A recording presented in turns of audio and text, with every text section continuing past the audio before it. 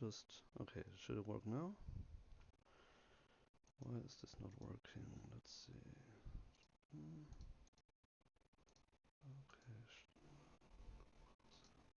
Okay, now it should work, right? Test, test, test. Come on. Yeah, finally. Okay, welcome. Low Elo Legends 131. And wow, I haven't casted Low Elo Legends for quite a while. But happy to do that, and we have an exciting map pool today. Let's look at the maps for just a second. For those of you wondering, I do not have a co-caster at the moment. I probably will be joined by Liquid later on. But for now, I'm just doing it on my own. So the maps for today, we have Carmel, Rocky River, Forest Pass, which is a Team Kings map that we used in our first 2v2 map tournament as well, and Prairie. So a lot of open maps, not as much wood today, and except for Forest Pass maybe. And no water maps really. So for those who do not enjoy hybrid and water maps, this would have been a tournament for you. And we also have only two brackets. So we have the bottom bracket and the top bracket. And I think we can actually jump right into one of the first series here. Granted that they made it observable, looks like they did, so I'm looking at AKORS against IntoxiNate, or IntoxiNate rather. And yes, switched it to in-game. And there we have it. We are in-game, first game of the match, tournament, whatever, I confused my words. AKORS playing the Holy Roman Empire in green on the left side, on Carmel against IntoxiNate playing the English in pink, and opening with a Dark Age barracks. So we see some juicy start here, right on the from the get-go, starting on the tree, on one of the straggler trees, opening with the barracks, now moving on to the gold. Let's see, so it's current like a 5-3 split at the moment, so I really expect some Dark Age men-at-arms going. Or maybe not, I don't know. Like, it's a little bit confusing at the moment here. Dropping the house, the mining camp has not been finished, so he is baiting the Dark Age aggression, but is not actually following up on it. That is a little bit unfortunate. AKORS on the other side, just a classic 6-3 split at the moment, rallying on sheep here. So you start with 3 on the gold immediately because you have the prelate, and then you have the sheep, and you just have to make sure that your prelate, the whole inspiration here, just kind of covers all of that. If we look a little bit at the scouting here, he's finding quite a good amount of sheep here so far, making his way over to IntoxiNate's base, and now is delivering the sheep back to his base. On the other side, we have there's the first man-at-arm coming out a little bit delayed, I would say. That should have been out a little bit sooner. And IntoxiNate not as lucky here with the sheep, and he actually is doing the same scouting pattern. So he's following AKORS scout, and that's why he basically didn't find any sheep. He will still find a couple more here at least, but a little bit behind in terms of sheep. He technically could always switch into farms, just move a little bit on wood and then go for the farms. And that's the first man-at-arm losing his life. So the thing is, it's a Vanguard man-at-arms, right? It's the Dark Age man-at-arms, the only civilization with the man-at-arms in the Dark Age. And so, I mean, Samurai is a different story, but we're just talking about the man-at-arms. But it doesn't have as much armor as you're used to. So the English men-at-arms getting very, very tanky at some point in the game, but not at the start. AKORS is responding to that aggression with going for some very long distance stone mining, just to get the arrow slits. Aachen Chapel in the front, covering the gold, which is by the way only a small gold, 1,600, not the regular 4,000. And then he will cover the wood line as well. I guess it's okay. I probably would have placed it like here, try to push in a few deer a little bit, so you have the food, you have the gold, and then the wood line. So maybe somewhere here would have been a better spot, especially if you're expecting aggression. But for now, that's how it's gonna be. On the other side, we have the council hall coming up, so we probably are gonna see a lot of aggression from the English player, who went on wood quite heavily, so we might see him some early farm transition even, because he didn't really find a whole lot of sheep actually. His scout, I mean, well, as I'm saying that, his scout hasn't delivered any sheep so far, so there's even one more sheep that he could have gotten. So he will be fine as soon as he delivers those, but for now he's very, very, very low on food. But yeah, is already transitioning into wood to make sure that he has enough wood to constantly produce the longbows. Outpost is being dropped, so we will have some arrow slits here pretty soon, and that should technically be...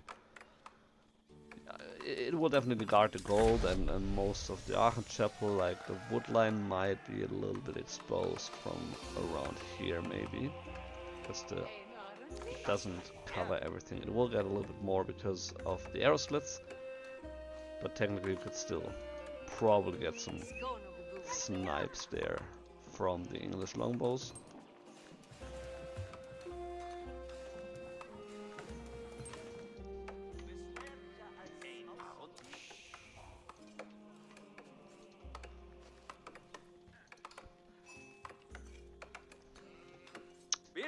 We see some early farm transition from AKORS as well, so he is planning on playing it defensively, no military building at all so far, even though he did already see that his opponent is kind of aggressive a little bit. He didn't even scout the base, so he doesn't know which landmark he is like supposed to expect here.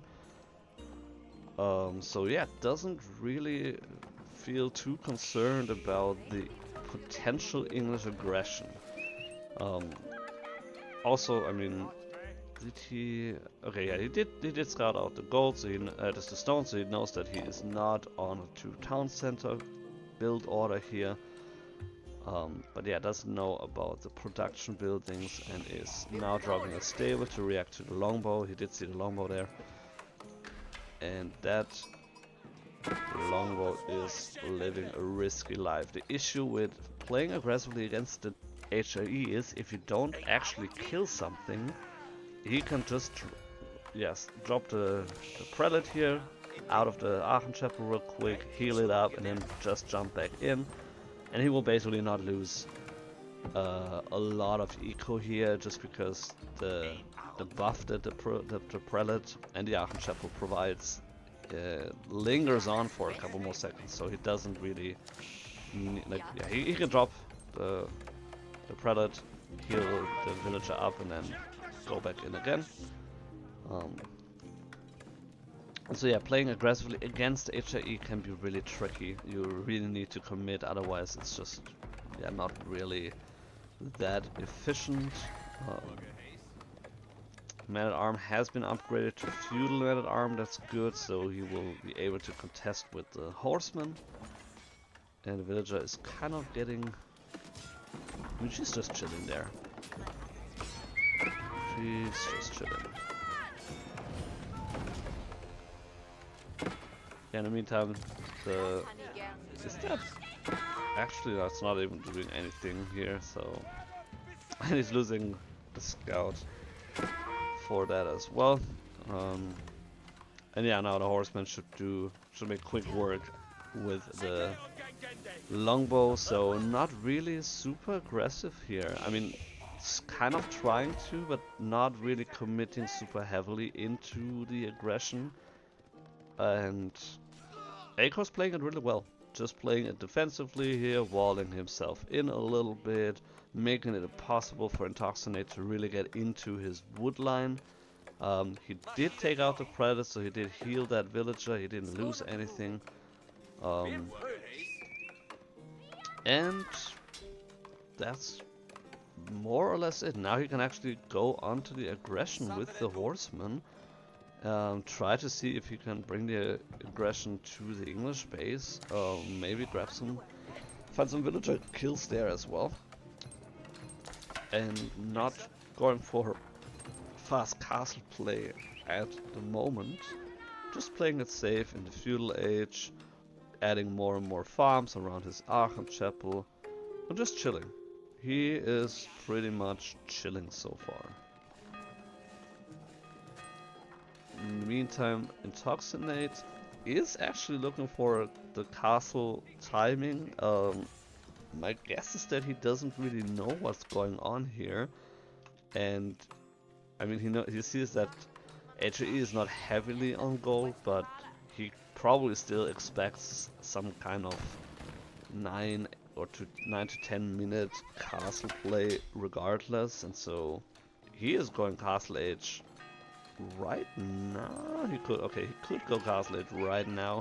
He has 2 spearmen there. His gold actually depleted, and so he needs to move out on the map relatively quickly if he wants to continue. Oh my god. Okay, no.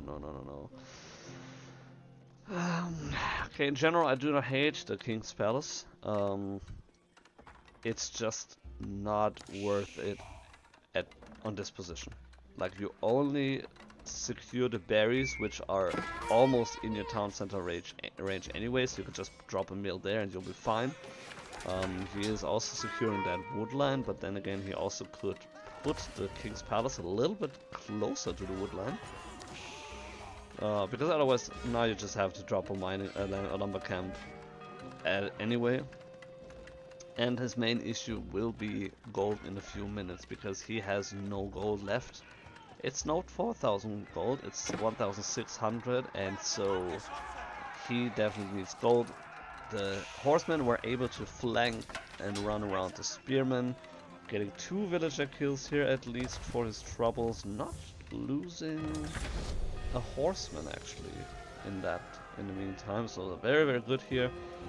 Is also in the meantime going up with the Ragnar's Cathedral, and so thing is, I actually would have preferred, like, if you want to play it that way, you could actually drop like a very aggressive white tower in the middle here that would secure like 12,000 resources.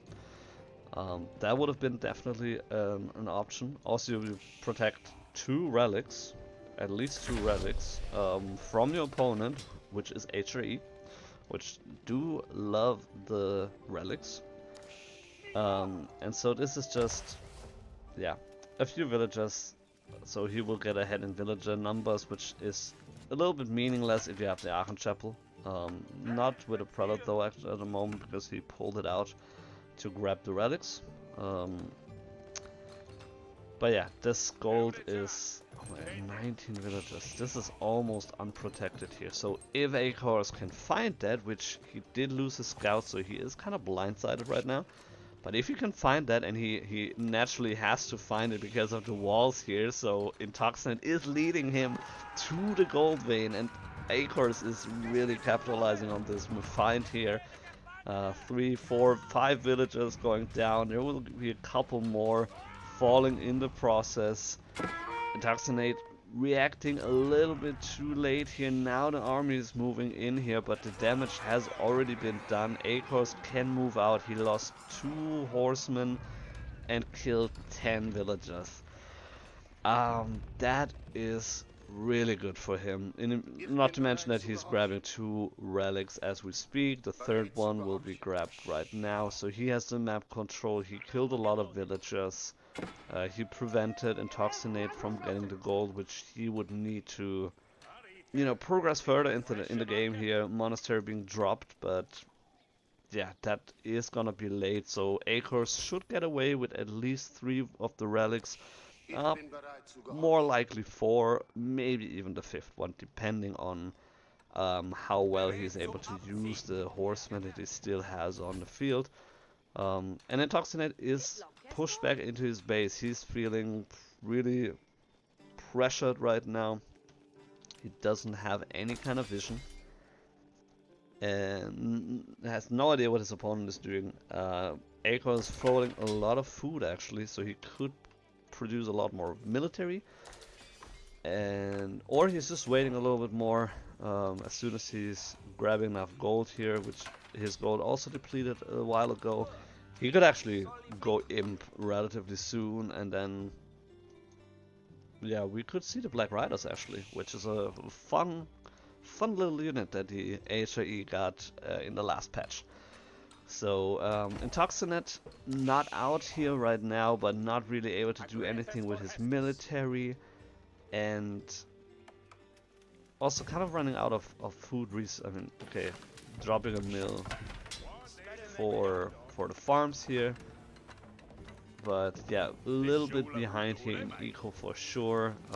Slightly ahead in military, but again, that's kind of meaningless if it's just sitting there. And yeah, as I was kind of predicting, that man-at-arm is not doing anything to protect the relic. And AKORS grabbing the 5th relic as we speak. It's just bringing it back here. Doesn't have a... I mean, yeah, he has an outpost here. I guess he could just drop another outpost and then drop it in there. AKORS rebuilt one scout here, so he knows about the army and is going... Yeah, okay, he's moving into knights, which... IntoxiNate has 2 counters against the knights, so that shouldn't be too easy for AKORS. But yeah, floating super heavily on food. Basically just needs gold. If he has enough gold, he will be able to easily move into the Imperial Age, and then he should be able to close out the game. IntoxiNate slowly but surely massing up a little bit more army, but that's not gonna be enough to really put a dent into the advantage that AKORS currently is sitting at. With the 5 relics, now has one of the sacred sites as well. 2 of them are in the game, so he could move out to the next one. Is losing a scout here again. But I mean, he did find what he needed to find. This gold ran out, and now this 3rd gold is being mined from. So this is some angle of attack that he could use. He could also try to get onto the farms with the knights or the horsemen. I do not know what he's planning with all that food. This is a little bit wasteful, I would say. Like, okay, the thing is, like, at some point it's fine to float a little bit of resources, but if you want to optimize your gameplay, you do not want to float more than maybe a couple hundred, even if at all, resources, just because all of these resources is something, like, you could use them already to have like 20 more horsemen and then run into the base of the opponent, which he currently doesn't have to. Where is that monk going to? Is he really...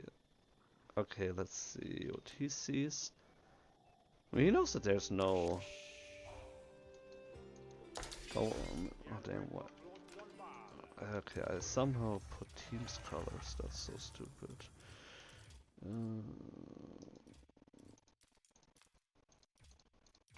Okay, there we go. Monk was blue, I don't know why. Anyway, yeah, so Palace of Swabia coming up, so we do have, we will have a very substantial villager lead for the HIE very soon. The knights in the base, killing some villager, one villager at least, again, so just exactly how he should do it. grab a couple knights, just run it into the eco of your opponent, and should be able to find at least one more kill. There it is. Charge not really going through. And yeah, this is a very difficult situation. IntoxiNate is still moving on towards his opponent. He knows that he kind of can pressure him here. There's gold, there's food. And AKORS is reacting and just migrating his villagers from gold to gold. This is actually really funny. So this gold again already depleted, and there's this gold, and he just migrated towards this one. Now there's the Imperial Age, so IntoxiNate has like 1 or 2 minutes maybe to really find some damage, and after that he will definitely be behind. Not to mention that the Palace of Swabia is just printing out villagers non-stop here. 6 seconds, yes, oh, sorry, 7 seconds. 7 seconds per villager, that is very, very quick. And a couple crossbows, longbow or archers here on the HRE side. Hand cannoneers even.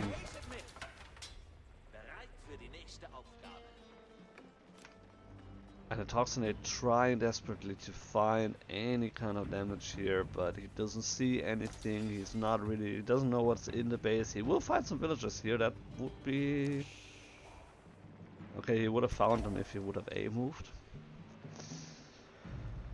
Ah, that is unfortunate. And the Knight's still wreaking havoc here in the back of the base. Could move them onto the villagers here, would find a couple more, but needs to be careful with the Spearmen. Elite upgrade just came in. And now he's moving up with the Horsemen. There's still feudal Horsemen, but there will still be distraction, and slowly but surely we'll be able to kill villagers as well.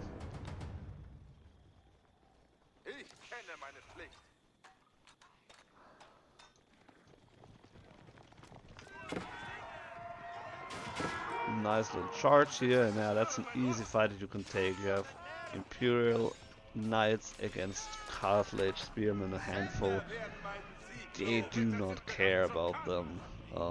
If he has 4 prelates, 1 more in queue. If he grabs 1 or 2, he could easily heal them up again. Taking care of the wolf here, very nice. Now he might be ready to move out with his army. Still throwing 3,000 food, but overall pretty nicely. A little bit bad here with the micro. The hand cannoneers getting destroyed by the spearmen. Dropping a keep here to secure both gold veins. So again, that's 8,000, that's 1,600, that's almost 10,000 gold that he will have, not to mention that he doesn't really need to have much more. I mean, like, yes, he does need to have more gold because he has so much food, but in theory he has a good income compared to IntoxiNate, who's just scraping by basically. Dropping a keep of his own, so that's gonna be like a castle standoff here.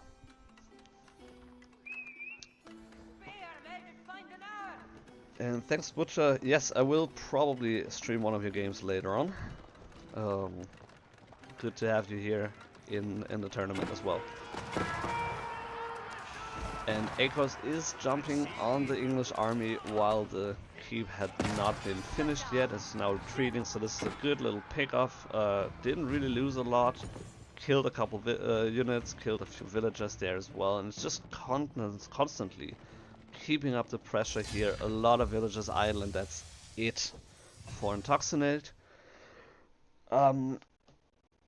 I did like the initial thought to be aggressive with the Dark Age, because you can make HRE struggle with that, but at the same time, if you do not fully commit, as I said, he will just heal it up with the prelates, and he will not care as much. It's kind of the same against Delhi. If you do not commit against them in Dark Age, they will just heal it up with the scholars. They do not care. So those 2 civs there. If you fully commit, you can make them struggle. If not, they will just move on. They will not care. And villager loss here is quite substantial, even though IntoxiNate was in 2 town centers, like with the King's Palace. So Yeah. Yeah, that definitely backfired. The first Matter Arm didn't really do anything, and then it was just downhill from there. So definitely um, unfortunate, but yeah. Well, good luck next game. Going back to the lobby. So what do we have here? So bottom bracket moved on to the second round. And that means we probably can just go to watch one of the top bracket games because I think they're probably, yeah, SunRunner is still playing against Lang Joe Noob. So we might just jump into that one real quick.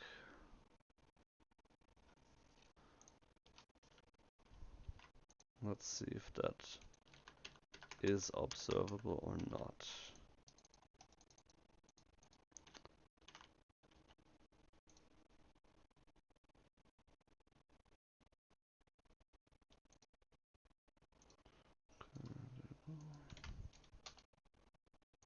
Okay, he's online, so that means they just finished the games. The game.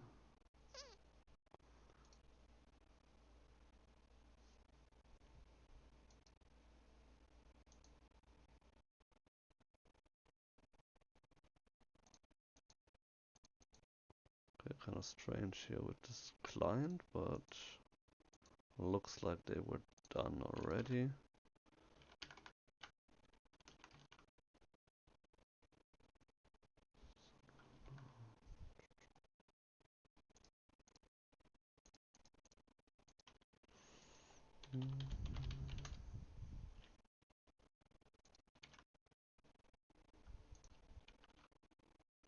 Yeah, bottom bracket starting around 2. Top bracket, I believe, is done. They just need to, yeah, they're done. They just need to finish their tasks.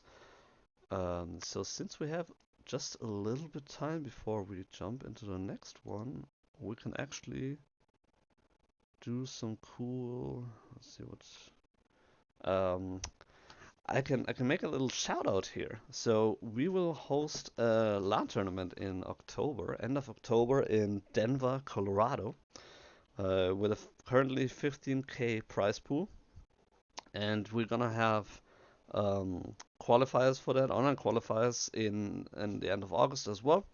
If you want to have more information, we have everything in our Discord. But we also have a short trailer for that event, which I'm just gonna play real quick, and then we can probably jump back in round 2.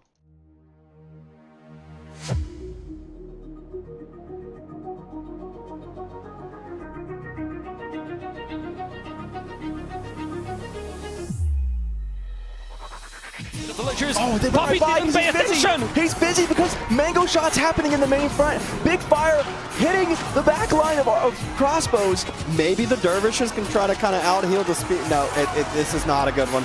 The horseman diving into it. Musafati's going invis. Oh, they're gonna catch it. Oh no! And they're here. Oh! Just like that. This is what I was afraid of. They just blink out of nowhere, and both mangoes get taken out. Villagers even pulling their shivs. GUA says, I need everything I can to take this fight. I'm down in the numbers, but I think the shivs were able to help clear up those spears, and he didn't really lose many villagers for that. The Tower of the Sultan coming out from Wham, hiding it in the woods. Boy, yeah. You don't see this thing too very often. And here comes the lumbering giant itself, the Tower of the Sultan. What a fun unit to see. Big fight in the middle, crossbows, Arbitrier coming in, and we have quite a mass of Japanese units. I was gonna ask you that. What's next for King of the Rockies? King of the Rockies too. Whoa, coming into play. He's going. Uh-oh. Oh my God! No! No way! Oh my God! It's over.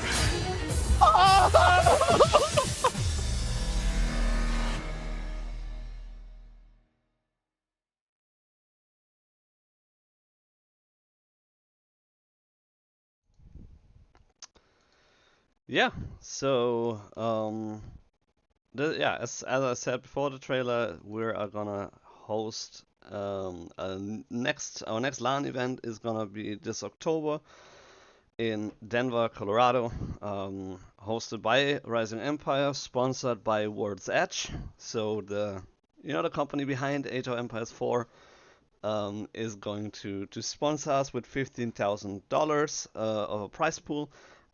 We still very much rely on community contributions to cover the cost of the location, flights, hotel, whatever, all the kind of stuff that needs to be part of the tournament without being part of the prize pool, obviously. So if you can support that, spread the word and go to Match Reno.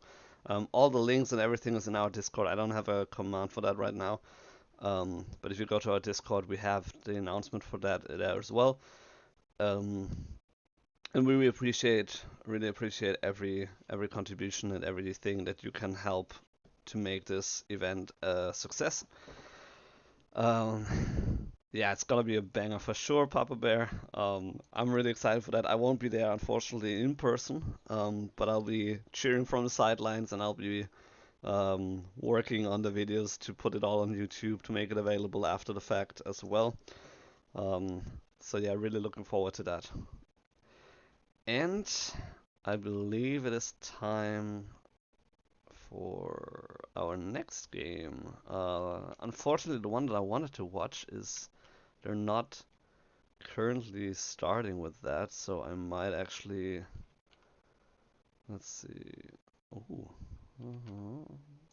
Okay, I think the bottom bracket is a little bit before the top bracket, and so we will watch another bottom bracket one before we jump into the top bracket for round 3 and potentially round 4.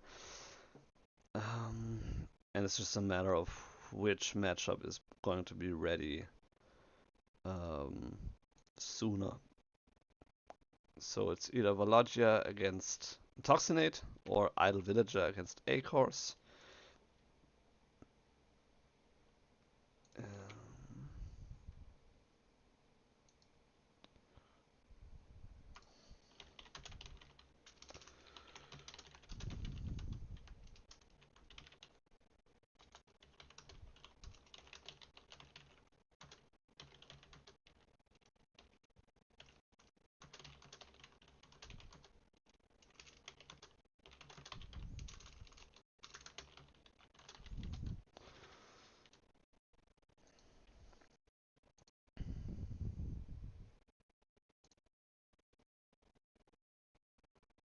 Okay, let's see. Okay, AKORS is in lobby, Idle Villager is in lobby, so they're about to start the game.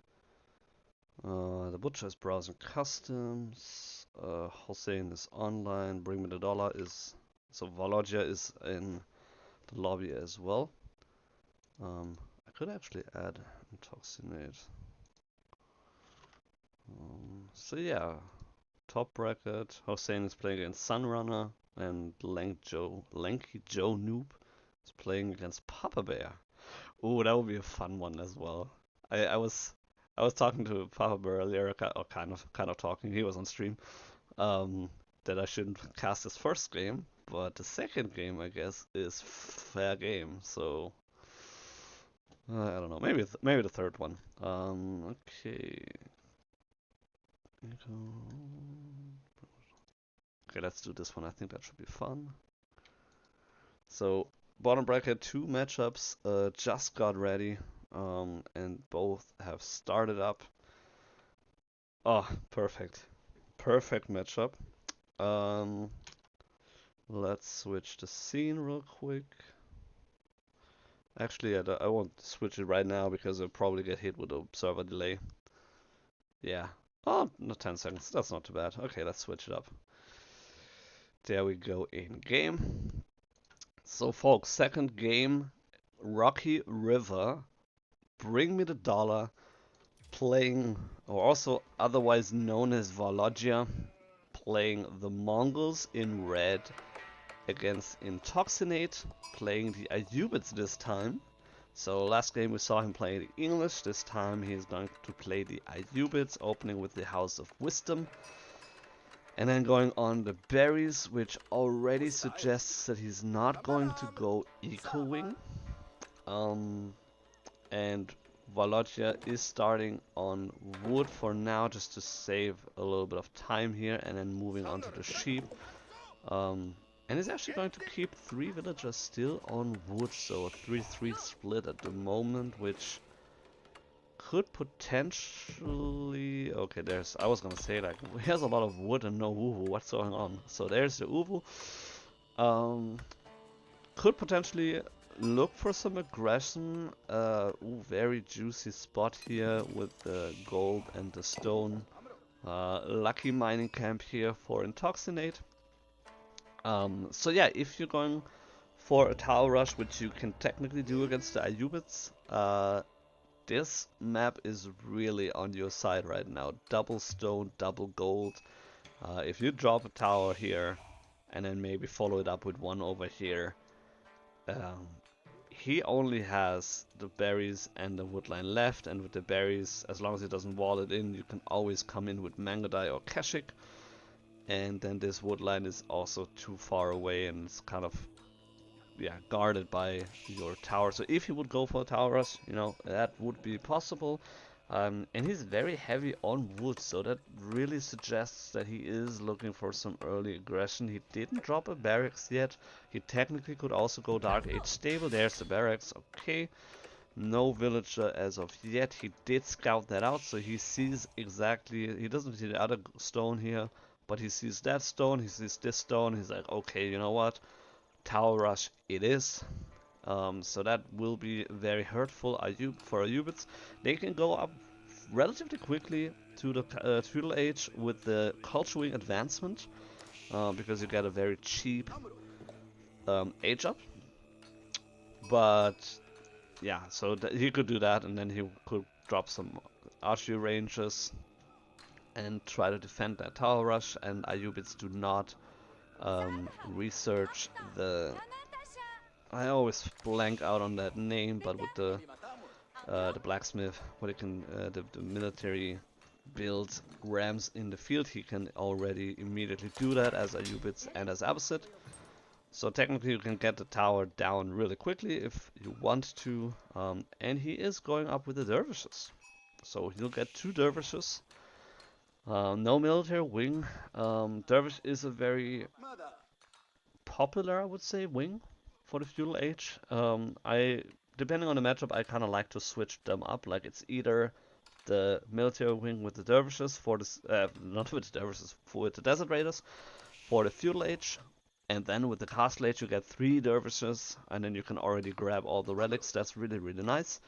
But of course you can play it the other way around as well. That's totally fine. Both, I would say, both build orders are very popular at the moment, and it's gonna be a very delayed tower rush. And so one thing to note, I asked Warlodya to just random his civilizations, because he's technically in a lower bracket than he should be. And so my guess is that he's not super confident and comfortable with the Mongols, and that's why at a time where he already should have the tower up, he's just starting now. It's still gonna be very valuable, because again, he's denying like all the immediate gold. He just needs to cover those 2 then, which he could easily have, like just send some Mangodai over, or maybe 1 Keshik, and that would completely guard those 8,000 gold as well, and then Ayyubids will completely bleed out of the game. So very delayed tower rush could still work in his favor.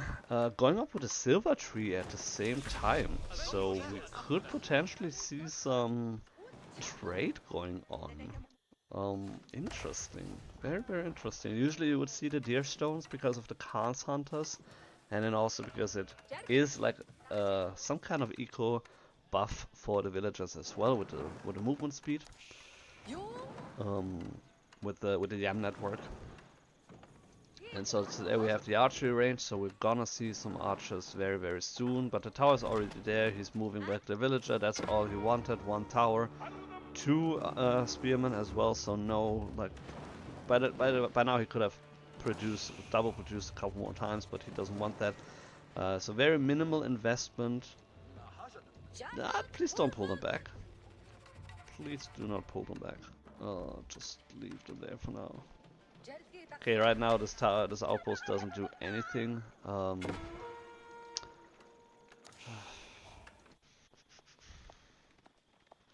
Khan getting shot at by the tower, so IntoxiNate, good reaction here, moving onto this gold and dropping a tower as well. He doesn't want to lose access to his gold.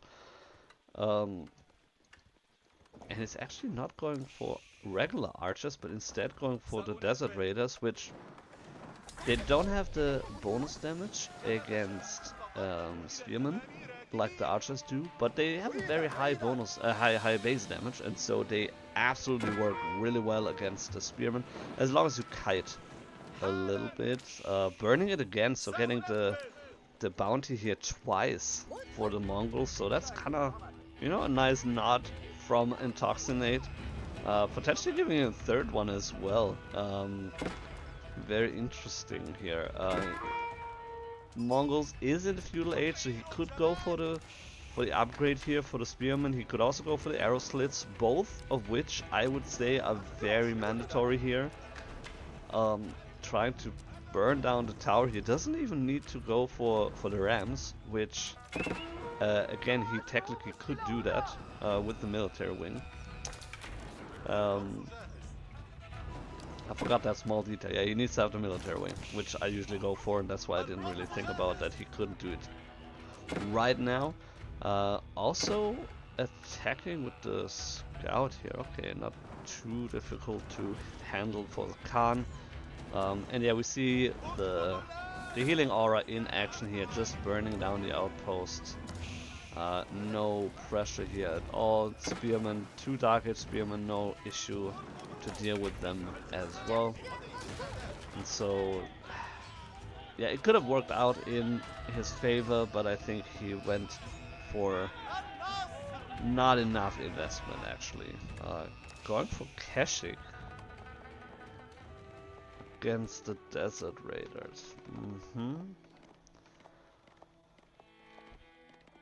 Yeah, I guess without the Deer Stones, you kinda don't want to go Mangada into Desert Raiders. Losing the Khan here, unfortunately. And yeah, so the issue against the Desert Raiders is they can just switch into the melee mode, and then they actually have bonus damage against cavalry, and so they completely shred the Keshik. Not to mention that they also take off a lot of damage because of the camel unease. And so Keshik are not very strong in feudal age, but against Desert Raiders they actually really suck. So you do not want to fight with the Keshik against Desert Raiders. That's basically the bottom line. Desert Raiders will be able to push Mongols off gold here really quickly, actually getting a villager kill here as well. That's very nice. And trade is not being set up right now. So okay, he is going for one trader at the moment, but that is going to be right in that line here. So as long as IntoxiNate keeps up the pressure here, which 4 Desert Raiders plus the 2 Dervishes is gonna be really strong. And yeah, that trade is not gonna work out. It would be nice, you know, like 74 gold, that's not too bad. But against that kind of aggression here, is he seeing that? Ooh, yeah, now he's seeing that actually. So yeah, this is the moment where you definitely want to switch it up and you want to go to the top side market, because you will never have a successful trade here against the Ayyubids. And again, you can see like barely doing any damage here. Horsemen are slightly better, but only slightly better against the Desert Raiders.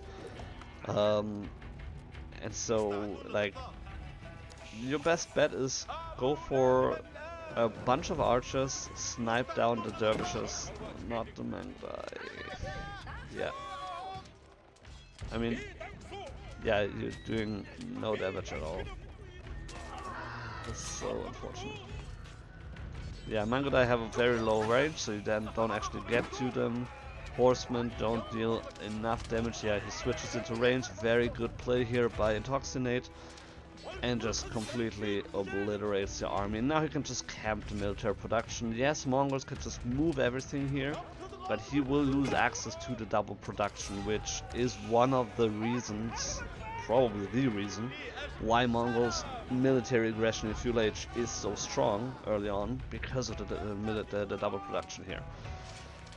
And now he can just camp it. Spearmen, technically the best choice against the Desert Raiders, but yeah, they're also cavalry and they're ranged, so not really working great. Did he actually lose one dervish? That's crazy. Okay, that's actually a good pick here for Warlodya, but yeah. Other than that, that's a pretty rough position. In the meantime, IntoxiNate was just chilling. He was going for the castle age, went for the eco wing. Did he get the villagers? Must have. Yeah, he must have gotten the villagers. Well, actually, no. He only has 6 more. 6 villager kills, 10 more villagers. Didn't pay attention to which wing he was going for, but yeah, one of the 2 eco wings. And now he can grab the relics if he wants to, and yeah, just keep out the pressure and you will win the game. Basically, that's the whole game plan here.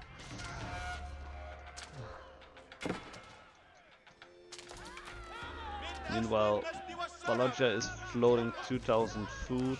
I mean, obviously, he completely got wrecked with his game plan here. Like, this is not how he planned to play that game. But yeah, floating massively, has no gold at all. His trade, yes, he has on 4 traders right now, so they will slowly get his gold up, but that is gonna take a long time. IntoxiNate almost didn't even invest anything into his military, and he used all that time to keep under pressure. He is losing a dervish here now, so that's big. But yeah, should win that fight still. And is he grabbing some relics sometime? Doesn't look like it. Interesting.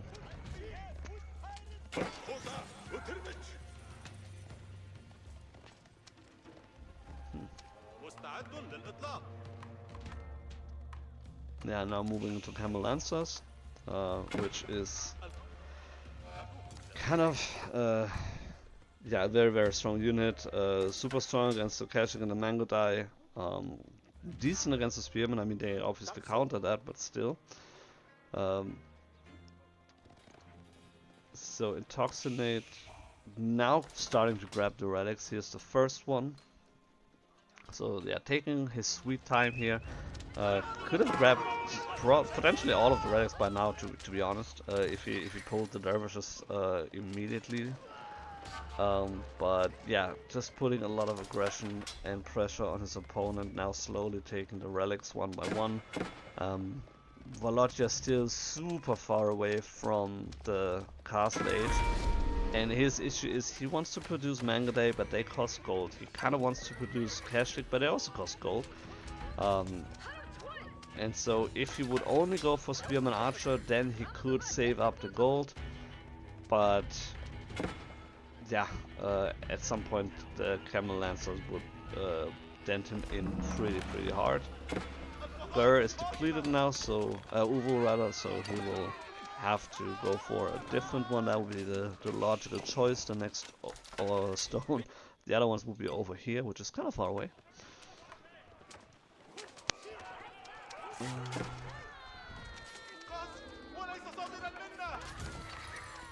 Yeah, I mean, it's a pretty rough state of affairs here so far for Warlodya here with the Mongols. not kiting, this is like the main thing that the Mangudai have an advantage over most other units. So yeah, the Desert Raiders, a good micro here from IntoxiNate with the range and the switch between range and melee. Again, switching into melee, you have the bonus damage against the cavalry, very nice. Then switching back into range to get the spearmen. Very, very solid micro here, very solid game plan overall. Mongols moving into the Kurultai here with 4 villagers right now, so that's gonna take forever. Potentially this stable will be down before that actually happens. So yeah, kinda would need to relocate that stable because otherwise you will lose that, and he doesn't really have a lot of production. He has enough stone, wood for one more production building, but that's not really what you want to do right now.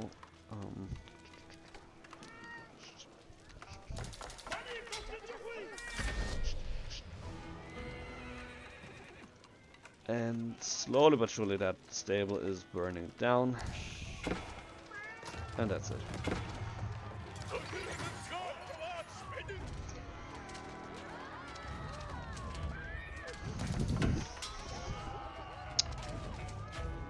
I don't think we've seen a single archer this game on Mongol side, which, yeah, like I'm not saying that they counter the Desert Raiders in like a classic sense, but at the same time they do. So at least much more than the Mangudai does.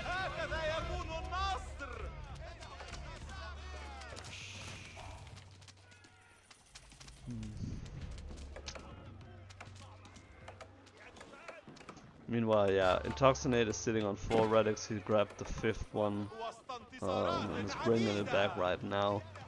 Camping the production here.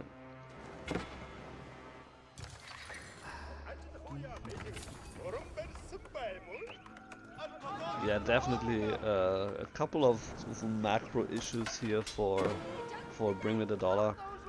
Floating a lot of gold now. So he was floating 2,000 food, didn't have gold. Now he has no food, but he has a lot of gold. He is getting, what is that? Okay, spearman, getting a veteran spearman at least. Doesn't have the. Okay, there's the veteran Mangudai. Oh, no, veteran archers rather. Okay, so he will go into archers now, potentially. You know, I so wish he would just, you know, pack it up. Pack that building up, move it over here. And that's like 300 resources that he lost that he easily could have prevented. That he didn't need to lose. That tower, that's another 100 wood plus the villager that he lost. Mongols really in a pickle here right now. And IntoxiNate playing it really well. The aggression here. Eco-wise, I mean, if we're looking at his base, he's connecting the buildings, almost level 3 here on his golden age. So yeah, very, very nice. That would boost his production speeds again. And yeah, could actually almost go Imperial Age if he wanted to.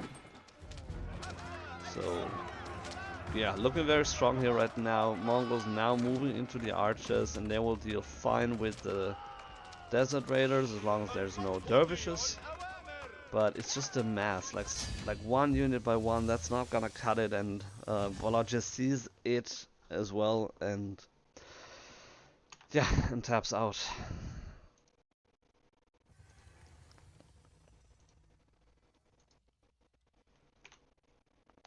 Well, let's take a look at the graphs here real quick.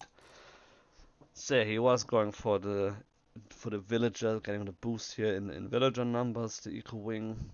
So that further cemented his eco lead. Slowly but surely, just moving way ahead. And in terms of military, I think Bring Me the Dollar didn't invest enough to keep that tower rush, to make that really effective. And so probably lost more resources than he actually gained in a sense. And then he was just on the back foot constantly. macros off, didn't get to Castle Age in time, and then never was able to mass up any kind of significant army. Not to mention the 5 relics. Like, it says 7, but just because he picked it up and dropped it again, but it's 5 actually. So, yeah, 20 more villagers, oh my goodness. Yeah, that's pretty brutal. That is pretty brutal. Yeah, that's that game. So they are done with round 2. They need to finish the tasks and start GG still, but the other ones are also going. Yeah, Liquid, if you want, you can join. Askeladd is not here today. I believe he's still sick. So if you wanna join the cast, you're very welcome. Let's see. Just need to create a room here.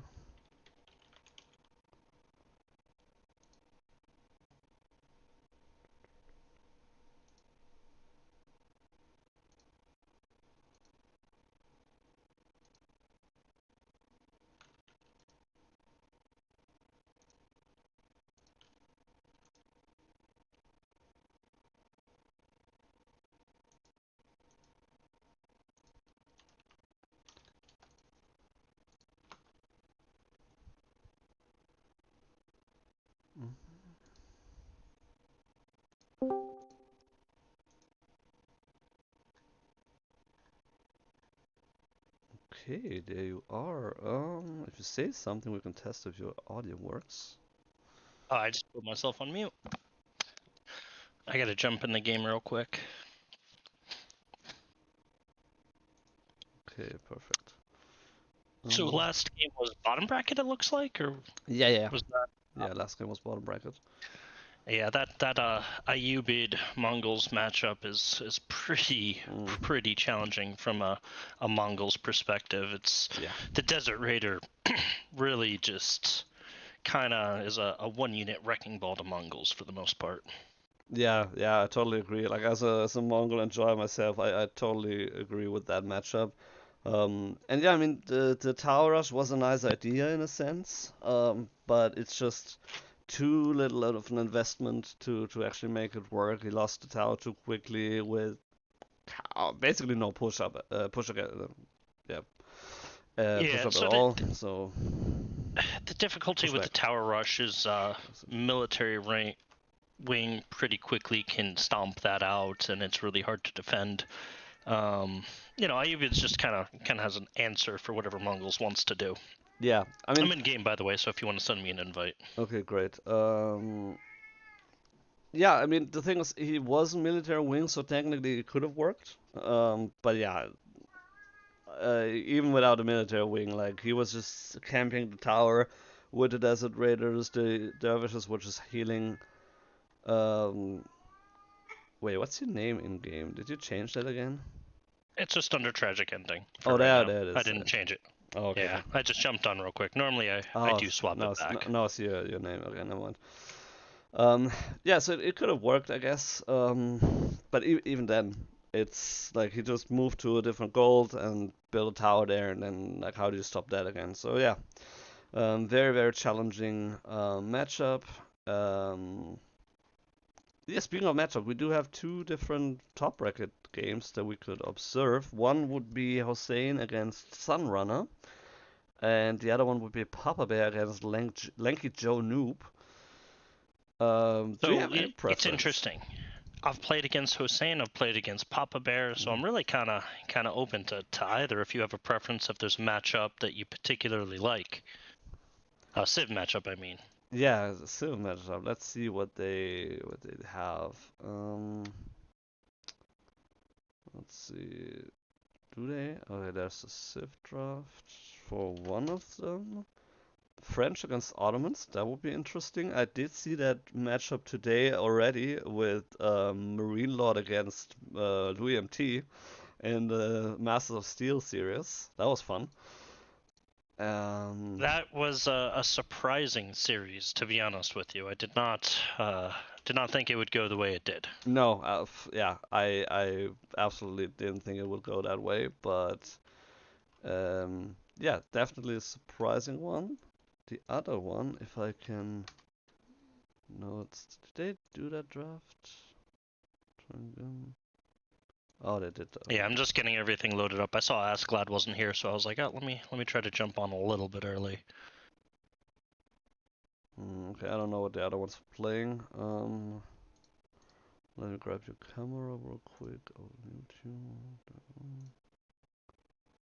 So...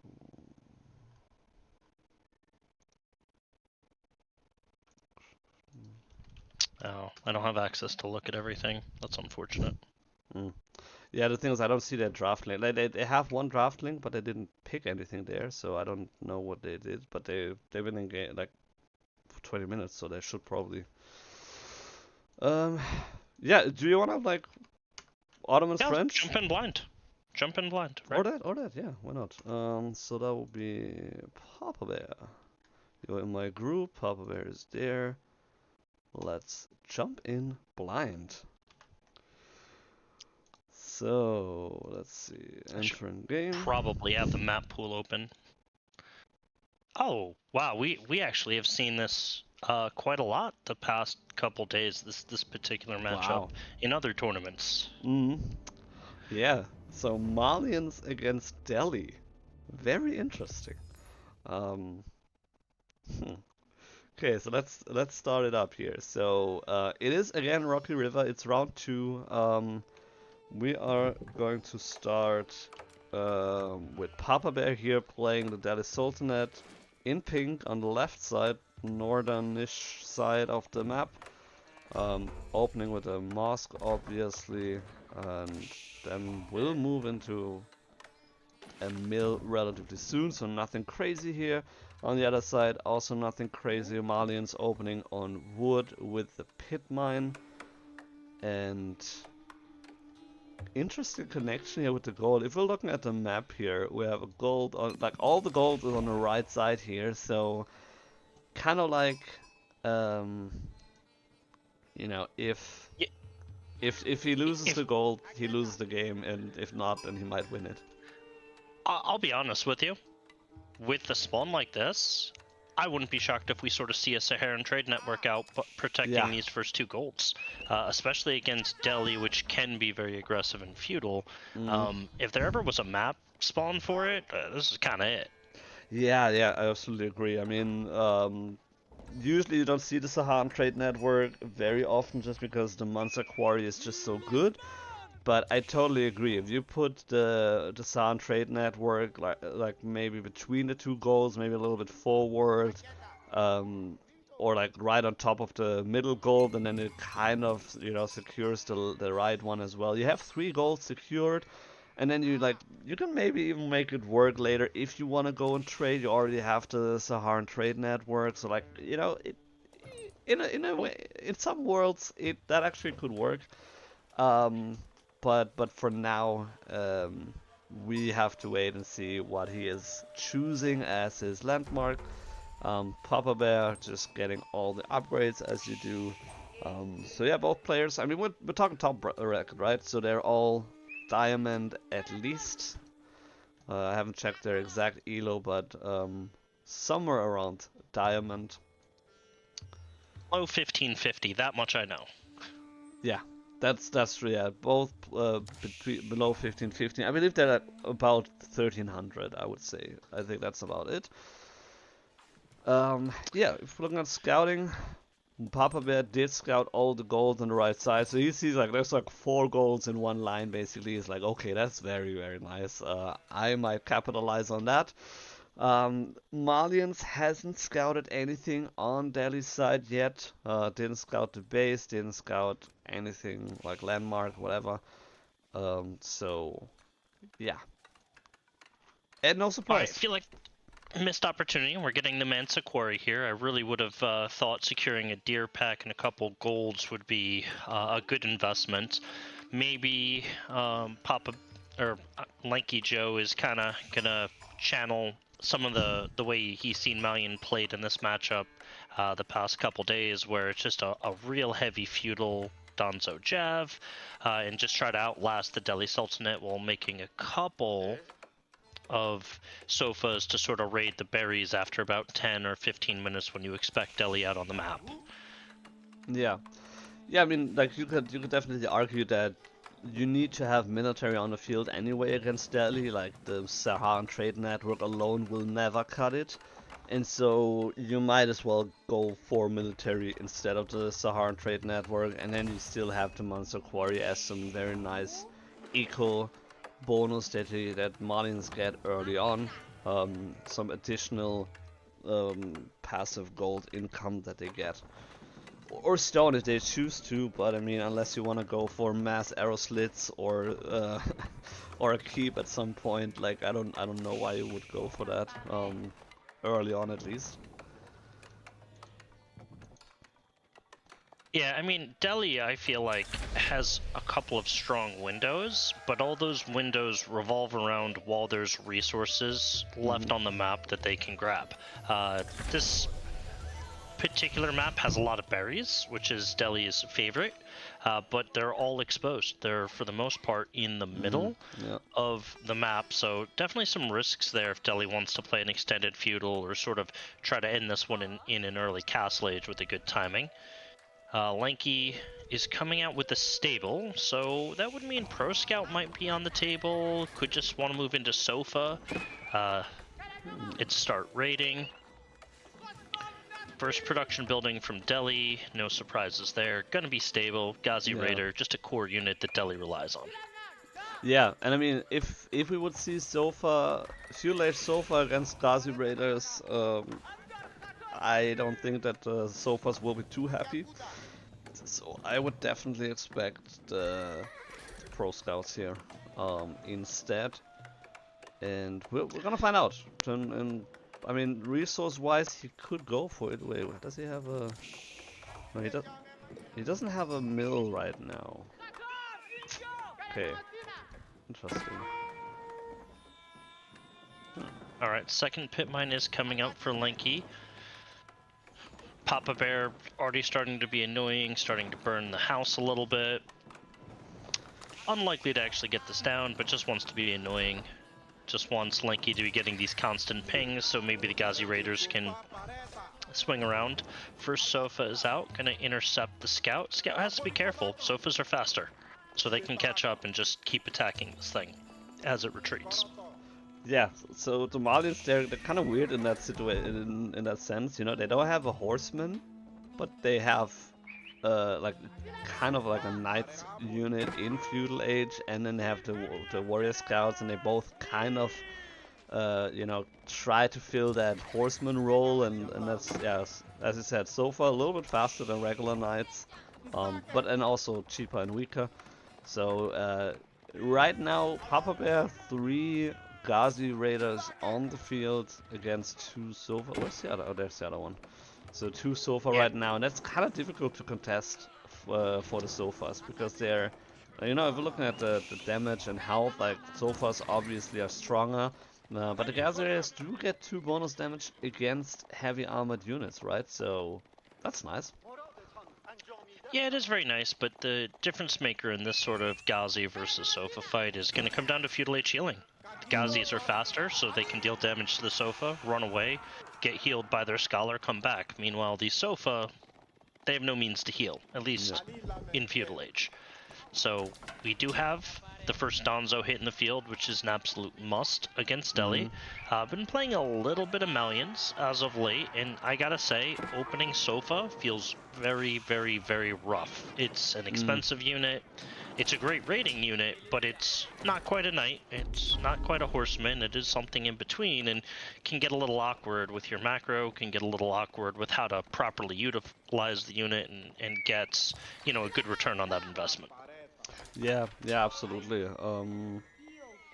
I also played a little bit more Malians lately, just to, you know, get more into it and just, you know, try a little bit around and stuff. And yeah, I usually, the Donzos, like as I said, they're a must, and they're just super good spearmen, also just because there's their javelin throw, their spear throw, and so they're just very easily to utilize in a lot of situations. Like, even if you cannot reach the opponent, you still throw a spear here and there, and they're about to throw another one. And so they can feel really strong. So far, yeah, if you can raid, like, great, then they're super good. But unless you can raid your opponent, yeah, it kind of feels weird. And then you have all the other units. If you're going javelin throwers, donzos, then you have a slow comp together with the, you know, faster knight units. So it's kind of like, yeah, can get weird really fast. Lanky Joe tries to raid now. He's looking to find some damage here. He did scout that part of the map, so he knows where he can potentially hit. The bear is depleted, so he will not find anything there. But the gold is a little bit exposed, and technically the woodline as well. Meanwhile, PapaBear is circling around the base here, trying to find some damage and also grabbing the sacred sites. The second one is being captured right now, and the third one will also be captured probably soon after that. And then we'll see if he will try to, you know, put the pressure there and force a sacred win, or whether he will go to Castle Age actually. Oh no. PapaBear didn't notice the raid on the gold. Those 3 villagers just got picked off. Was a little busy. Looks like he was microing at the front. And Sofa's got some good value there. Archers coming over. Gonna get picked off by the Sofas, and they're just gonna run away. So nice little raid from Lanky Joe there. Yeah, and Beal told us earlier that apparently PapaBear unfortunately has like a 1 second input delay in this game for whatever reason, so that definitely can play a role in situations like this where villagers are on the berries and you click and you do and nothing happens. And I had that happen to me, and I was kind of furious in situations like that. You know, like sometimes, you know, people say that video games make, or like, you know, make aggressive, but lag actually makes aggressive, not the video game. So that can be really frustrating if you choose something and it just doesn't happen in time. Yeah, nice little decap coming in here for Lanky Joe. It doesn't look like PapaBear is too worried about this, but his comp at the front line here doesn't have enough archers, only 2 archers there. Ghazi's charging on the Sofa, gonna pick the Sofa off. No! Ghazi goes down, Sofa doesn't die. That's like one more hit. But again, if you take into consideration that he has 1 second delay here, that can like explain a lot of things, right? And that could be the difference maker here between losing a Ghazi raider and killing a Sofa instead. Yeah, and PapaBear doesn't seem to have all his military at the front just yet, and these Sofa raids in the back are continuing to be harassing and annoying and something he has to deal with. PapaBear really he doesn't need these spears right now. He kind of just needs the archers. The archers are the unit that's really going to kind of help him here. There's 13 Donzos there, and spears neutral matchup, but definitely not a positive one versus these Ghazis. Yeah. Couple Ghazis go down there, scout going down, Donzo's diving on top of the archer, PapaBear is pulling back, and Lanky Joe just says, alright, that's enough, I don't need to keep this fight, I'm cow booming anyway, so it's only a matter of time. I've gotten some good raids. The tower on the backside did go down. There's 2 villagers left running for their lives after 1 died. Looks like another might just die right here. Yeah, good raid here with the Sofas. Very effective here, distracting the Delhi eco. And yeah, cow booming. He's also grabbing the cow for food since he ran out of most other options by now. So yeah, Lanky Joe in a very comfortable position right now. A couple of unfortunate engagements for PapaBear. Doesn't really, as you said, doesn't have the numbers to contest all these Donzos, and the Ghazi Raiders need to be super careful. The Sofas charging on top of the archers. This is definitely not a winning fight here. Spearmen against Donzos instead of going on the Sofa. Ghazi Raiders cannot really deal with the Sofas as long as the Donzos are still standing there, and that's a formidable Donzo mass here on Lanky Joe's side. PapaBear getting away with most of his Ghazi Raiders, but losing all the archers in turn. Yeah, Grand Fulani Corral coming up. PapaBear's in some trouble. Yeah, indeed. I mean, this is a lot of eco bonus that that the Malians will get as soon as the Grand Flying Corral is up there. Might find a couple more villager kills here as well. Villagers being pulled, but a couple trapped. Oh my goodness, very nice trap here. Equalizing on the villager numbers. And yeah, I mean, just sacrifice the Gazi Raiders. They're almost dead anyway. Just try to get as many villagers as possible here. Delay, delay, delay. That's a good find here by PapaBear. 9 villager kills and a lot of delay here as well. And he still has 2 sacred sites. So in terms of, you know, gold, it's gonna be fine for now. But yeah, he's way behind in terms of castle age. He's running out of food here, so he kind of eventually he will have to do a farm transition probably, or he can secure the berries here maybe, but that's rough. Castle age coming in. Sofa veterancy is coming in as well. There's a couple Sofa trying to find more damage here, looking to find the villagers here on the berries. Yeah, this isn't a full cow boom yet. It's sort of like a half calf. He went up with only 10 cows in the stables, but it's perfectly fine. He's adding more as we speak, while he's also eating some. And been seeing that a lot more lately from Malians players, where they're going to start just eating cattle as a result of going out on the map for deer or berries or something like that. Yeah. Another raid from Lanky Joe, gonna probably pick off all 5 of these villagers as they desperately try to run away. But these are veteran Sofas. It's they're just gonna get those kills. Now they're going into the wood line. Oh no, PapaBear needs to retreat. Yeah, this is a very brutal find here again. Like 14, 15 villager kills, another couple going down here. PapaBear in a lot of trouble here.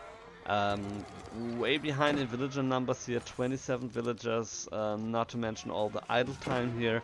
And then Malians have a lot of passive income as well, so way behind in eco, and PapaBear needs to tap this one out. Yeah, GG gets called, and just a little too far behind to catch up, being forced into a farm transition. Not a comfortable place to be, but to be honest, PapaBear's likely playing with a little bit of input lag, which is always frustrating. I would probably call it taps if I was playing with a 1 second delay. I don't enjoy that. Yeah, no, absolutely. I mean, you try your best, and at some point, like, again, I had situations where you click something and you know that the villager should have gone into the tower already, and then it doesn't do it, and you still lose the villager, and it just sucks so much. So yeah. But we've been seeing a lot more of this lately, where Malians is coming out on top of Delhi. Delhi used to just kind of be a shoe-in, like Delhi Malians, that's a civ win, like good luck. But we've been just seeing it more and more, where Malians has sort of figured out ways, mostly I think by eating cattle and not exposing their eco and playing a little bit more condensed, as we saw Lanky Joe play here. And they're slowly able to just wait out the Delhi. Right, Delhi just runs out of food on the map, forced into a farm transition. Meanwhile, Malians can be kind of turtley. So I'm seeing more and more Malians wins in this matchup than I ever thought possible. Yeah. Yeah, and shout out to Lanky for playing it on a controller, by the way. So yeah, that's I don't know if that's as bad as having a 1 second delay, but it's definitely not easy to play on a controller. Like a game like this, you know, like there's video games where a controller is the must go to basically, but Age of Empires is one of the least games that I would, or the last games that I would play it on. There's a couple people that play on controller that you would never know it. I think we've had Manjanif play in a couple of these tournaments in the past. He's a Mongol main, and he's a Conqueror 3 player on controller playing against PC players. So it definitely can be done, but yeah, hats off to them. It's no easy task, and I wouldn't want to play like that. Yeah, absolutely not. And okay, now I did invite you. Yep, we're good to go. Looks like we're moving on to round 3. Yeah, we're in round 3 right now, and I do want to wait for just a second because SunRunner is playing against TheButcher now, and like they're both, new in the tournament here. They're both first timers as far as I know, and um, I kind of promised Butcher earlier that I would cast one of his games, and so yeah, we should wait for that one just a second. It's gonna be English against Chinese also, so that should be an interesting one. I feel like you want to get comfortable for that one. You want to, maybe get some popcorn, get some snacks, because that has the making for an extremely long game in some instances. Yes. My hope is that since it's the top bracket, that it won't be as bad, If it were a bottom bracket, like 2 silver players battling it out, I would be like, yeah, this is gonna be an 80-minute game. Buckle in, guys. On the top bracket, I feel like it can be fairly quick because people realize very quickly in this high level, um, or the relatively high level that yeah, if a game is over or not. So I would hope that it shouldn't be this super long slugfest. But yeah, speaking about popcorn, since the players they just started the game and we are gonna be hit by an observer delay anyway, um, we might use that time to quickly watch our King of the Rockies 2025 trailer again. Our LAN event that we are gonna host this year in October, the end of October in Denver, Colorado. I talked about that earlier on stream as well, but just want to watch that trailer at least one more time today. So here it is.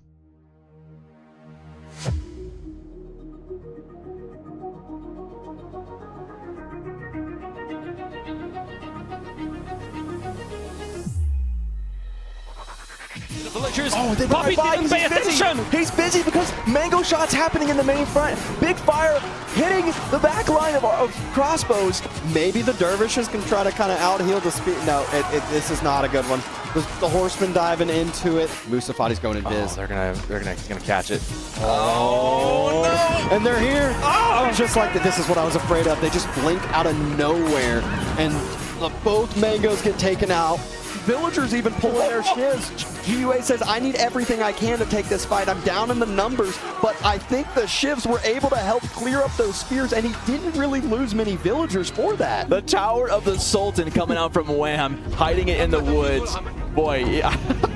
You don't see this thing too very often. And here comes the lumbering giant itself, the Tower of the Sultan. What a fun unit to see.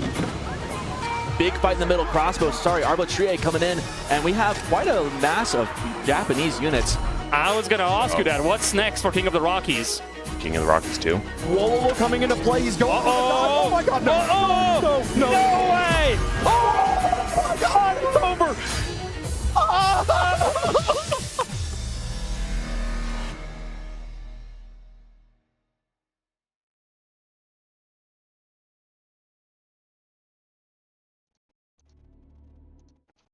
Okay, so we're back now. Just need to find the game now. So that was the trailer. I just put a couple of links in the chat as well. So if you can donate to us to support making this event possible, to help cover the cost, the back-end cost of that would be highly appreciated. World's Edge is jumping in with a $15,000 donation, I guess. I don't know, like they're sponsoring it. And so this is the main bulk of the prize pool, but you can always increase that with your donations. But first we need to cover the cost as well. So most of that will at first go towards the cost. If you want to sign up, the registration is still open. The online qualifiers will be on August 23rd, 24th, and the 30th. And then the main event will be October 24th to 26th. So very exciting event. Yeah. Also, open worldwide, right? It's not the previous one was sort of NA type LAN. This one is available to European players should they want to enter. Pretty players from all over the world, correct? Yeah, good point. Yeah, the first King of the Rockies was North America. So we had Canada and yeah, USA. But this one is worldwide. So Louis MT, for example, since he won our last LAN event in Hamburg in March, the Garrison, he was invited to participate. And Wham was it Wham, right? I always confuse Wham and Puppy Paw for whatever reason, but like Wham. They're twins. It's very easy to do. I know, but so like one of them won King of the Rockies, and that person is also invited to our to King of the Rockies 2025, and so 6 more players can qualify. So that is very, very exciting. Let's see if I can find the map now, the match, because I couldn't find it earlier apparently. Hopefully you can find it, because this one kind of has the makeups to be a good one. Both these players are War Chief Club adjacent. Both of them just slide right under the hard ELO cap of 1550 for low ELO legends. So one's at 1547, the other is at 1507, so should be a very competitive, tough game with just clean build orders, clean decision making. These guys are a hop, skip, and a jump away from the War Chief Club. Yeah, but unfortunately I don't see them in the observe tab. If I try to go on their profile, I cannot observe the match.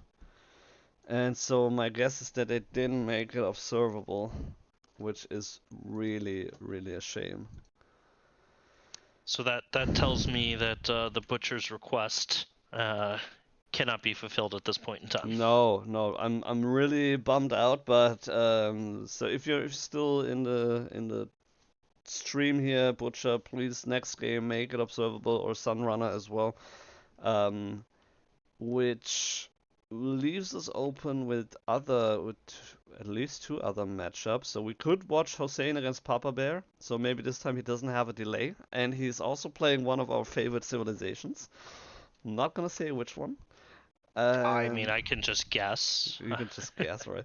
Yeah. So yeah, I would say without further ado, we jump into this one. You're in my group. Perfect. Let's bring it in. And there we have it. Beautiful loading screen here. So this is the, like the custom map from Team King's tournament, Forest Pass. So it had been used in our 2v2 tournament, in our very first one, about a year ago, I want to say. I think it was or 9 months ago or something, I don't remember. Let's switch those players over. So Hossein, one of our fellow admins, playing the dreaded Knights Templar, although it is not a water map, so, fingers crossed they're not as oppressive, against PapaBear playing the lovely Mongols in orange on the left side, starting off a little bit on wood with the Uwu. And I don't know, how do you play this matchup? Because I tried a couple different options and some of them work better than others, let's put it this way. What would you do in this situation? So here's kind of the difficulty with playing against Knights Templar. They have the most unique units. Ooh, Scout got a little too close there, but was able to make it away before a garrison happened. They have a lot of unique units, so I kind of feel like Knights Templar is the one who's going to decide how this is played. PapaBear is opening with a barracks, and that scares me. That tells me he's planning a tower rush, which normally is not a problem for other civs to tower rush, but Knights Templar ages up so fast they could just get an archery range, get an archer, and just stop this.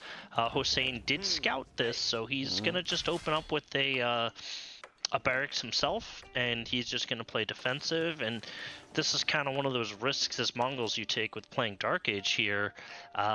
Hussein doesn't mind this, right? He's got 3 villagers on wood to make sure he has enough wood to make enough spears, but also those villagers are generating food for him. So playing out Dark Age under these circumstances is probably something he's happy to do, especially with Defender's Advantage. So normally as Mongols, I'd just like to go straight to feudal. You can catch your opponent asleep at the wheel, you can potentially tower rush them, but Hussein is not somebody you're going to catch asleep at the wheel, and he's already moving out onto the map. You know, at the higher levels, this tower rush just becomes more and more challenging to pull off. So yeah, you have to scout Knights Templar, and you have to kind of see what age up they're going with, what unique units they're going to have, and you're going to have to base your entire comp off that.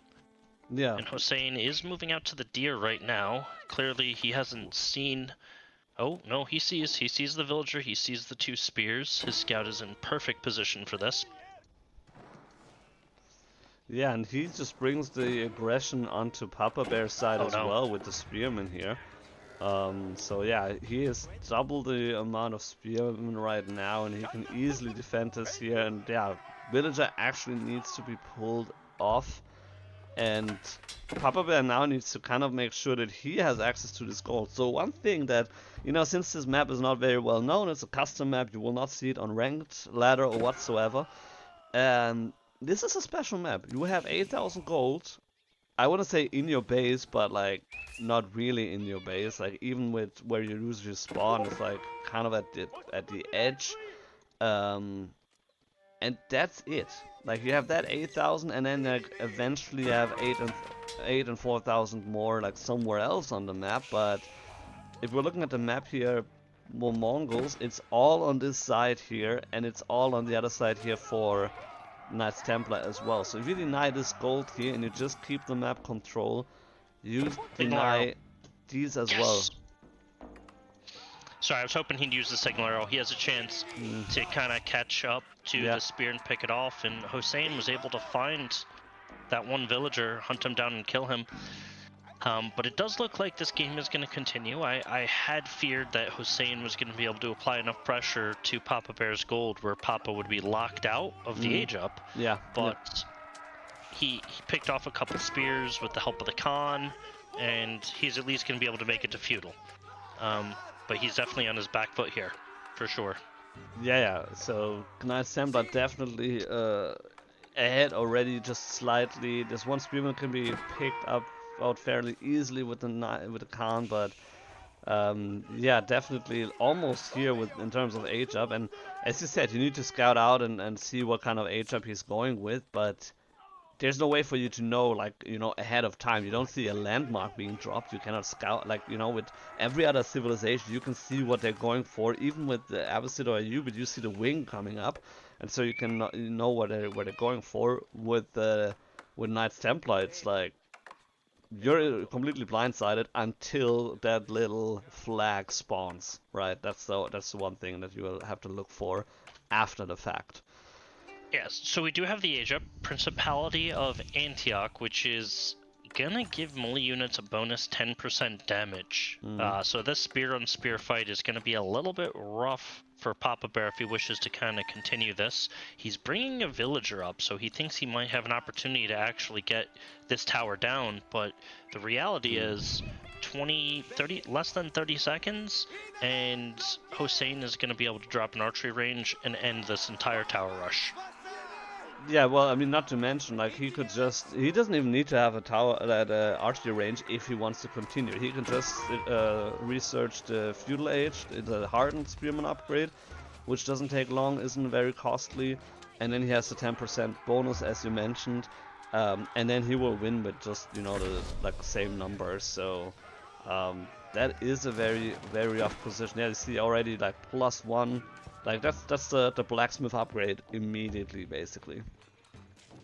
Yeah, it's listen, Knights Templar is just a tough civ to kind of play against, and you know, PapaBear is coming up with deer stones now, but man, it just trying to tower rush these guys, not recommended, not advised. Yeah. They can absolutely punish you. And Deer Stones is going to be safe. Spears can't dive it because of the town center, so a quick, you know, garrison will prevent any sort of stopping of this age up. And he garrisons real quick, but villagers on the gold. But the gold is the issue here. He doesn't have a tower on gold right now. He could have enough wood to actually build that. And now, Hossein is playing this so well with the scout, you know, scouting out the villagers here, preventing the tower on the deer from coming up, and it's just hunting those villagers. He killed one more villager, so one died while trying to go for the tower rush, one more killed right now, one is super low here as well. So this is a very, very rough position for Mongols to be in, and the Khan now, you know, dealing a little bit more damage in feudal age.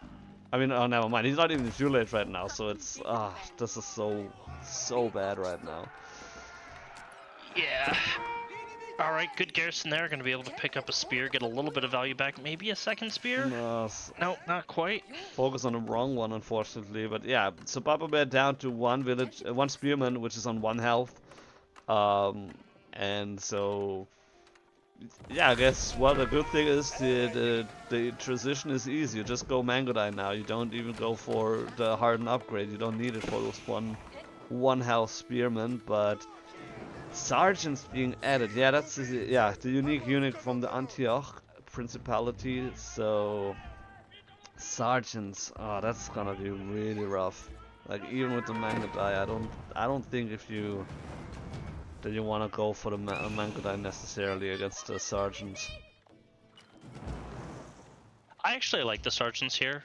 Sergeants are kind of a cool unit. They do ranged melee damage, but don't get me started about that because, you know, Knights Templar has a lot of unique mechanics, and every time you play against them, you have to kind of, you know, be on your toes for exactly what the unit does. I definitely feel like I'm lightweight clicking on it, reading it. What does it do? Oh, there we go. All right.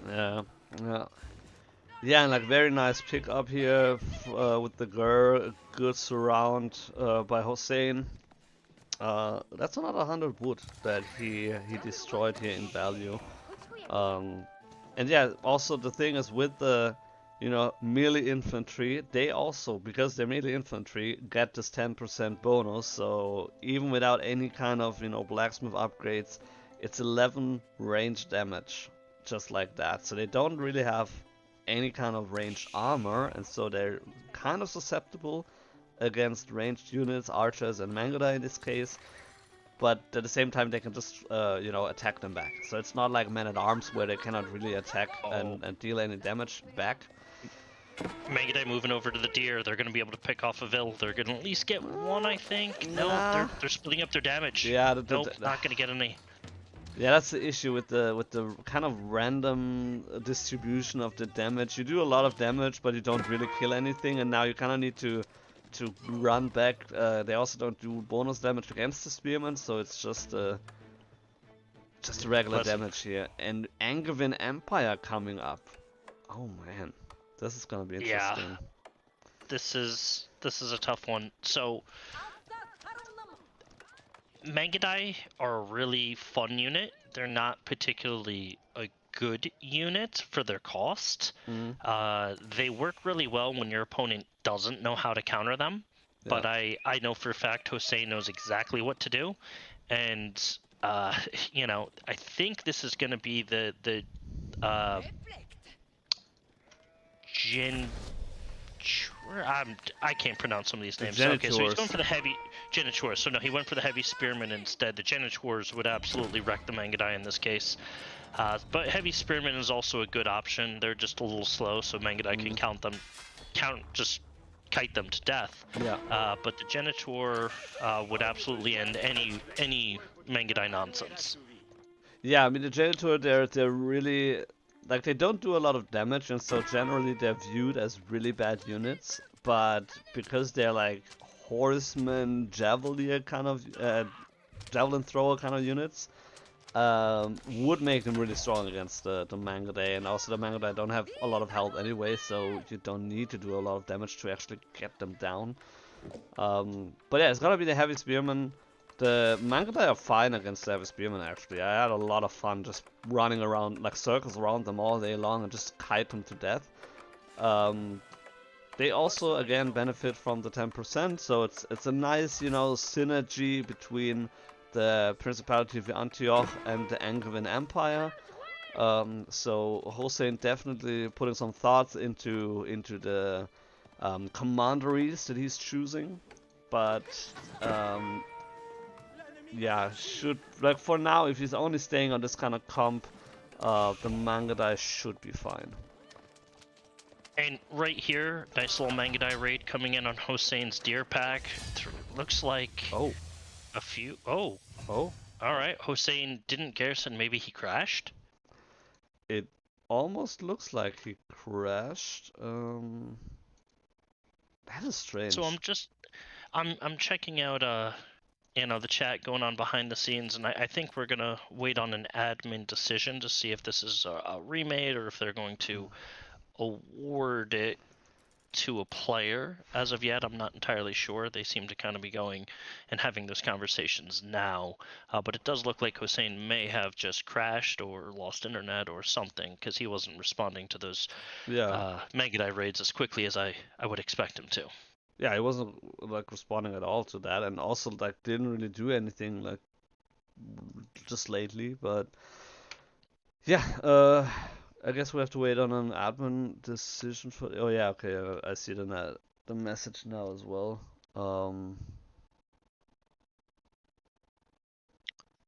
Yeah. So, but when I normally do this matchup, I usually just use a basic Keshik Archer comp, because for the most part that can handle most of it. Can handle KT, and it can also expose their quote-unquote inferior economy because they give up villagers for their age up. And that's kind of where I've had the most success in that matchup, trying to go sort of into a fast castle, get the step read out, and kind of once you get there with Mongols, you're pretty okay, because then your economy is usually a little bit better than the Knights Templar, at least on land. Yeah. So that's how I normally try to play it. If you try Mangudai against Knights Templar, you're sort of just asking for the Gentor, which is just a unit that is just designed to just take Mangudai out. Like if it's good at nothing but killing resource archers and Mangudai. Yeah, that's a good summary of that unit for sure. What I depending on, so if you scout your opponent and you see, okay, KT is doing that fast 2 TC play, which is quite popular in certain certain leagues. I actually like the Dark Age Horseman against that, because that's, I feel like, the only way how you can kind of punish and prevent that a little bit, because otherwise, like, whether you go for Keshik or Mangudai, you're just too slow to prevent the 2 town centers, and then the eco runs away. You're too slow to prevent the second town center no matter what you do. The second town center comes up at 403, 404, something like that. Yeah. And sure, you can get a Dark Age Horseman there just before that point, but he can still gather all the stone he needs. He has the strag trees for his wood, so you're not actually stopping it with Dark Age Horseman, unfortunately. And I apologize, I'm talking about like 1600 players. Yeah. That's what I'm going against. They have such clean builds where, as Mongols, you just go straight to feudal, Keshik Archer, fight them in feudal, get to castle with step redoubt, and from there you're pretty good. You have to take some winning fights, but yeah, it's definitely a tough one. You force them to fight you in feudal with sort of a trash army comp, if you will, where they're spear bow, and you can kind of win a lot of fights with that comp. Is how I like to do it anyway. Yeah, I mean, if you would, like, how fast could you realistically get out of Dark Age Horseman? Because if you think about like a tower rush and instead you go for Dark Age Horseman, shouldn't you have like your Dark Age Horseman out at like 2 minutes at your opponent's base? If you skip Uvu, sure. No, I mean, with Uvu, your Dark Age Horseman's probably coming out closer to 2 minutes in like 45 seconds, something along those range. I'd have to go back and look at the exact timing on it with an Uvu. And like I said, they just kind of can just run all their vills out, grab the stone they need, then move on to strag trees, and they're perfectly fine. Yeah, I guess we're just thinking about, you know, two different like levels of players, so that's a fair assessment. That just saying, like, you know, against the people I played against, I actually like the Dark Horseman, which is one of the very few matchups where I actually go for Dark Horseman, Dark Age Horseman. But yeah, I probably would still prefer the feudal age focus there. Yeah, so Dark Age Horseman, English, House of Lancaster, my two favorite civs to do that too. I have been doing it against China as of late, and it had some success there, but not against Knights Templar. They're just too fast with everything, and even if they want to just be like, hey, I'm gonna just go jump everything on wood, put down a barracks, pop out a couple spearmen, your Dark Age Horsemen become very, very sad at that point. That, yeah, obviously that is very true. So, but yeah, I feel like fighting them in feudal with the Keswick Archer comp, like Knight Civs in general, should have a fairly easy time. French, JD, and sort of just using a traditional comp. Now, if they go 2 TC, I just fast castle, scoop relics, fast Imperial, and have a nice day. Yeah, yeah, that's also a very valid strategy for sure. Okay, let's see. Let us see. Yeah, full random civ. We did have a all random tournament once, which was, you know, every player just randoming their civilization. Which, you know, the funny thing is also it makes the tournament a little bit faster because you skip the drafting completely. You just hit random and then you go in the lobby and that's it. So we will have another all random at some point in the future. I don't know exactly when, but probably towards the end of the year for sure. So if you enjoy that, keep looking forward to that, because we will have that again. But for now, let's see. Okay, Jose and PapaBear, they might do. I don't think they will play it once more. But like I don't think they will have time to We have to wait for admin to kind of decide how that one's gonna go. So I'm not gonna speculate. Just let the admin do what they do best, and you know, let's go check some other series out. I'm kind of looking around. It looks like Idle Villager, who I know has participated in a lot of these tournaments, or at least it's a name I recognize. Playing against Havel, which is not a name that I recognize, so it could be a new new player there. Yeah, that's a new player. That's true.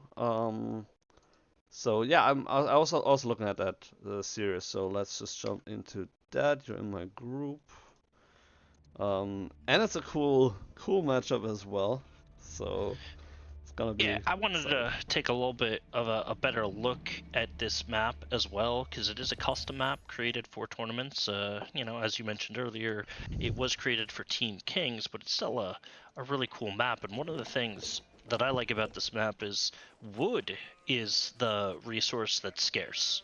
You know, you have the small starting wood line that honestly isn't even relatively safe. Like half of it is covered by the TC, if that. Yeah. And everything else is, you know, for lack of a better term, Narnia. And as we spawn in, we've got Byzantines kind of coming in on the northeast side, and I'm looking at that double berry there and just saying, I know where my H2 landmark is going. Yeah, that is a very juicy spawn for sure. That is pretty crazy, I have to say. I mean, Ayyubids also kind of have the same spawn, so it is fair, you know, fairly distributed here. But yeah, obviously Byzantines benefiting a little bit more from those berries. And yeah, so, like, it has like some vague similarity to Himeyama, I feel like, the map. But yeah, especially with the gold, like you have this one big gold vein, and you have to, like we saw last game, how many fights evolved around that, and then you have the 2 deer packs here, so pro scouting could very well be in the cards. You have a lot of deer here, the double berry patches here in the back of both players. So a lot of different options here, and actually looking like a very fun map. You know, the more I look at that. House of Wisdom obviously coming up. What would be your wing choice against the Byzantines? So I feel like Byzantines, it's a negative matchup for Ayyubids, only because they have access to English longbows, which sort of invalidates the Desert Raider a little bit. And when I just think my economy versus their economy, they're going to be getting extra olive oil, which they're going to turn into mercenary units. They're going to have the cisterns. So I feel like Ayyubids can fall behind pretty quickly to Byzantines in terms of overall economy, and not really have a unit that they can lean on. Byzantines feels fairly weak against men-at-arms in Feudal Age, but Ayyubids doesn't have access to that. So Ayyubids, I feel like, is sort of shoehorned into a pseudo-fast castle, and if they get a really good timing with Ghulams, could wreak havoc on Byzantine. And we're getting a trade wing.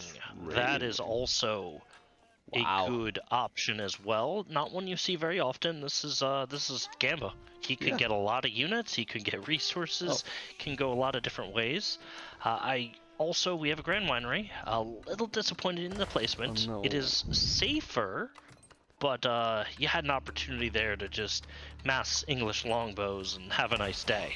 I mean, yeah, it is safer, but at the same time, if you just drop it on the left side of those, it's still in the same, like, vicinity of the town center, and it also would cover at least half of the berries on that other side. So, yeah, definitely disappointed in that. Speaking of cisterns, there's a distinct lack of cisterns in this game right now, just because he didn't go for stone, which usually you put one or probably more like two villagers on stone from the start to have a constant stone income, and then you can have level 5 cisterns by the time you hit Castle Age, which is really, really crazy good.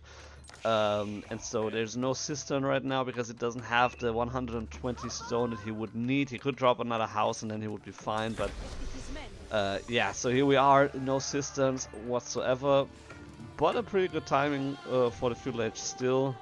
And he's on the other side, Isle Villager switched up, so he's going for the advisors and not for the bazaar. So he is going to have other bags, which is a... Did I get that wrong? Did I miss that no, one? No, I just saw Trade Wing. He did go for the bazaar, and then he switched it up a couple seconds after. Like while you were explaining what it would do, he switched it up and he went into advisors. Okay, so, you know, we are looking at bottom bracket here, and so it's important to kind of, you know, point out that not every player in bottom bracket is good with every civ. And sometimes with how the format works, you wind up playing a civ that maybe you've never played before, or maybe you don't feel as comfortable, and you're not sure how to handle these matchups. But we do have 2 Adabags, three that spawned different sides of the House of Wisdom here. We have a stable coming up, so I do think we're going to get some Desert Raiders here. It must be the Desert Raiders, yeah. Yeah, if Skinwalker goes English longbows, Desert Raiders aren't going to get a lot of value.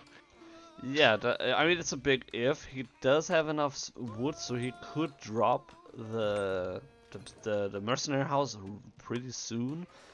But yeah, I mean, it's just gonna be this 1-level cistern for the time being. It also only, like, it does cover the sheep, it does cover the straggler trees and the berries, obviously, but it doesn't cover the gold, it doesn't cover the wood line. So overall, that's a pretty sad cistern for the time being. Archer Ray, also he's kind of like, you know, like wasting a little bit of that influence area here. I mean, I'm trying to build stuff perfectly neatly together, and this is kind of not how I would do it, at least.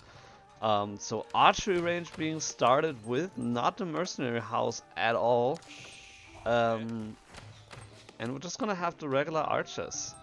So wow, this is a crazy game. I hope we don't get Keshiks. I hope we don't get Keshiks. I don't know what feudal age mercenary we're gonna go with. Maybe Skinwalker doesn't realize he gets mercenaries?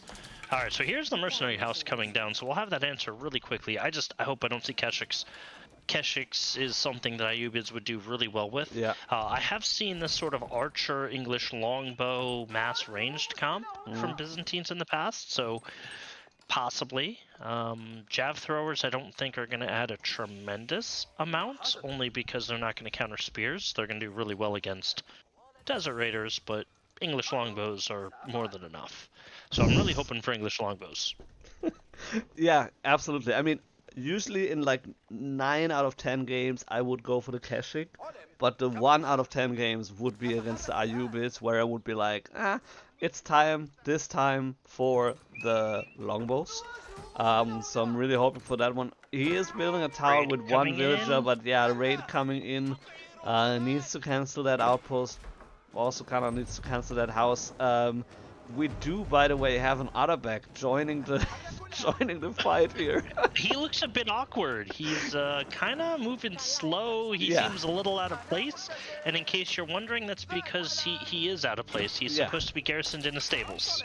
You know, like, and he, the way he's moving, it's kind of like he knows that. Like, he's like, it's a weird shuffle here, and he's like, guys, wait, stop, what are we doing here?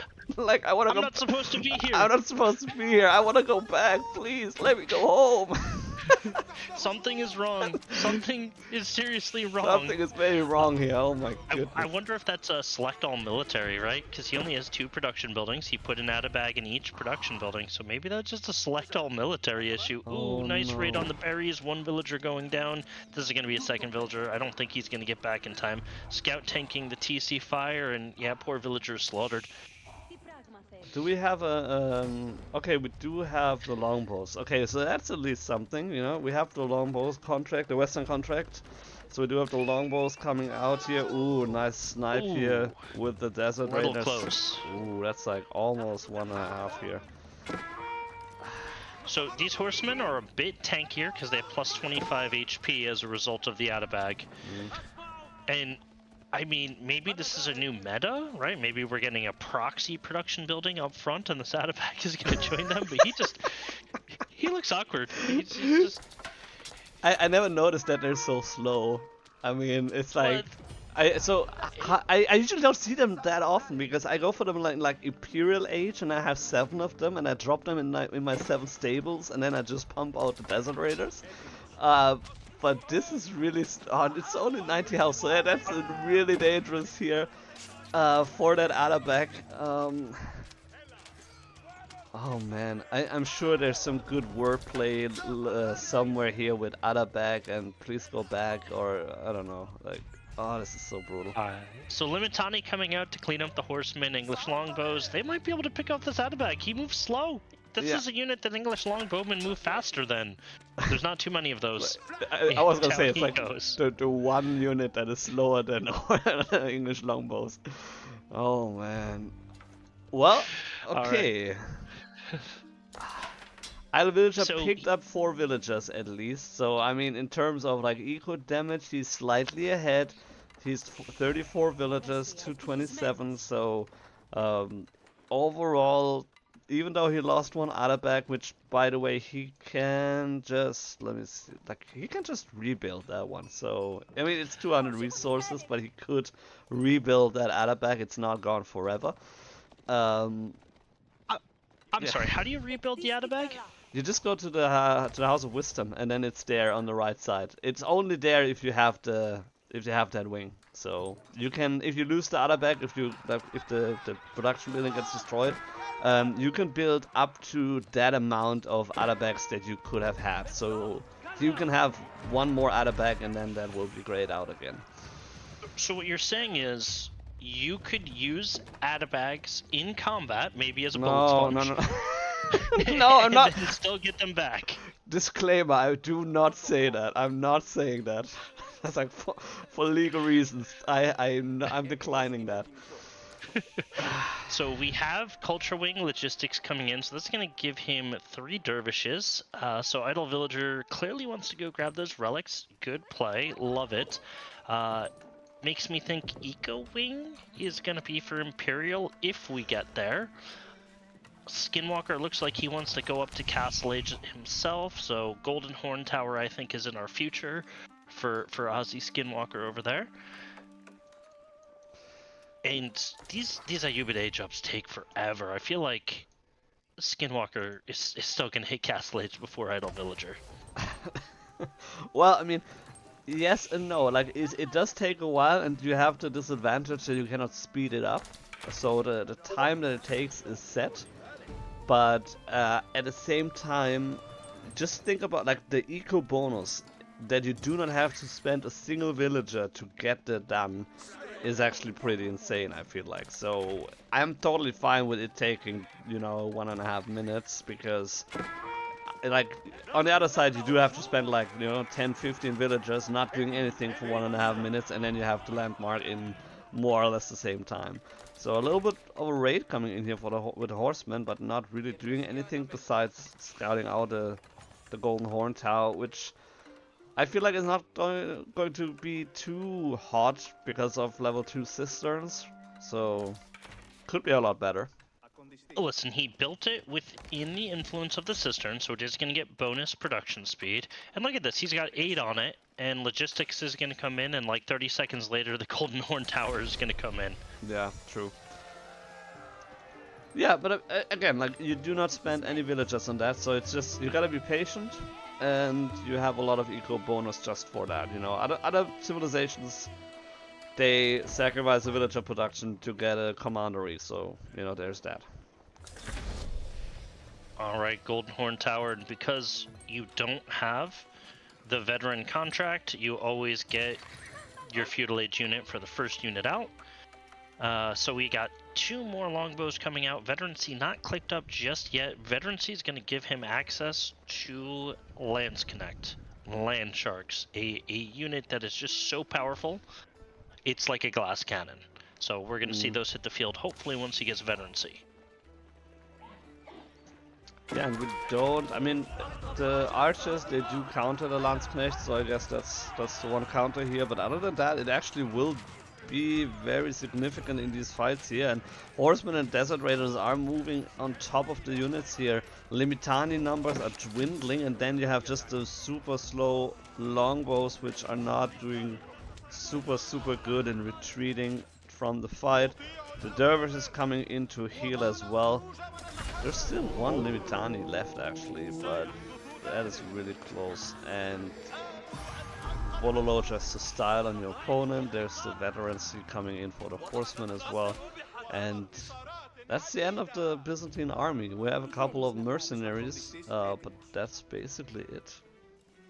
So I want to point out, dervishes holding a relic, they kind of look like an Ayyubid. How they move. They move very slow. Look at that.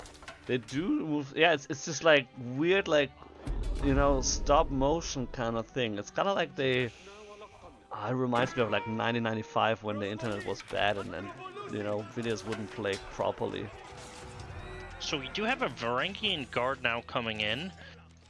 No counter from Idle Villager on that yet, but he does have enough damage to take it down if he so chooses.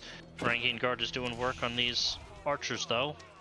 But down it's gonna go. He was just by himself. Not enough. Not enough, no. And Idle Villager did also go into the Lancer, Camel Lancer, so they are pretty strong. And I mean, they're not countering the Varangian guards, but they will be pretty fine against them. And then we have the Landsknecht slow. Yeah, someone needs to tell Skinwalker about the blacksmith. It is a very amazing building. He does not have one yet. Could be very beneficial. English longbows do a lot of damage. They're doing 8 right now. They could be doing 10. Yeah. Yeah, and he does have the resources for at least one of the upgrades. Potential, like, yeah, almost for 2 even. And now he needs to retreat again. And then also, he's going for a second town center, which generally isn't a bad idea for Byzantines, but at the same time, I would much rather have him be on level 5 cistern instead of having a second town center. Yeah, I apologize. I am team no second TC. Every time I see a second TC added in, I just ask myself why.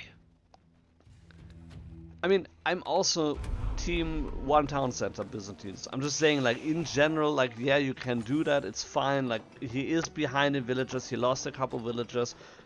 He doesn't know what wing his opponent went for. Maybe he's, you know, having like 6 more villagers now or whatever.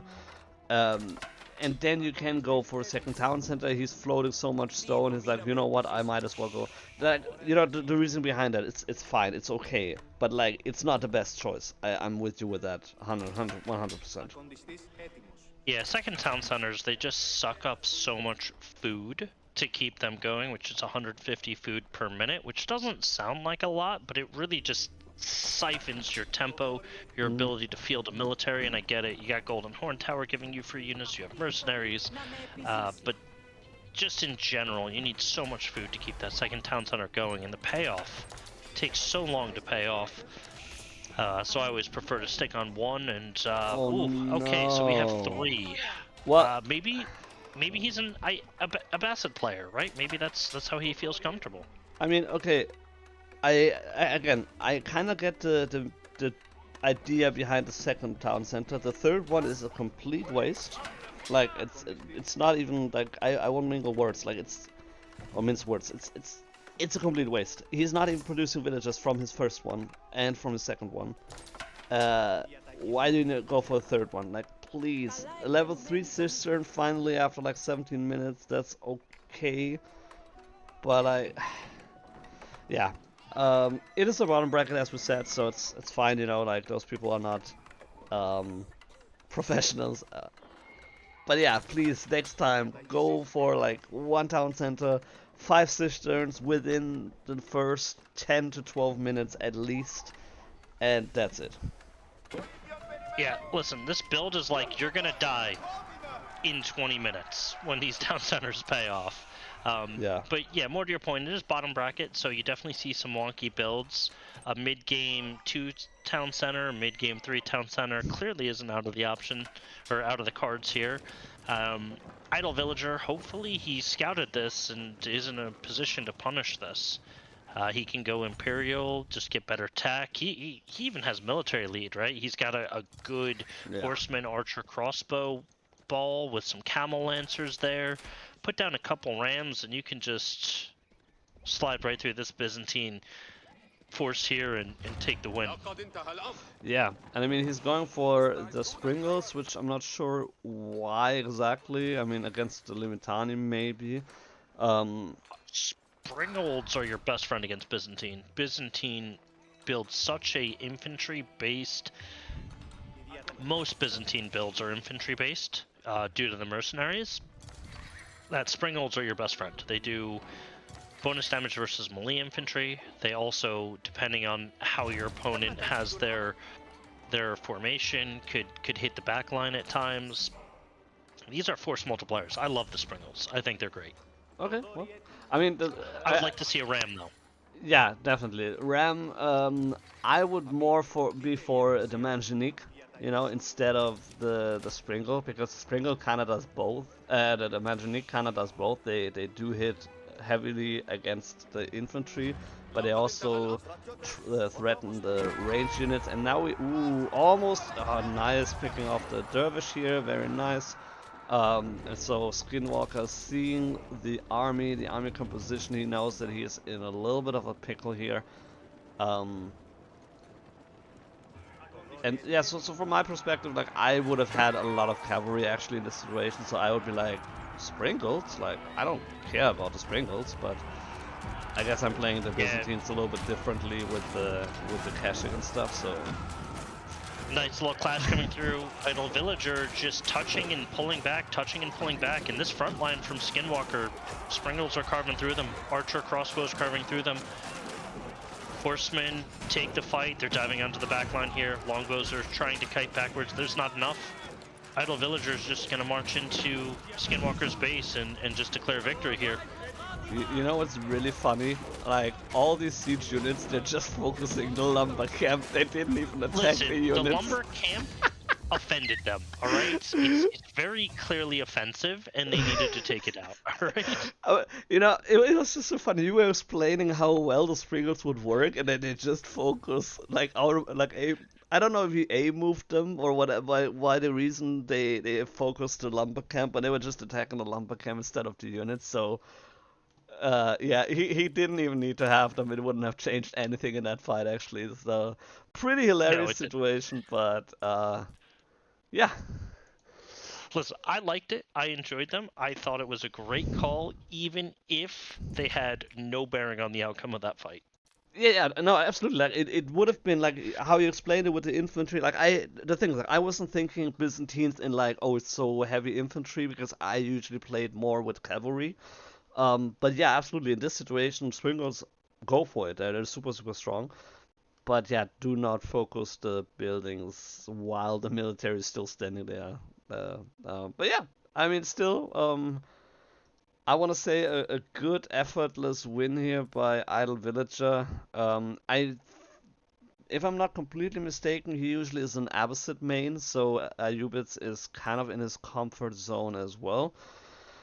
And yeah, Byzantines, look at the build order. You need to have more stone. You need to have the cisterns up way faster. You need to focus more on the oil mercenaries. Like that's your main, like that's how you get the ball rolling. I don't even think that Ozzy came out of his base like once with the military, like except for this like one last fight. Yeah, I mean it's kind of hard. Idle Villager sort of started applying pressure with the horsemen fairly early. He kind of, dictated the tempo of that game, so makes perfect sense. I'm just looking at Ozzy's civs that he seems to play, and it looks like Mongols is one of his favorite civs. Nowhere on there do I really see Byzantines. So maybe, by some misfortune in team ranked, he's played them 7 times. That's all I'm really seeing here. So maybe, he was like, I got forced off the civ I wanted. You know what? I've been having some success with Byzantines and teams. Let me give it a go here. So yeah, maybe he was just a little bit uncomfortable with the civ and how it plays. And the 3 town centers make sense from like a team's perspective. So maybe he was playing it a little bit how he plays in teams, which is going to be varied results in solos. Yeah, that could very well be. But yes, that was round 3 for the bottom bracket. So bottom bracket is round 4 right now, as well as the top bracket. I would really like to watch Azokich versus SunRunner, but okay, maybe I don't want to watch that. Yeah, listen, send me an invite. Let's go to whatever game you want. Happy to check out any game. I'm just checking to remind myself what map we're going to be on here in round 4, which is going to be Prairie. Oh, that is one of my favorite maps to play on. Bring it back to the ranked pool, devs, please. Really? Okay. Well, you do you. That's fine. Yeah, I love Prairie. Prairie is just such a good map, in my opinion. Well, I do like the map. I only have one issue with it, and I think that, my feeling is that it has a little bit too few woodlines. That's like my one issue. I love the map, but I think the woodlines could be like a little bit bigger. But yeah. Yeah, I mean, valid complaint. I like the small woodlines. A Khan Hunter throws out this little scouting falcon, villagers die, everybody's happy. Yeah. That's how I like it. Makes sense. Okay, so I can't find SunRunner against Azokich. They should be I don't know, like they should have started, but I don't see their map, their match. So it's really strange. They seem to be just online, but in lobby. Yeah, listen, I think it takes a Mongol main to appreciate Prairie for what it is. And I can understand why everyone else hates the map, because it is definitely a bit wood scarce, and wood is a extremely valuable resource. It's also very open, so French mains might also enjoy it. Knights having a lot of free reign to raid there. But we are going to Prairie now, and oh, this is exciting. I love this matchup. Yeah.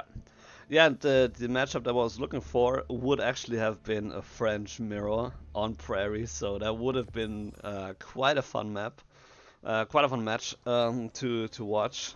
And okay, switch to players. So, TheButcher, finally we are able to witness one of his games, him playing Juicy's Legacy in yellow on the right side of the map.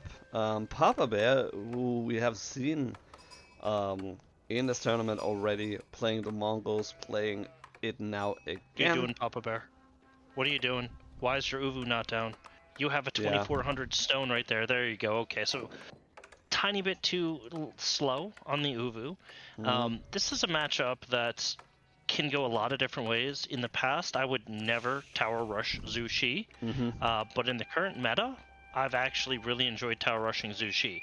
The Butcher, a high-level player, I think his ELO was above 1500 last I checked. He does the right thing. His mill is almost right next to the TC. It actually is technically touching the TC, so it looks like he's gonna go for a no gold gathering opening here, and he's just gonna rely on the taxation from the food. And all those villagers are going over to wood now. I wonder if that's to get a barracks. He might be getting a barracks. He might be choosing violence. I think the Butcher is going to be very violent in the Dark Age and play Dark Age with Mongols. And Mongols is going to tower rush too. So the Butcher scouted it and he's responding. Yeah. He attempts a teleport there, but didn't really work out. Didn't work out too well. Okay, that's kind of glitchy here. He didn't scout the barracks, but he's probably guessing that Dark Age aggression is in the cards here for the Mongols, and so he's kind of responding the same with the barracks here. A little bit unusual. I mean, the thing is, if he's going for a gold-less start, he doesn't even care about that gold. He doesn't need to go out of his base. He is everything that he needs to have under his town center, and so I kind of find that a little bit curious, I have to admit. Maybe he doesn't know anything about the base. He doesn't even know that the Uwu is way out there. PapaBear is kind of struggling with the rally points. His spearman not doing anything right now. This is purely defensive. The Butcher just wants to make sure he can fast castle. I have a funny feeling that's kind of something he's going to look at here. Is just FC. Yeah. And if a tower goes down on this gold, he'll never be able to fast castle. Yeah, that is very true. I mean, especially on this map, we've seen it a couple times. No, I was just confusing that for now. I'll be honest with you. I wouldn't even tower rush the gold. I'd tower rush this wood line. Yeah. Go fast castle. You'll never get any production buildings. Yeah, that's the thing. Like, if you tower rush the wood line, that is a lot more value. Plus the thing is, with gold, it's like he gets the taxes depending on where he drops the meditation gardens. He will get passive gold income anyway, which will not like bring him into the fast castle obviously, but that would still be a lot of value, and will help him to slowly but surely get the upgrades. And so long distance gold mining here for whatever reason. It doesn't have enough wood right now to build. This tower's never going up though. No, there's no way. And so this is kind of the risk of tower rushing, right? It's sort of like an all-in. And right now, the Butcher scouted it, responded in one of many acceptable responses by going with the Dark Age barracks. And this is just going to result in this being a failed tower rush. Villager needs to run away, but Villager moves at a 1-1-2. These spears move at a 1-2-5. They're going to pick apart that Villager on his way back. Yeah, I mean, even with the signal arrow, that only, takes you so far. Spearman trying to intercept here. There's a couple of spearmen coming too as well, but just keep running with the villager. Try to fight with the spearman, although he's like, oh no, way outnumbered right now. That's a defender's advantage. Also, he's not constantly producing. And by the way, the macro here is not really on point with 700 food right now, which can very easily happen if you're just having too many villagers on food and then you just forget to put stuff on gold. Missed opportunity. Wow. Oh, he let that villager live. Are there any wolves on the way back? There are no wolves. That villager surprisingly gets to keep his life there. Wow. Okay.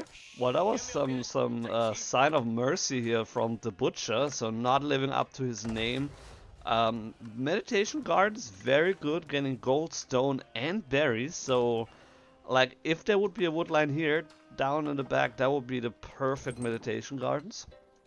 But yeah. Even so, like, that's definitely like an 8 out of 10 for sure here. It's a really good meditation gardens, considering it's also just very safe in the back of your base, that you don't need to worry about it. It's a really good meditation gardens, I agree. So I'm just kind of looking at this macro here from TheButcher, and a lot on wood. This is abnormal for a fast castle, so maybe because he invested in a barracks, he's going to play a little bit of feudal age with Mongols, which is fine. He also could just go fast castle and, you know, kill Mongols. Yeah. But PapaBear really, just a failed tower rush put him behind, and he's going to have to work extra hard to kind of catch up.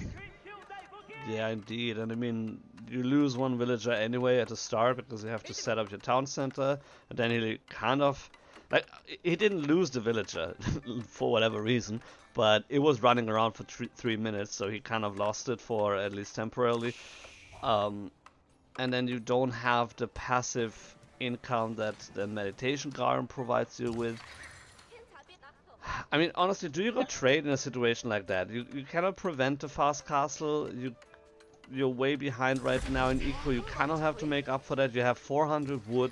Do you drop like 1 or 2 markets and just, you know, set it, like, place it in a corner and hope that you have a good trade? Yeah, so you could do that, but at this point, if you're going to trade, you just go silver tray. And yeah. Right now, I think that PapaBear is actually lining up a comeback. I think this is going to be Mangadai, and TheButcher is going to go to Pro Scout, which, generally speaking on this map, doesn't feel like you get a ton of value. These Mangadai that I expect to be queued up here as soon as this archery range is done. Oh, and the stables. So we're going to get Keshik Mangadai, or are we going to get Keshik Archer? Stables kind of changes the equation. I would go Mangadai, and it is 2x on the Mangadai. So we're going to get 4 Mangadai. Those Mangadai are going to shut down the Pro Scouts. They're going to shut down these spears. You do have horsemen coming out from TheButcher, but Keshiks are going to be able to win that fight any day of the week. So I like these decisions that PapaBear is making after the failed tower rush. Yeah, definitely. And I think that TheButcher might just give him a little bit too much time to breathe here, actually, with the Pro Scouts here, and PapaBear scouts it out. So the Spearman, unless he drops the deer, needs to run away here. Might almost getting the scout here still. And yeah, the Khan just being annoying with just running and shooting. Will be able to snipe that Spearman, could almost snipe that scout as well. And there we have the Mangadai, and as long as you have the signal arrow, the Mangadai in decent numbers can deal with the horsemen, as you said. Oh, that's a bad path in here. And yeah, with the Keshik especially, you just have them as the front line. Mangadai should be able to then stay in the back and should be able to then win the fights. Yeah, so he needs to drop a tower at his base to give all of his villagers yam, and he needs to bring the deer stones forward. And then he just needs to live on this wood line and not let TheButcher have any wood. Yeah, it doesn't have... No wood, no horsemen. Yeah, pretty much. And as you said earlier, like, also no production speed, there's no farm transition, which obviously with Pro Scouts you don't need to do that in the next 20 minutes, but that definitely would hurt him quite a lot, because then he doesn't have any kind of wood income. So we have Castle Age coming in very soon for TheButcher. I expect it to be, I think it's the Shaolin Monastery? Yeah, that's the usual one. That's what I expect it to be. Mangadai sitting next to this wood line might be able to pick off a Vil. Yeah, that's going to be 1 Vil going down. Yeah, at the same time, the horsemen circling around the Mongol base trying to find something here. Khan's Hunter hitting the field as well.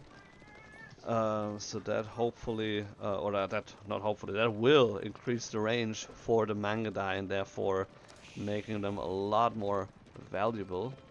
Shaolin Monastery being dropped, that's right. He needs a blacksmith though. You need steeled arrow if you're gonna have this many Mangudai. If you're gonna run into Mangudai at all, you need steeled arrow. So that is not in for PapaBear. Both players opting for no eco upgrades yet.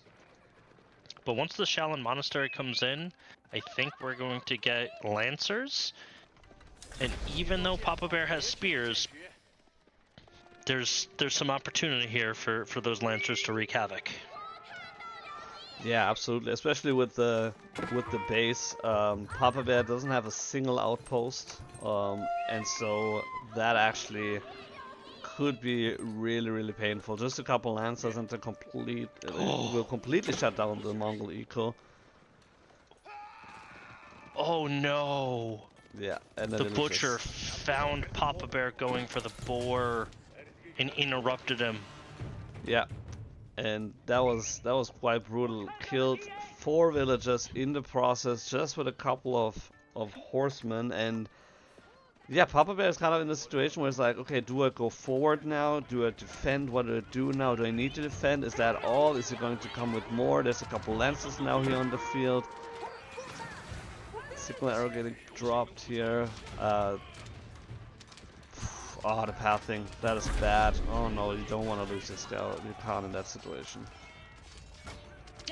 Nice little micro there from PapaBear to pick the spear off, but these are feudal age Keshiks. They cannot stand up to a lancer. Even if they were castle age Keshiks, they can't go toe to toe with these lancers.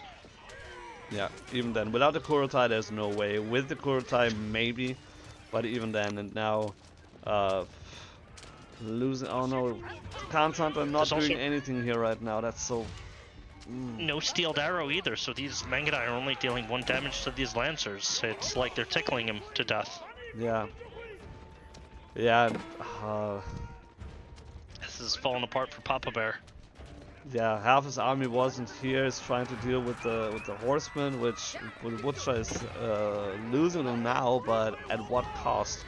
So the right side army, the eastern army here for PapaBear, was killed in the process. The Butcher killed almost twice as much value here compared to PapaBear. We're getting a farm transition from PapaBear, or I should say a pasture transition, which is necessary because he doesn't have map control, but this just kind of further puts you in the hole. Yeah. Now, maybe if he gets the Castle Age, and if he gets Prayer Tent down and gets the upgrade, this will give him a lot of value here, because then you can get by with only 4 pastures for a while. But yeah, it looks like the Butcher's going for the kill. He's getting palace guards here, and you know, PapaBear can use the Keshik, but it's a feudal age Keshik versus a castle age palace guard supported by castle age lancers.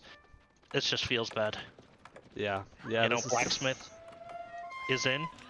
So wedged rivets is probably going to be the next upgrade, which he just queued that up as I said that. So yeah, he's preparing a TC dive. He's just going to dive under that town center and murder all the villagers. There's not enough garrison points for them.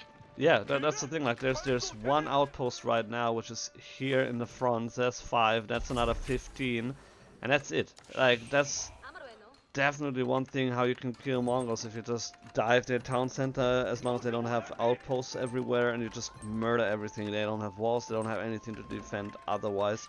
Oh no, I was gonna... Step redoubt is coming up. I mean, I like it when you're ahead. Yeah. Right now he needs girl time. And this is kind of the Mangudai sort of conundrum. Mangudai cost 150 resource. They're really good on raiding, they're really good on offense, but on defense, they're not the unit you want to have when you're on defense, and he's about to be on defense in 60 to 120 seconds here. Yeah. Yeah, and that might just be right when the castle age hits PapaBear, so he will not have time to get his upgrades in time if the Butcher pounces in time. Gonna hear the age up, and he's gonna pounce. There's the age up. Watch the Butcher's units. They should go straight for his TC. Yep, there you go. Now they're on the move. Yeah. and oh no, PapaBear didn't move the step redoubt. And in this situation, this is why the Kurultai would have been better. Yeah. Even though the Kurultai is not the best landmark in my opinion. Because Really? step redoubt's giving him no value. Yeah, that's the thing. Like right now, okay, now he's moving it. So if he moves, yeah, the step redoubt will now. Hopefully, all the villagers will get the memo and not deliver back to the town center. Oh man. They're gonna drop off the town center. This is the annoying thing about these sort of landmarks. Lancers diving in, palace guards right behind, charging, villagers, 3 going down, Lancers moving around to get the surround. All those gold vills are dead. Yep, they're all dying. Okay, no, I think one makes it out alive. Oh gosh. PapaBear was asleep at the wheel. He was busy with the boar, the raid on the boar. And now, I mean, all these villagers just are gonna get murdered. There's nowhere for them to run and hide. Yeah, that's the thing. Like he technically could put 3 more in, but that's about it. So 20 dead villagers right now. More to follow soon. The army basically completely evaporated here. Oh, yeah. This is not how I expected the game to go. I have to be honest. I mean, I was hoping for a different result, but Yeah, it just same boat. Butcher had a better plan. Yeah, not only the plan, it was also like mainly the execution, obviously. I mean, Butcher is a lot higher ranked player than PapaBear is, and so it's not like wholly surprising, but yeah, the execution microing sometimes wasn't great. And then yeah, I don't know. Like I prefer the Kurultai, like almost every single game. I don't even know when the last time was that I built the step redoubt. So yeah, and I don't say that I would have changed to fight in any way significantly, but Yeah, I mean, I am a Deerstone step redoubt type of player for sure. But there's a time and place for every landmark, and given the circumstances, the Kurultai would have at least had offered more value than the step redoubt did in that situation. But still well played. I feel like the Zushi matchup is a tough one for Mongols because Zushi just fast castles so quickly, gets into the Lancers, and just sort of outmaneuvers Mongols in some way. So it's a delicate matchup for Mongols for sure. Yeah. Not something that I find particularly easy. Yeah, no, I totally agree. Like there's matchups where that you like as Mongols, and there's matchups which you don't like really that much. And I feel like Ayyubids and Jushi's Legacy, those are 2 of the matchups which I do not necessarily enjoy as Mongols. I concur. They're definitely 2 of the more challenging matchups as Mongols. But yeah, well played So, by the Butcher. Yeah. So they are done with round 4. There's one more matchup going right now, Hossein against Lanky Joe. But they should be. Let's see, do they still play? Yeah, they're still in game. So we will have the playoffs starting for the bottom bracket relatively soon. Let me see if any of those have started. No, I think they just the bracket just started right now, so the players will jump in chat real soon. Okay, so we have time to watch Hossein again if you want. Yeah. Because that game's kind of going on, and that gets us into the top bracket where we're going to see, again, some cleaner builds, some more well-rounded gameplay. And then we can jump into the finals and the bottom bracket if you want, or the semifinals. Ball's in your court. But yeah, no, I was just looking, but it kind of seems like they played the game. Okay, yeah, they're done. So they started it once for like 1.5 minutes, and then the game they stopped for whatever reason, and they restarted, and that went for 20 minutes, and that is over.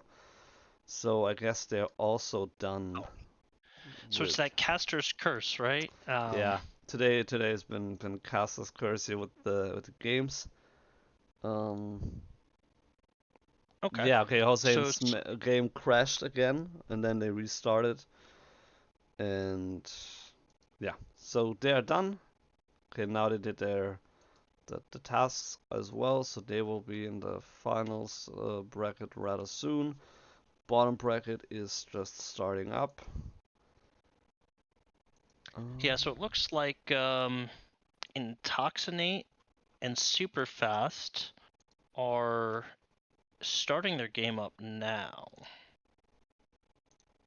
Yeah. So that might be the easiest one. And AKORS and Idle Villager are also getting their game up and going. So the semifinals, I believe we're going to Dry Arabia for semifinals. Yes. My favorite map in the entire map pool. Yep. I'm a Dry Arabia fan. It's vanilla. It's even. There's nothing special about it. You know, you kind of know what to expect from the map every single time you get it, and it just doesn't disappoint. Yeah, that is true. I mean, it never disappoints. I know that people who don't like Dry Arabia for probably exactly those reasons. That it is so balanced and vanilla that you can play everything and anything. But yeah, in terms of balancing, I don't think there's much better maps than Dry Arabia. Okay, so both matchups, they're still in the draft here so far. Oh, for the bottom bracket? Alright, so we got a couple minutes, ladies and gentlemen. Yeah. Top bracket finals have not started yet. So we can also wait on that one. But yeah, in the meantime, we could actually, you know, watch the trailer one more time, just to, you know, for those who haven't watched it, for those who have just, you know, joined after we played it last time, and then hopefully after that the matchup will be ready. I like the trailer. It has some great highlights from the last King of the Rockies, and I'm very excited. I'm actually debating going to get myself punished in those qualifiers next month. Please do it. Please. What do I have to pay you for signing up to the qualifier? Yeah. Listen, I feel like I'm gonna run into the likes of Makomi. I'm gonna run into the likes of a couple of the top European players over there, and yeah, it's just gonna be a bloodbath for me, for sure. I mean, all I'm saying is that as of today, we have 8 players signed up for the qualifiers. So, and 6 of them will qualify for the tournament. So, you know, as of today, you have a very good chance to actually make it. Yeah, I guarantee you, all those guys who signed up, they're above 1800 ELO. True, yeah. Just saying, like, maybe you can, you know, throw a curveball and then somehow I don't know. Listen, man, all I'll say about it for me in the ladder, I'm in the no pro zone. So I am good enough to queue into the pros after their queue hits 4 minutes, them to annihilate me, and then move on to their next victim. That has usually been my experience against that tier of player. Yeah, I can imagine. Yeah, but yeah, let's jump into the trailer real quick, and then we'll hopefully jump into our first semifinals game.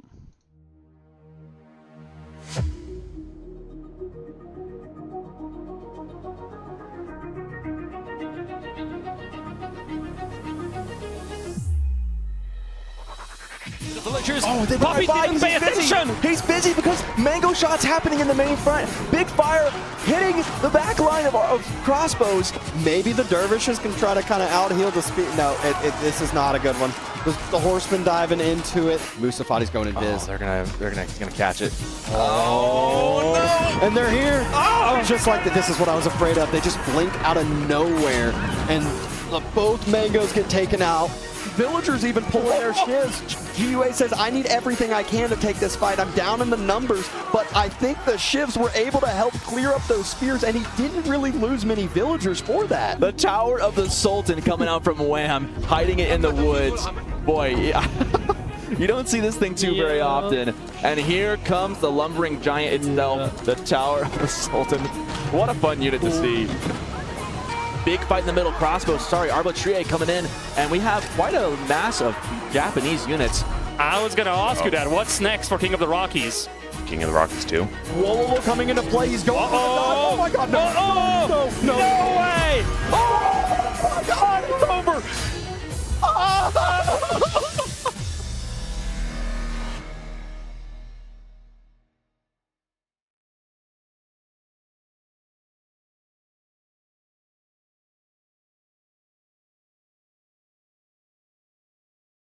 Yep. So yeah, there we have the trailer once more. I had put everything, all the information in chat. Let me find that real quick.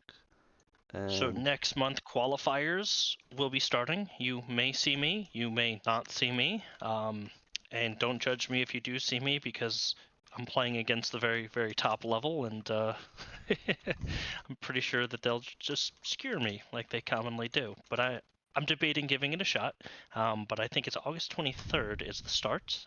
Unlike the previous King of the Rockies, everybody can enter. It's available to the whole world. It's not limited to just NA. It's going to be, access to European players, which is where I think the vast majority of the top level players reside. We do have a couple here in North America that I'm hoping will play as well. So it should be a really awesome LAN tournament. It's sponsored by World's Edge. And yeah, there you go, right in chat, August 23rd, 24th, 30th. And then the main event is going to be October 24th to the 26th in Denver, Colorado. Yep, that's right. And so, yeah, as you said, it's a global event this time around, so people from all over the world can sign up. And that's also, by the way, like I said, that there's only 8 signups so far for the qualifiers, and one of the reasons for that is most likely also because it's a global event, and people need to figure out, visa stuff, flights. If they're getting the funds from their team, if they're like professional players with a certain team, and so there's probably a lot of things that go on in the background to make sure if they can actually commit to being there in person then, if they qualify. But yeah, I expect in the weeks leading up to this, 2 weeks out, we'll have a much clearer picture as to, the amount of participants we're going to have. And I do expect a considerable amount of participants, but as you mentioned, it takes time to kind of line up visas, line up travel arrangements, talk to your sponsors, and sort of get all that stuff done. While at the same time, I think some of these players are also, probably playing in current tournaments going on. that's true, yeah. I mean, Masters of Steel. Confused that with the Summers tournament from EGC. Is going on right now. Grand finals will be tomorrow, I believe, and so there will, some people are also still busy with that kind of stuff. And then once that cools down, they potentially look at King of the Rockies and figure out what to do next. But I mean, $15,000 prize pool is nothing to scoff at. So I would very, very surprised if we wouldn't have most of the pro scene trying to be there, I would say. At least that's how I would do it if I were them. Yeah, but kind of focusing back in on Low Elo Legends, and this tournament we're about to jump into the semifinals, I believe, of the bottom bracket. Looks like we're going to be past any observer delays for most of these games. So this is the semifinals. This is best of 1. Winner moves on to the finals, which is going to be a best of 3. So sort of a high stake game for all players in this tournament. Yeah, pretty much. And so I was looking for IntoxiNate against SUPERFAST JELLYFISH, because we haven't casted SUPERFAST JELLYFISH as of yet, but they haven't started up yet. So we're just gonna move in instead. Idle Villager playing the Order of the Dragon against AKORS, playing the Ayyubids. So Dry Arabia, as we mentioned, gonna flip the scoreboard. For whatever reason, that's been wrong every single time today. I don't know why. So AKORS playing the Ayyubids in cyan on the left side of the map. Idle Villager, Order of the Dragon in yellow on the right side. doesn't start with the prelate in comparison to the Holy Roman Empire, so just a little bit different here for Order of the Dragon. Yeah, Order of the Dragon is the sort of variant, if you will, of HRE, the cousin, as I like to describe them. So they have gilded villagers, they have gilded military units, which are just a stronger version of their normal brethren here. And so these villagers gather faster, they do train slower, but they are superior to their cousins in every single way. And this matchup is so interesting, and I wonder, is Idle Villager going to open with some Dark Age Gilded Men-at-Arms and try to catch AKORS asleep at the wheel, knock him off gold, disrupt his fast castle? And, you know, could AKORS go Desert Raiders and start kiting them like that? I feel like Order of the Dragon has a lot of opportunity here to really mess up Ayyubids. Yeah. With how they play. Yeah, I would say Order of the Dragon is more aggressively played usually than HRE, like in comparison. I mean, lately I guess HRE also has some very good aggressive builds as well, but with this like proxy barracks and stuff, that's usually what you see with Order of the Dragon. It doesn't look like it. I would a little bit be surprised as well from how I envision Idle Villager from what I've seen him play. I don't think that a Dark Age aggression kind of play is in his cards. I mean, it's Feudal a high Age, risk, high Men-at-Arms. reward. Feudal Age though, yeah, Feudal Age, I would definitely expect them to be that aggressive. Like that's usually where you see them aggressive. Mostly if you go for the Minework Palace, Aachen Chapel less so, but still potentially can be very aggressive. Yeah, so we do have two building the Aachen Chapel. It's a safe Aachen Chapel. It's going to get the woodline. It's going to get the berries. Aachen Chapel does not require a prelate to garrison, and it just gives a 15% gather rate. So could be a fast castle. He's moving 5 villagers over to wood right now. There's one that's coming out on the west side of the town center, so it looks like we're going to get a production building. Could be a horseman. That's another, stables is a common fast castle concept from Order of the Dragon. You make a couple gilded horsemen, you use them to raid. Horsemen will also perform well against Desert Raiders, and then you go castle, scoop relics before Ayyubids hopefully knows what to do. Military wing reinforcement, I like this coming out of AKORS. It means he's going to get aggressive, he wants to apply pressure, and he's going to get some free Desert Raiders as a result of that. Yeah, it's kind of my preferred wing as well, especially if I want to be kind of aggressive, and it works really well with pushing your opponent into their base. They have to invest into military to deflect the Desert Raiders, and in the meantime you can just happily go fast castle.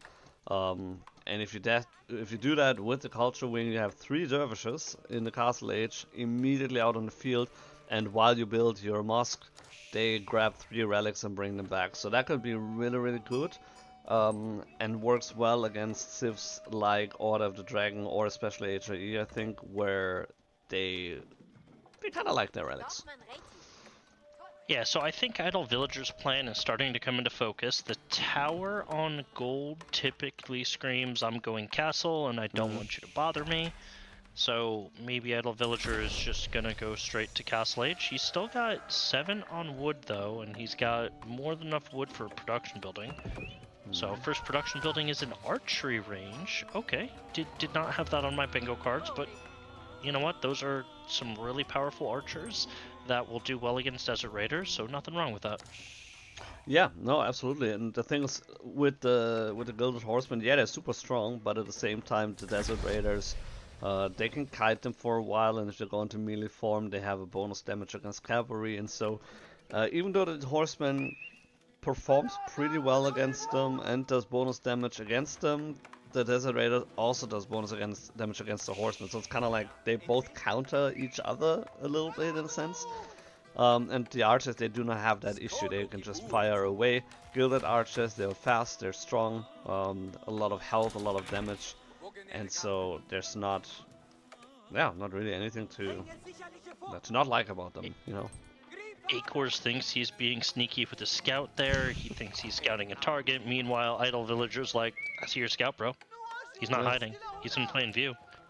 AKORS is like, oh no, I gotta move him just a little bit. Still in range. Will this wall get up in time though? This Desert Raider kind of moving quickly. Wall getting put up really fast as well. I do think the Desert Raider kind of beats them out there. Idle Villager sees the Desert Raider. He's moving these gilded archers around to the backside to defend. And I don't think AKORS is going to be able to get a lot of value. Scout's going to try to get out before the wall completes. Yeah, but that's too little too late. Yeah, he's moving the villager here. Wall is done. So the left side is secured. Front side, you have the tower there. Barracks getting... Okay, barracks getting dropped. I didn't see that coming. A little bit of a mistake there from Idle Villager. He brought all 13 sheep, which is an impressive haul, to the wrong side of his town center. Yeah. If he just squeezes them around to the other side, they will get that 15% gather bonus. Please move your sheep, sir. Yeah, I mean, you can just drop them underneath the Archon Chapel. It's a drop of buildings, so you just have it, like, yeah, just drop it here, and then once the berries run out, they can just grab them. Yeah, hopefully he does that still. If not, that's a learning experience for sure. And alright, so we have the Desert Raider maneuvered around the backside, but archers are in tow. This is not a fight the Desert Raider can take. Idle Villager is macroing towards Castle Age, but you know what? AKORS is already going up. He's got a minute 45 left. Yeah, I mean, Ayyubids can be Pull out very... their shivs. Wow, is it a surround? It's a surround! It's a surround! He's gonna lose a villager though. One villager goes down. I mean, it's a costly surround where the archers, but I mean, that is a very fun... Oh my god. Oh, so close getting another villager. I mean, that is a big investment for Idle Villager, but at the same time, that is definitely one less Desert Raider. There's the next one coming out here. But yeah, the archers should be able to deal with that. Pretty funny surround here. Yeah, I mean, you know, Desert Raider is this big tough unit, and the Gilded Villagers are like, not so fast, sir. You're stuck in here with us. Yeah. And they just trapped him. One did go down. Not necessarily a price I'd like to pay, but acceptable. Yeah. It looks like AKORS, though, had a really clean castle timing, and is going to get most of the relics. He's got logistics coming out. That's going to get him 3 dervishes. Yep. He's going to scoop those up really quickly. Yeah, that's the thing. Like what I said earlier, is that's the build order I like to do. You have the military wing for the aggression with the Desert Raiders. Then you have the dervishes to grab the relics. I mean, they're faster anyway because they're on camels, and so you will grab 3 relics, and then if you do it right, and if they're not like way in the back of your opponent or whatever, you can actually grab potentially 5 relics. And meanwhile, your opponent is not even close to Castle Age at that point. So Castle Age hitting now. There's the dervishes on the field already. So yeah, AKORS definitely should get most relics, if not even all of them. Yeah, and this is kind of that military wing at work, right? He didn't need to invest in production building. He didn't need to invest in any military. He kind of just used the free units to harass, force a response from Idle Villager. Idle Villager overproduced, thus his Castle Age timing is going to be a lot slower. We have farms coming up around the Aachen Chapel, which is not bad. I really hope to see a Burgrave here. I really don't want to see a Regnance. Not only do I think it will be a sad Regnance, but I just think Burgrave is better for Order. Yeah. Yeah, so the big significance different here... Oh no, please, not the Regnance. Oh, okay. It's Regnance. I was gonna say, so it's Regnance. I mean, the thing is with the Burgrave, like for the HIE, I think the Regnance is better. For Order of the Dragon, it produces units faster and cheaper. He cancelled. Yeah, okay, good. He heard us. Good, yes. Yeah, the Regnance, I mean, even if you get 3 relics, even then I'm like, I don't know. I mean, the Burgrave is pretty good for the Order of the Dragon. So even if you think that you can get some of the relics, Burgrave is still really good. And especially in a game like this where you will likely not get a single relic, the Ragnas would be so sad. Yeah, I mean, AKORS has 3 relics. He has the 3 furthest away relics. So if Idle Villager wants a relic, he's gonna have to venture across town to get them. Nice little raid coming in here from AKORS with the Camel Lancers. Split Plong raid. He's got Desert Raiders in the wood line. Idle Villager doesn't notice one villager going down in the wood line. Yeah. AKORS pulls off of the gold, but the wood line is getting butchered. Second villager going down. Gonna be a third here.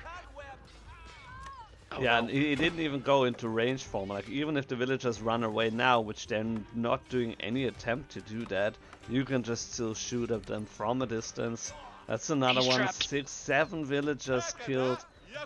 Oh no, that is so brutal. Yeah. And they're not normal villagers. They're gilded villagers.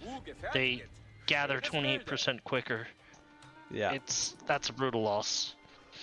Yeah, they cost more, they take more time to produce, and so that is really not a loss that you like to afford. And like 7 villagers, that's, I don't want to do math on stream, but that's at least, I would say, 10 regular villagers, at least. I would say you're about accurate here. We do have a dervish holding a relic coming to the front lines. I wonder if that was a misclick or if he just wanted to capture the sacred site before going home. Unsure. Maybe he just wanted to look stylish as he captures the sacred site. I mean, it's likely that he just wants to capture the sacred site, and if Idle Villager is going out now with the Vololo attempt, he can kind of, you know, prevent him from going all in here. But yeah, it doesn't have the numbers right now. It doesn't want to compete against the Spearman here. Vololo coming out regardless. But yeah, not doing anything, obviously. I mean, okay, we don't really have any upgrades actually, which is kind of one thing that I would love players to go into. Neither eco nor military upgrades actually, so playing it pretty vanilla actually. So these fast castle concepts often don't involve getting eco upgrades. They do so to hit a sharper, cleaner castle timing, you know, get relics. The idea is the payoff from relics and, you know, some tech advantage early will sort of compensate you well enough for the lack of eco upgrades. But I would expect them to start coming in right now. AKORS does have the mining upgrade from Feudal Age in. No wheelbarrow. Both players actually have that. So, you know, little by little I expect those to trickle in. I wonder if AKORS is going to take this relic back home. Idle Villager pushing out, does a little bit of damage, but you have a dervish here who is going to heal everything up, and maybe he's just keeping this relic here because the dervish heals faster.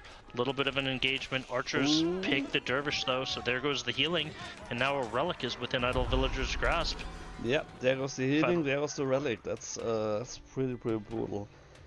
And not really, that was a preventable loss for sure. The Camel Lancers are in the back of the base now, so Idle Villager is aware of that. Is pulling villagers off the farms here, so a little bit of idle time created, fittingly for the Idle Villager player. And yeah, to my earlier point, like with the upgrades, like obviously you don't go for the eco upgrades and the military upgrades early on because you want to have the sharp castle age timing. But we're in castle for at least 5 minutes and floating 800 gold, and we don't get any upgrades, and that's the one thing that's concerning me just a little bit. So AKORS just got his first blacksmith, so I expect upgrades to come in soon. Meanwhile, Idle Villager does not have a blacksmith as of yet, so that could be an advantage that AKORS leads on. Not only that, he's ahead by 7 villager kills. He's got all 3 sacred sites. That 5th relic is now in his possession, but he's keeping it with his military, so he must clearly just want that relic for the bonus healing. Yeah, that's can't really see any other reason. I mean, he does have a place to put it in. He has 2 mosques, right? Wait, where? Yeah, he has 2 mosques, so he could put it in there. Yeah. Just want to have it. Dervishes heal.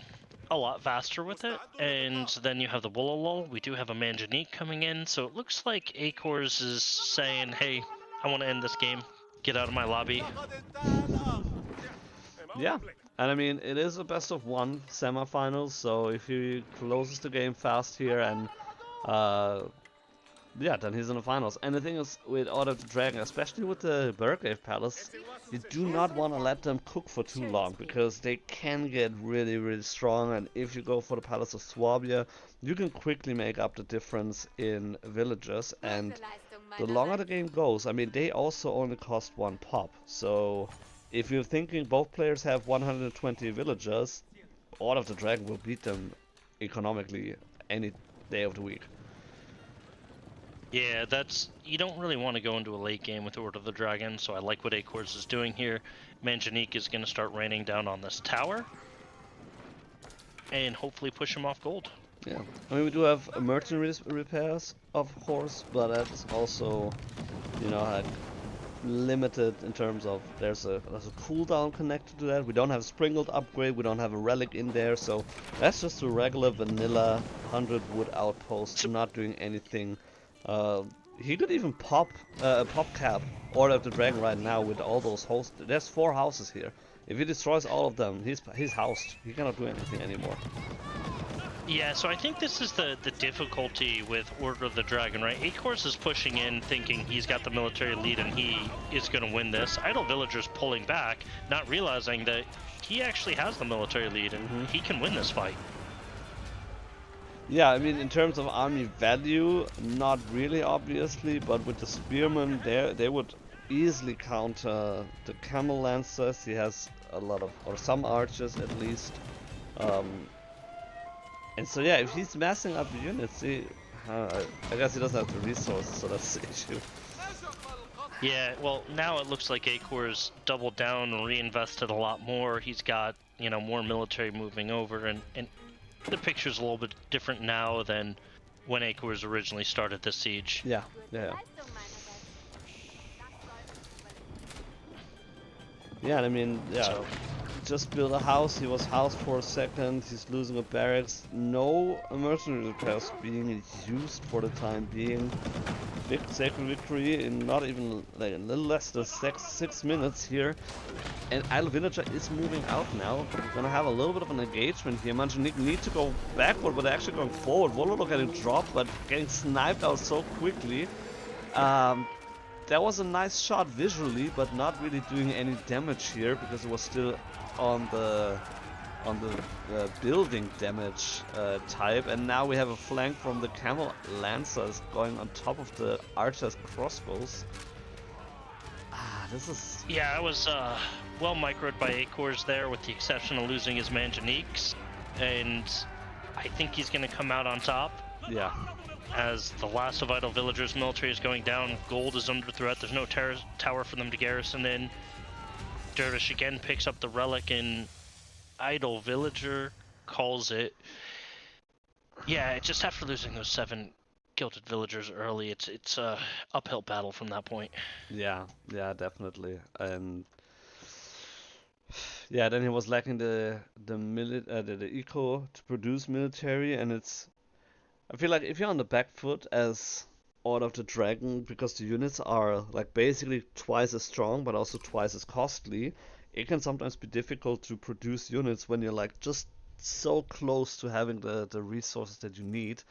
You know, where with other civilizations where the units are a lot cheaper maybe, you can still pump out like a few of the units at least. So that can be a little bit of an issue here, and military wise was just way behind, and overall good micro here in the last fight by AKORS, getting rid of the ranged units. He lost to Manjanique, but that's fine. Other than that, he didn't really lose a whole lot, and yeah. Yeah, I thought that there was a glimmer of hope for Idle Villager there when he took the engage while the Lancers were still burning through the wall on the east side, but Lancers got through that wall, dived on top of the range, and it was just downhill from that point. Yeah, that's good summary. And AKORS moving into the best of 3 finals of the bottom bracket. IntoxiNate and SUPERFAST JELLYFISH. are in game right now, actually. Meanwhile, let's see, on the top bracket. I just realized. Ooh, Hussein and the Butcher are duking it out right now. SunRunner has moved on and is waiting his opponent in the finals. That's going to be a good one. Yeah. That definitely. Butcher and Hussein. So we will have the chance to watch SunRunner again, and the question is if Butcher or Hussein is gonna make the cut. Okay, both games. Yeah. So both semifinal games in the bottom bracket and in the top bracket, they've both been going for about like 15 minutes, I believe. Do we have a preference what we want to watch? So I've seen a lot of Hussein. Haven't seen a lot of the Butcher. So I always want to watch the Butcher. However, I do think you wanted to get a SUPERFAST JELLYFISH game in, and this might be the last opportunity. I mean, he could win, and we could have an opportunity in the finals. He could also lose, and then we miss that opportunity. So I feel like if you wanted to grab a SUPERFAST JELLYFISH game, this might be the time. Yeah, let's grab that super fast. And it's a fun kind of matchup as well. I feel like. So one I don't see very often. No, that's the thing. Like I don't see that very often either. So Order of the Dragon again, just like last game, but not Ayyubids this time against them, but instead it is Delhi Sultanate. So IntoxiNate playing Order of the Dragon on the right, northeast side of the map. SUPERFAST JELLYFISH playing the Delhi Sultanate in cyan, opening with the mosque, then going on the berries, opening on wood. So very standard stuff so far.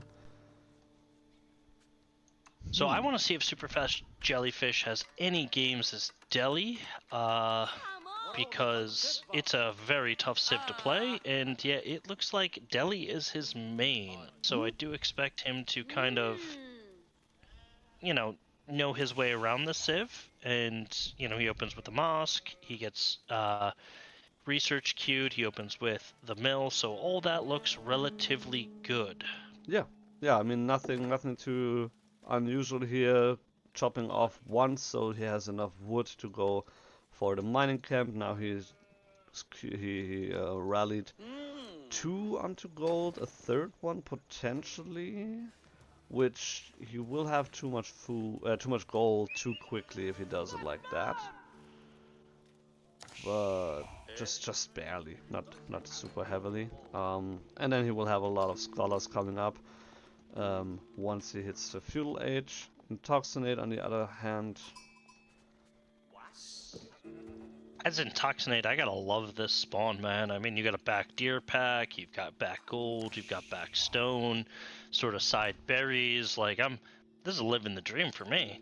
And then over on the east side, the deer pack right next to the boar. That looks like an early target for me if I'm IntoxiNate playing Order of the Dragon. Meanwhile, on the other side, Delhi, they have back berries, but sort of behind them isn't really anything, to be honest with you. Their wood lines are like, one is super forward. So SUPERFAST JELLYFISH probably kind of like, can we just restart this one, different spawn here? Please. Yeah, I mean Delhi doesn't care about the boar, but the deer pack in the back would have been nice for sure. Then the other berries are all the way on the other side, so he would maybe potentially have to move the villagers all the way across to the other berry patch, so that's not really cool for him. So yeah, spawn definitely not super good for him. Minework Palace, yes, I love this. Awesome, yeah, that is great. I love to see that with the Order of the Dragon. As I said, SUPERFAST JELLYFISH, he has way too much gold right now. He had 4 villagers on gold, he pulled 2 off to build the Tower of Victory. So it's not gonna be... I love this. Yeah.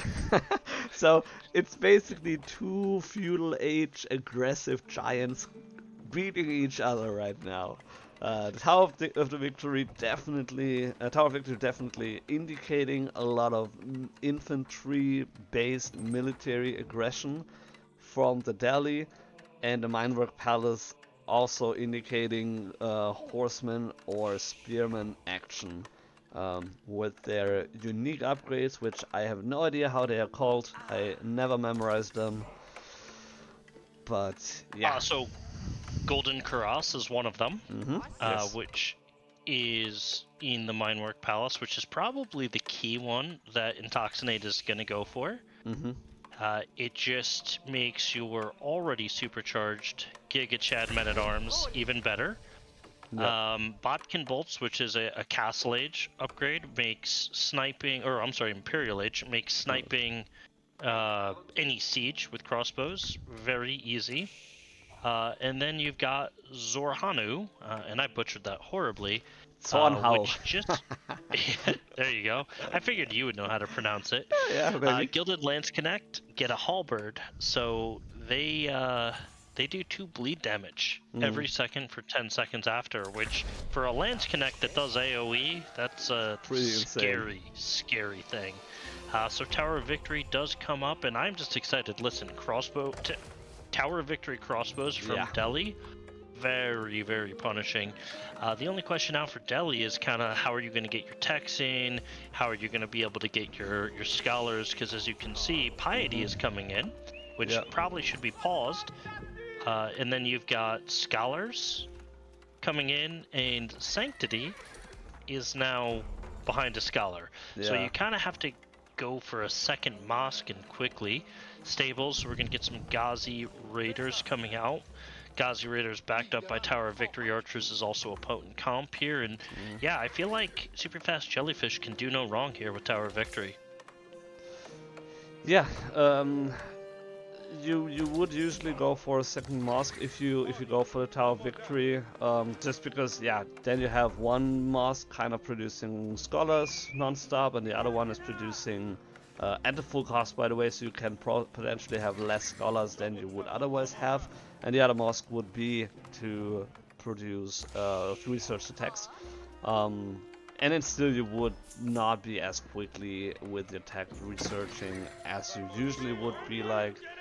And then also, the thing is right now he's going for the Ghazi Raiders. Tower of Victory doesn't help the Ghazi Raiders, so at least until he goes for, as he said, later on crossbows, but for now spearmen and archers, the Tower of Victory will do exactly nothing for him except for, getting him into the feudal age.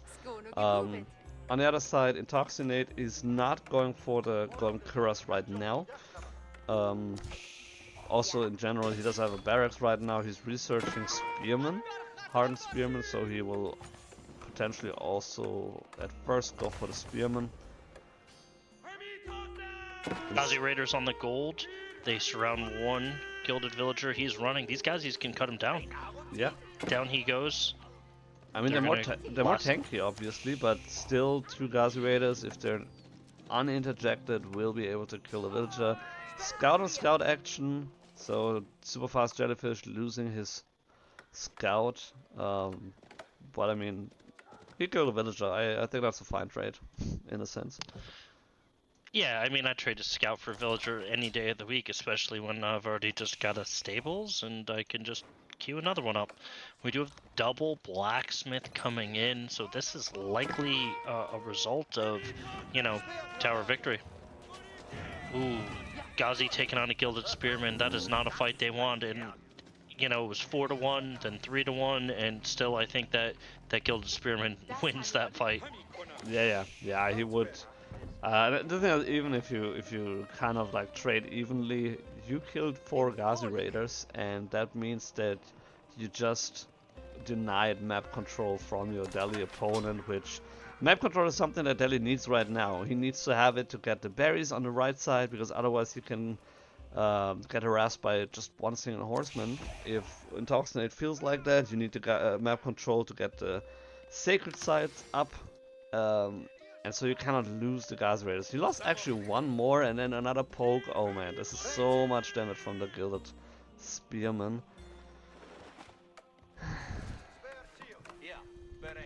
Yeah, he picked off another Ghazi Raiders. There's only 2 of those 4 left. Good news is those 2 can get healed up because he does have some scholars, and this Spearman, at least for the time being, doesn't have a means to be healed. Gilded Horseman making his way to the battlefield, likely going to be a raiding unit. The berries on the east side, great place to send that. We do have early Gilded Men-at-Arms here, but no Golden Karas just yet.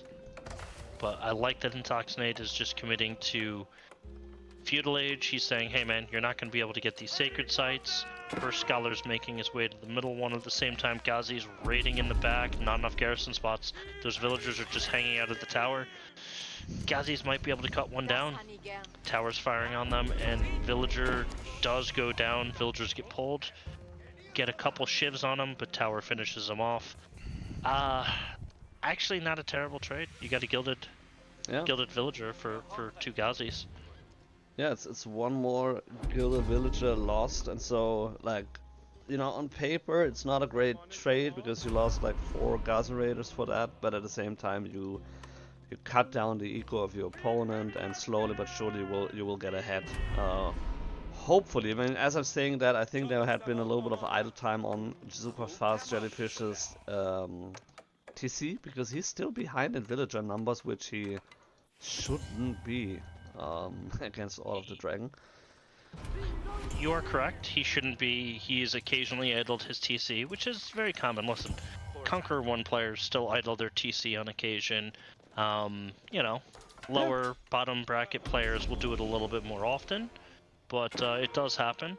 Ghazi Raiders diving on this Gilded Horseman. This is not a fight the Gilded Horseman can win.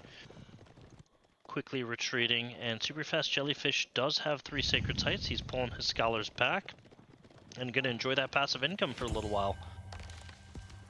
Yeah, and the horsemen are trying, the Gilded Horsemen are trying to decap the sacred site in the middle as well, but yeah, there's so many horsemen, Ghazi Raiders right now, and there's 2 scholars behind, healing them up again. There's 1 Gilded Spearman actually, which you either focus them or you just want to run away, but you have to do kind of either or. Not really having any micro here for Delhi. There were a couple of Ghazi Raiders which, you know, when they're getting low, just pull them back. They don't need to die. So lost a couple more Ghazi Raiders than necessary, and it also doesn't have any kind of response to the Gilded Spearman. One of the sacred sites getting decaptured, and I would so love. We have 3 archery ranges. I would love to see some archers right about now. Yeah, Tower Victory Archers would be great. Maybe he's holding off only because, you know, he sees those Gilded Horsemen, but they're 6 in queue actually. So, and First Scholar just popped into 1 archery range, so these archers are going to pop out every 8 seconds as opposed to every 15 seconds. So yeah, he's rushing these archers up. But he still has 2 sacred sites. He's got to be pretty happy with this. You know, House of Learning coming up as well.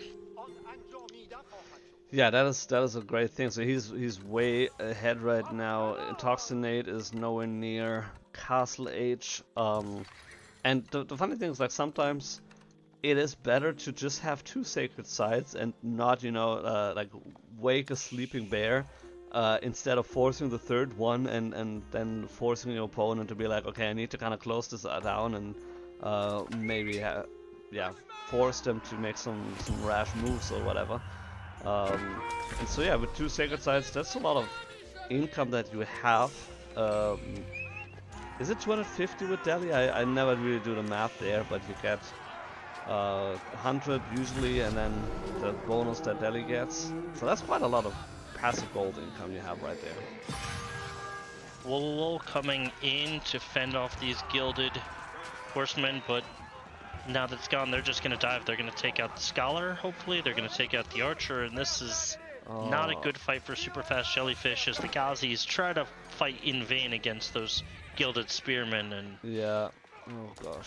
Yeah, that was a terrible fight. He lost the Relic here. He lost all his army.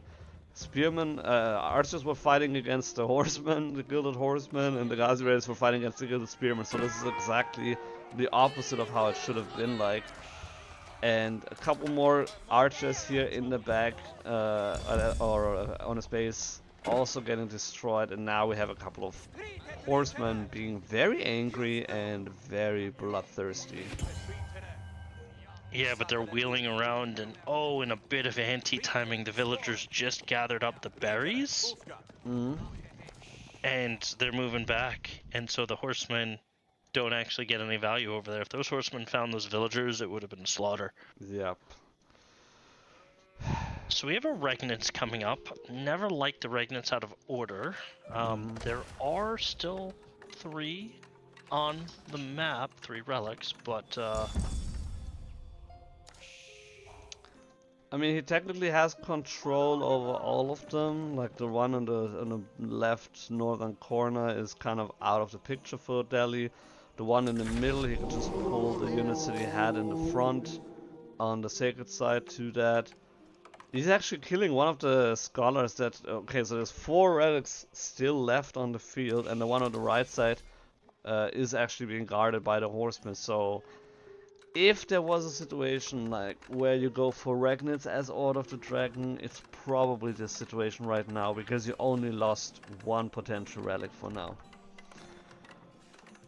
yeah, I mean, if he can get all 4 relics, which it looks like he has a good chance to, then it can be a good play. Yeah.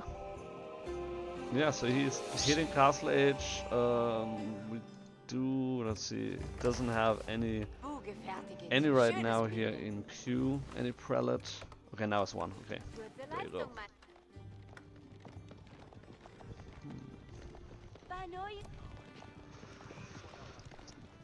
So it looks like he's just going to go for the closest one to Superfast Jellyfish in the front there. Not a big deal. Superfast Jellyfish doesn't really have any veterancy in. Ghazi Raiders are still in feudal age. Archers are still in feudal age. He is fielding some lancers though, so he has those. Yeah, and he's trying to find some damage here. There's berries on the left side where he can potentially find some villagers. So he's going exactly towards them. Now the tower is shooting at them. Okay, so he will, unless he commits to burning down the tower, he will not find any villager kill here. IntoxiNate also was able to decap all the sacred sites, so that's a big win for Order of the Dragon. So a couple minutes ago it looked really bad for him.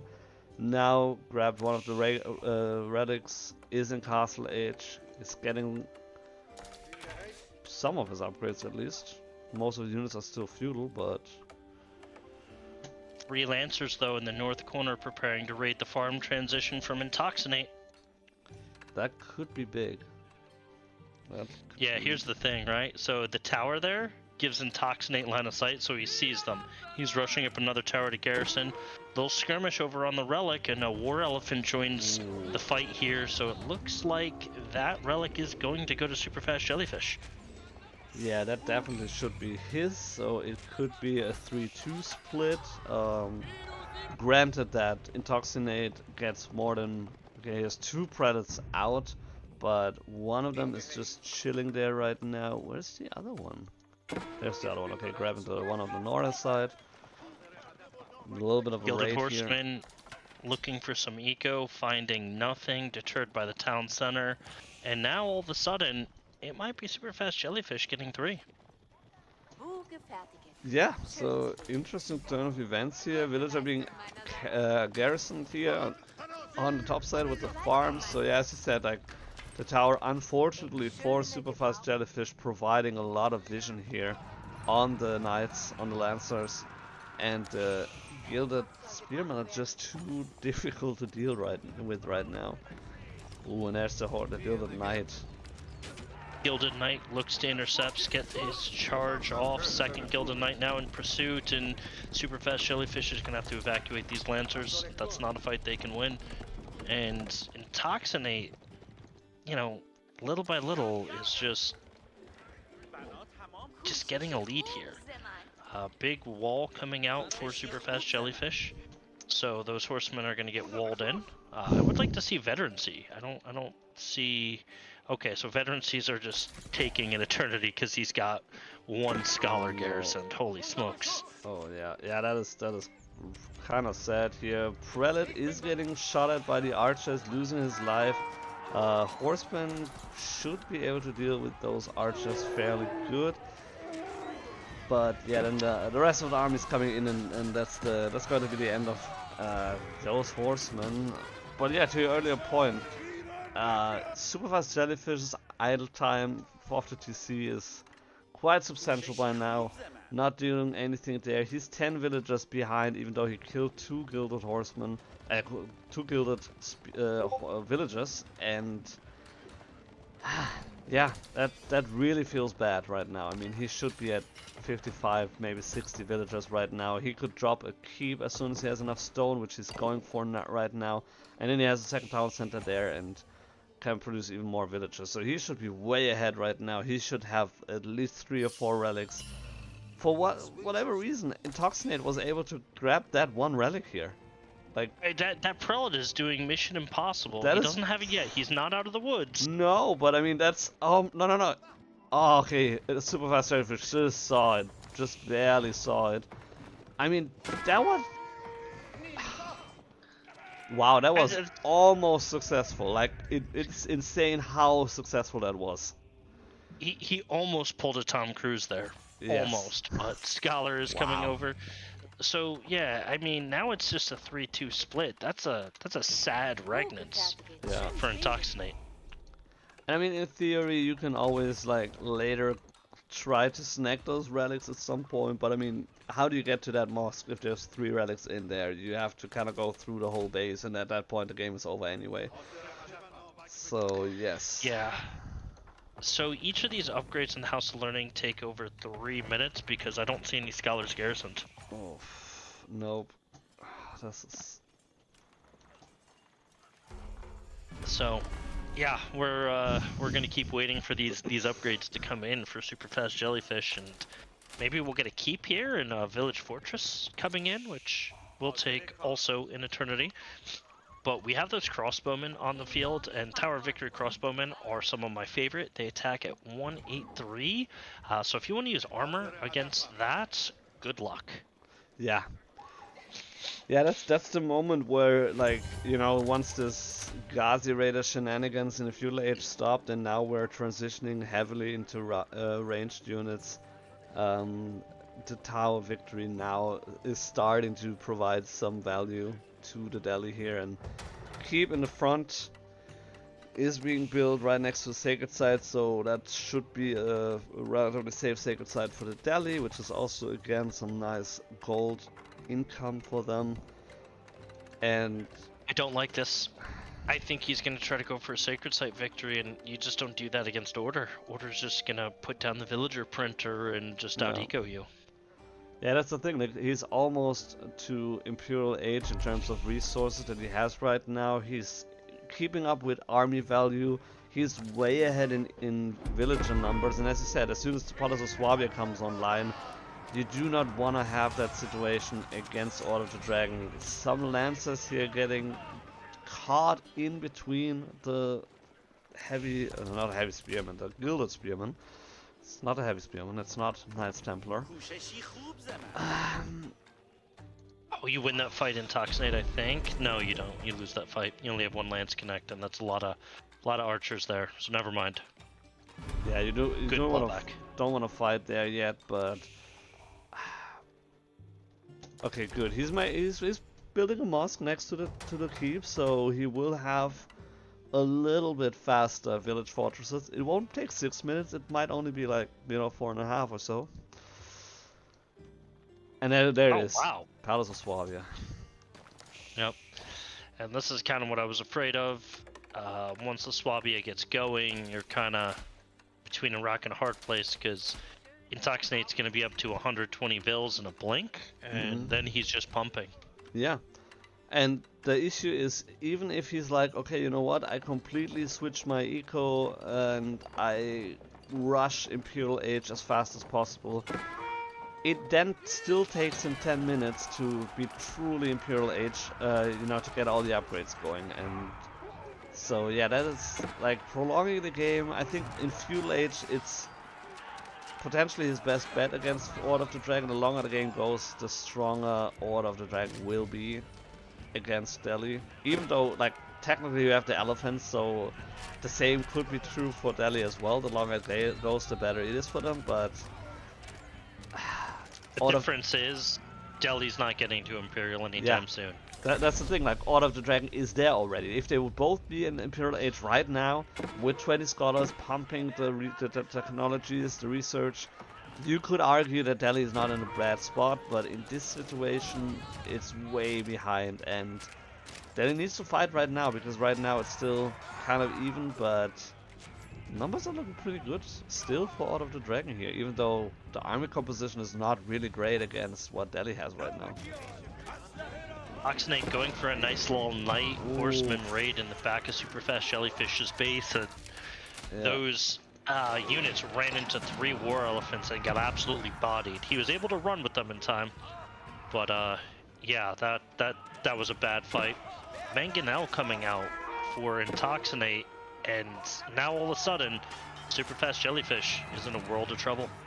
Yeah, and actually we saw a very nice shot here from the Mangonel on top of the archer crossbow mass, and then there was another horseman there, and so SUPERFAST JELLYFISH lost, I would say, about half of his ranged army, and this one Mangonel alone is, you know, reason enough to keep your distance and do not engage with Order of the Dragon while they're getting the Imperial upgrades. Oh, War Elephants just punishing that raiding group. Wow. Gilded Knight, Gilded Horseman goes down. IntoxiNate, though, able to pick up 2 Vils, maybe 3 Vils here, as they just run for the TC. Okay, they give up. Only get 2 Vils, and they're trying to find a way out. But these War Elephants are hot and pursued, and they're just bodying these horsemen. Another horseman kind of going down, and looks like SUPERFAST JELLYFISH is going to put up a keep there to kind of protect that wood line. More kills. More kills, yeah. It's just the elephants are just too slow to really chase them, and as soon as they find a next group of villagers, they can just, you know, charge in, hit some more, and then slowly but surely kill more and more villagers. Didn't actually get as many villagers as I would have guessed, but yeah. Oh no, Culverin is on the keep that is upgrading village fortresses. Keep probably not going to last that long to get that research in. No, definitely not. 2.5. I mean, the good thing is, like, even though he will lose that keep, all the time that he put in there, he can just, you know, continue in a different keep. That's the nice thing about Delhi. You can cancel a research and it will continue on that same spot. So it will not be super bad, but it still sucks to lose that keep, you know. You'd rather keep it. That's what I'm saying. Alright, archers are diving on top of the Culverin here. IntoxiNate a little bit late to respond, pulls them back though in time. And now that the keep is done, looks like IntoxiNate is just gonna push in. Yeah. Villager printer is hard at work. Also, look at that villager lead. Wow. Yeah, that is brutal. Yeah, I don't know. I mean, not to mention that now the sacred site is getting decaptured, so that's another one that Delhi is losing access to. Then IntoxiNate will just cap it, and then he can actually threaten the sacred victory, and I don't know what Delhi can do against that in this position. If they go Imperial Age, they will lose the game before they will actually benefit from that. If they just mess up army, they will have the weaker army, with the exception of the elephants. That's like the one saving grace for him right now. So I don't know, I would skip the Gazi Raiders. They don't do anything for him right now, except for the siege. Okay, maybe for the siege you have the Gazi Raiders. But like, other than that, just keep it infantry. Have the man-at-arm, crossbow, archer mass, and yeah. I don't think there's much SUPERFAST JELLYFISH can do to get back in this game. If he goes Imperial, great. Each research takes 20 minutes. He's got 1 scholar garrisoned. He's working on getting a couple more produced right now, but those techs are going to take a very long time to come in. And IntoxiNate's eco is just far beyond that of Superfast Jellyfish. If you just go look at the resources per minute, right? Superfast Jellyfish has 550 food, IntoxiNate has 1400 food coming in. Yeah. Superfast Jellyfish has 550 wood, and IntoxiNate has 1500. It's just pretty lopsided. At this point, IntoxiNate just has more to play with than Superfast Jellyfish does, and it's just going to be a slow creeping death. Yeah, I mean, if you just look at the gold income, Order of the Dragon has more gold income than all of the resources combined from Delhi kinda right now. Ghazi Raiders on the left side decapping one of the sacred sites at least, but yeah, now we have the slow creeping death that we were talking about. Coming towards the base of the Delhi, and you now would need the Ghazi Raiders. They're running back fast, but you need them. I mean, okay, if we have a good fight here, a good flank, maybe some good engagement here, a good focus, microing and all that, I wouldn't count Delhi out as of yet, but that would need to happen right now, basically. And there's a lot of Ghazi Raiders. They could technically take down all the siege here, but he's losing production as well. Town center also almost down as well. We're gonna see if your theory is right. I don't think so. Mangoes are shift clicked through the archers. Ghazi Raiders trying to swing around the backside. Culverins need to start targeting these war elephants, and they do. And yeah, only one left standing. Ghazi Raiders were not able to get through the siege here. Some good shots by the Mangonel. Almost all the half the archers are dead by now. All the Ghazi Raiders are dead too. There's still the Mangonel standing. There's still too many units for Order of the Dragon. He basically didn't lose anything here. Yeah, so Superfast Jellyfish traded his entire army for maybe 10 more minutes. He took down the 2 culverins, which are going to be the key pieces in a landmark victory here. But that's about it. Superfast IntoxiNate just can start streaming units over. His eco is just so much better. TC going down, so you know the only place that Superfast Jellyfish can make villagers is his keeps, and as far as I can tell, he only has 2. Yeah, and he's not producing villagers from them right now. And I mean, yeah, in terms of streaming units, like look at the resource that IntoxiNate is floating. If you would produce units from, like with all these resources right now, you could just go for spearmen and just torch the village, the buildings down, because they actually do more torch damage than regular units. And so, in a sense, he's doing IntoxiNate. You wouldn't even need that. Yeah. Well, I mean, he's kind of respecting the numbers here, I guess, or something. I don't know. I mean, even though there's 18 Ghazi Raiders there, I still think the elite units from IntoxiNate take it. And yeah, you've got more reinforcements coming in. It's the only thing IntoxiNate needs at this point is a ram, a treb, a culverin, anything to end this game. Ghazi Raiders wheeling around. They're going to try to take out the Mango. Quickly repelled though.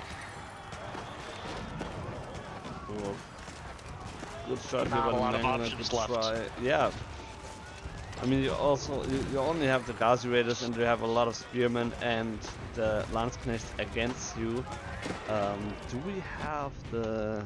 No, we don't have Zornhau yet, so we don't have the bleeding damage from the Landsknecht. So a little bit to be desired in terms of, you know, the unique landmark text that Order of the Dragon has access to. But I mean, at this point, it doesn't really matter that much. Ghazi Raider trying to get the Mangonel down, but not enough damage to do that. Tower of Victory burning is gonna fall down soon, and then you only have 2 more. Wait, is it 2 more landmarks? Yeah, I mean, House of Learning is the last one, and so IntoxiNate just needs to find it. But this is stick a fork in it. It's done. There's no way back for Delhi in this situation. Yeah, no, not really. I mean, he's still on stone, so I guess he could drop another keep now.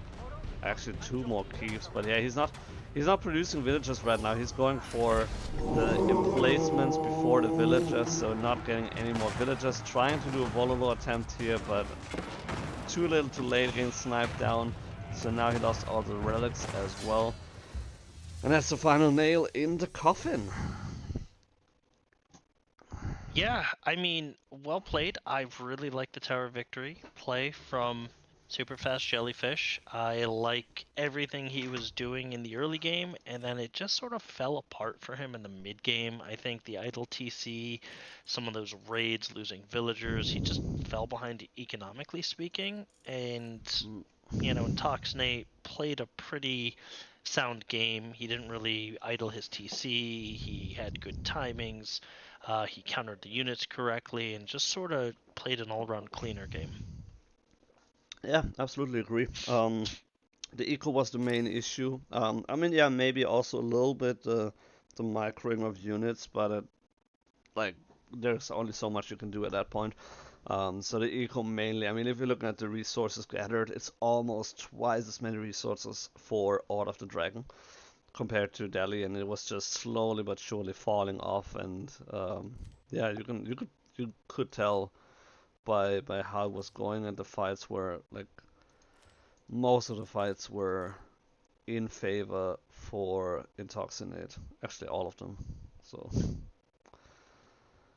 So looks like we are going to have an AKORS IntoxiNate final, which is going to be a best of 3. And in the top bracket, we've also got TheButcher versus SunRunner.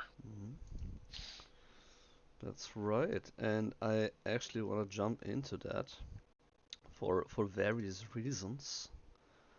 So in the top bracket, there's going to be a Civ draft, correct? Yes, yes. So let's take a look how that would look like. Sorry, it's been a while since I played in top bracket, so I don't always remember exactly how it goes. Yeah, so I mean, like they just banned the maps. That's kind of standard. And then did they do the right draft? I don't even think they did the right draft actually.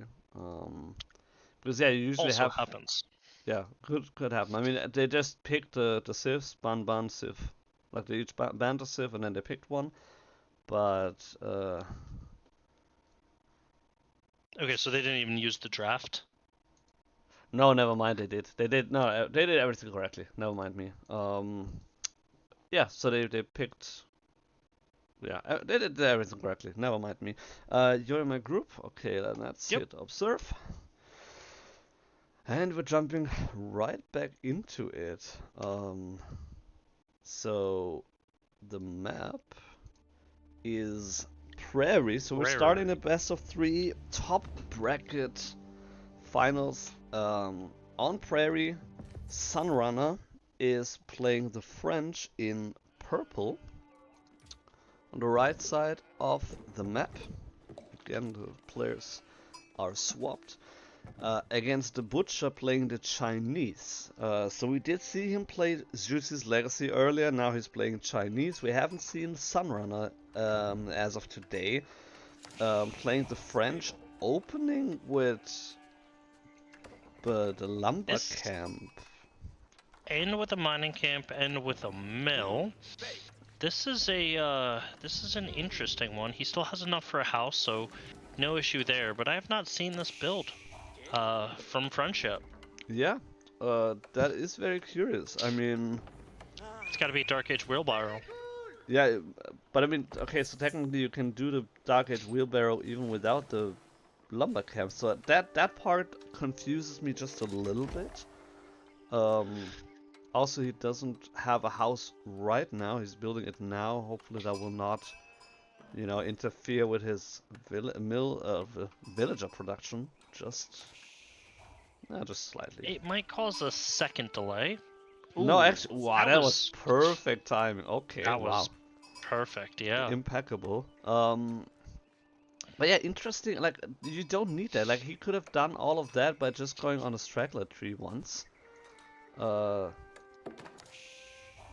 like, Butcher went 2 scouts, which is common. Usually you see French doing that as well. But you're right, a little bit of an inefficient opener from SunRunner. Maybe, as we've mentioned in the past, French is not his primary civ here.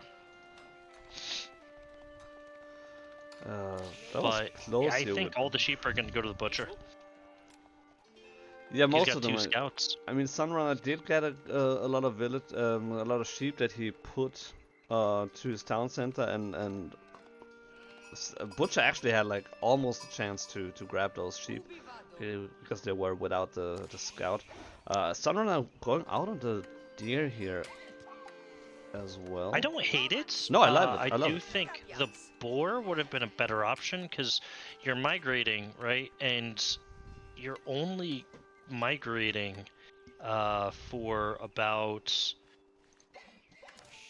1,050 food at a really high gather rate, but the boar you could get 2,000 food out of. He brought 8 villagers out, which is the perfect amount to gather from a boar, and it's an easy micro to kill the boar. So I would have preferred the boar. Maybe he didn't scout the boar. He scouted the boar. He knows where the boar is. He did scout the boar. So I could imagine, like, the reason why he probably would go for the deer instead is the deer can be carried away with the scouts, with the pro scouts, and the boar cannot. And so if he's not going pro scouts and he's suspecting his opponent to go pro scout, then maybe he's going for the deer first because that is then a safe resource, and then he can still later on go to the boar. Like, maybe that's. I don't understand pro scouts on this map. I'm sorry. I just don't get it. I don't think it's worth it. No, yeah, I also agree, but like if he suspects that he would go pro scouts, which he went for two scouts, you know, so maybe, you know, could be an indicator. I mean, he didn't go for the mill here, so I don't think there's gonna be pro scouts. We had a landmark cancel from SunRunner. We almost had a Chamber of Commerce, but he switched it. School of Cavalry might have been a misclick.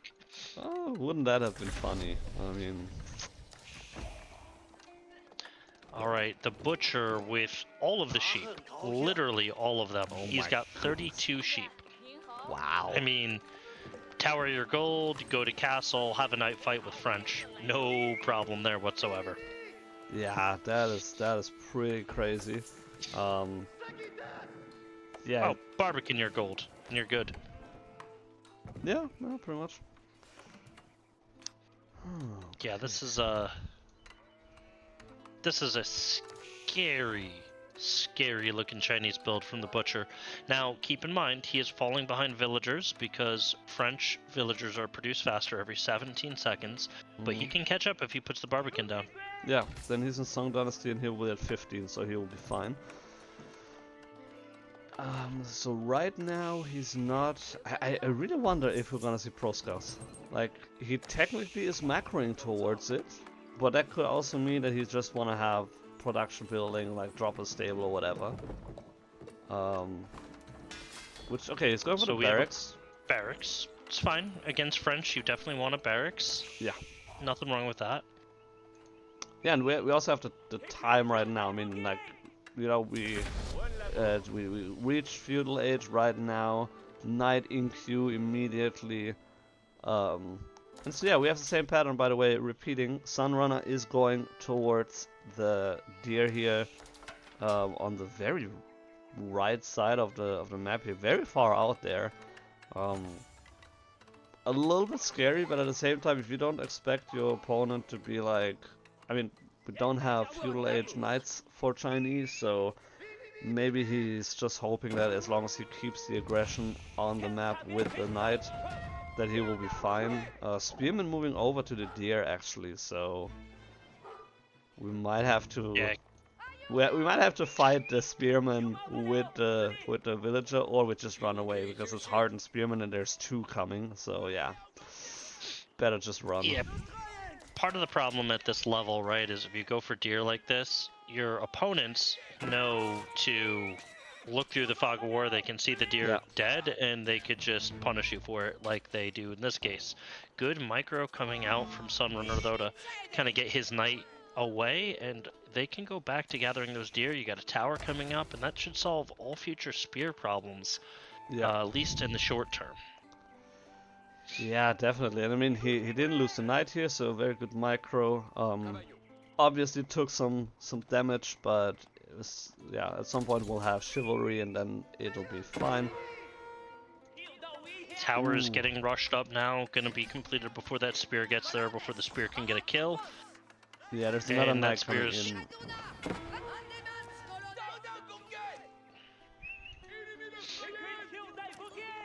Yeah, that's definitely the last of the spearmen. Didn't lose a scout here. The knight. Ooh, close call here, making it out alive with only 20 health. So that's one more hit from a spearman and that knight is gonna be dead. It makes me feel like the knight missed its charge because you have a villager there with 12 HP left. And normally it's a 2-shot charge, hit, you get a kill. But probably just a blank charge there. Where's the Barbican? Well, there's no Barbican Did yet. SunRunner have an idle TC? Because their villagers are the same. He's still in Tang Dynasty. He doesn't have the Barbican. Yeah, he doesn't have a Barbican. He's so it kinda.